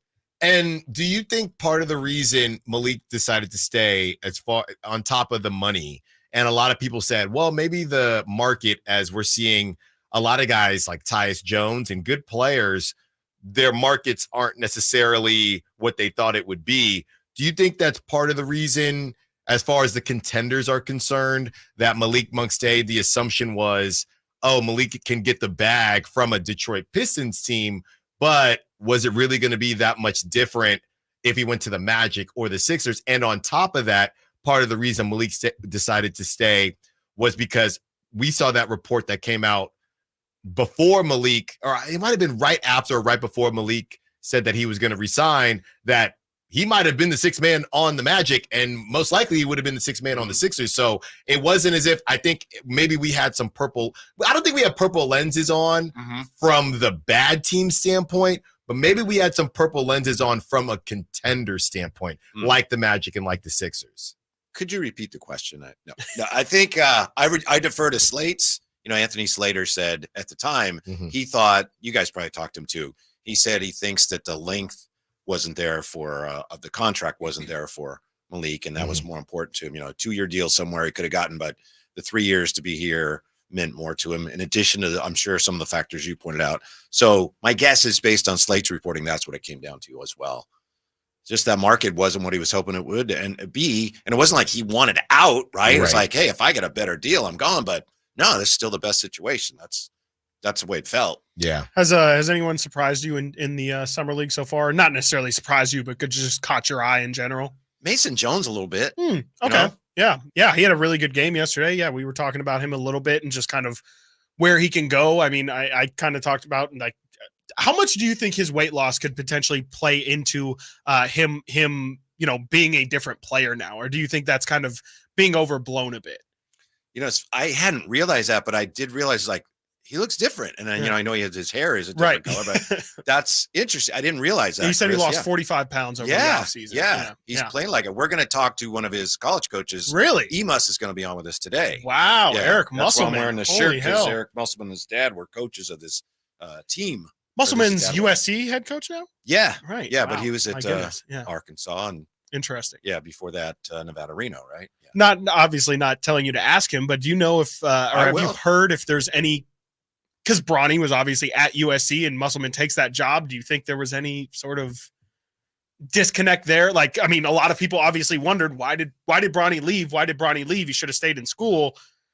I wonder if Eric Musselman's involvement had anything to do with that, because obviously Eric Musselman is probably at that university to win games. I mean, like you said, he was at UNR, won games with the Williams brothers, and he was at Arkansas, and had Moses Moody, had Mason Jones as well. I wonder how much of that was, I'm not going to cater to LeBron. I really don't care if LeBron James Jr. is here. I'm here to bring USC to prominence. Just a thought that crossed my mind. I don't know if I will ask him that. If I do, it'll probably be at the very end. Yeah. Yeah. So he won't get mad. I assume he probably doesn't want to talk about Bronny. I assume that was, again, kind of the whole point. Yeah. Maybe so. Interesting. Maybe Bronny, his best game so far as a pro last night, hit his first 3-pointer, played pretty well. The Lakers got the dub. What's interesting, and I know, and Whitey, you probably know this better than we do, the rule on juniors, because Bronny James on NBA.com, I was trying to find his stats. It just says Bronny James. It doesn't say LeBron James Jr. It doesn't say Bronny James Jr. It just says Bronny James. But he is a junior, right? He might have changed his name officially. Yeah, that's possible. Yeah. I understand your point. Yeah, I don't know the answer to that. Because I was looking for him, like, where is he? I'm trying to search, and just Bronny James. Fair enough. Whitey. How about those A's, huh? I was gonna say the A's. They have the Giants on the 4th of July. That's going to be great. Like your T-shirt. Oh, thank you. There's 2 versions of that card, and I have them both. There's one where, because he has a scrape on his left elbow, and in one of the versions you can see the scrape, and in the other one they covered it up. I kid you not. Which one's more valuable? I'd assume the I'm one not with sure. the scrape. It depends which one they made more of, and I don't know the answer. They covered it up digitally or covered it up on his arm? They digitally somehow. They just like colored it over. Why would they do that? I don't know. But the sad thing about that is that card's not worth that much, just because even though it's Ken Griffey Jr., just so many prints. So many of them. Yeah. Do you have the Menendez brother card? No, the Mark I don't. Jackson one? I thought when I saw the pictures, I thought I had it, but I yeah. What's like your most valuable? Not valuable. I'm not trying to get robbed or anything. But like, what are? I'm not a meal or anything. I don't have any. No. I mean, a meal is a monster with that kind of stuff. But might be a Julius Erving rookie card or George Brett rookie. Interesting. Yeah. Okay. Do you have a holy grail out there? Just too many. Yeah. Yeah. Because I go back and forth, like, oh, I want that card. No, I want this card. I tend towards the vintage stuff. Yeah. Interesting. I'm sorry, Anna, I interrupted your question, but I just. Oh no, I was just saying. Obviously, the Giants. That's going to be ridiculous on the 4th of July. But do you think we saw the Giants? Or I guess we counted, and somebody on the text line said, "Don't forget, Mariner fans will travel too." Okay, I'm not saying you won't, but the big names, the Giants, the Red Sox.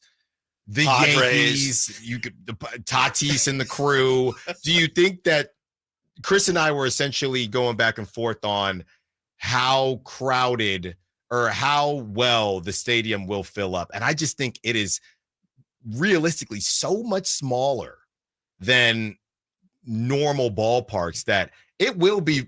I think it will be filled up most days. I think, you have a division where in the AL West, people will hate watch the Astros.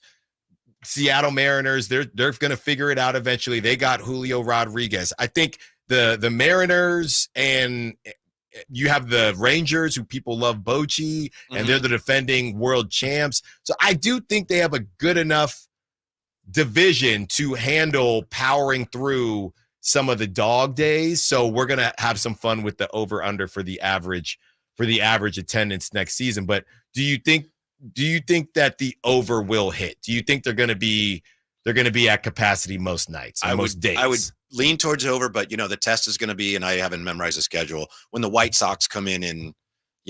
Yes, we had the Twins, the White Sox, the Tigers, teams like that. How they do there. All right, coming up next, you have the Drive Guys, Whitey Gleason, Kyle Draper.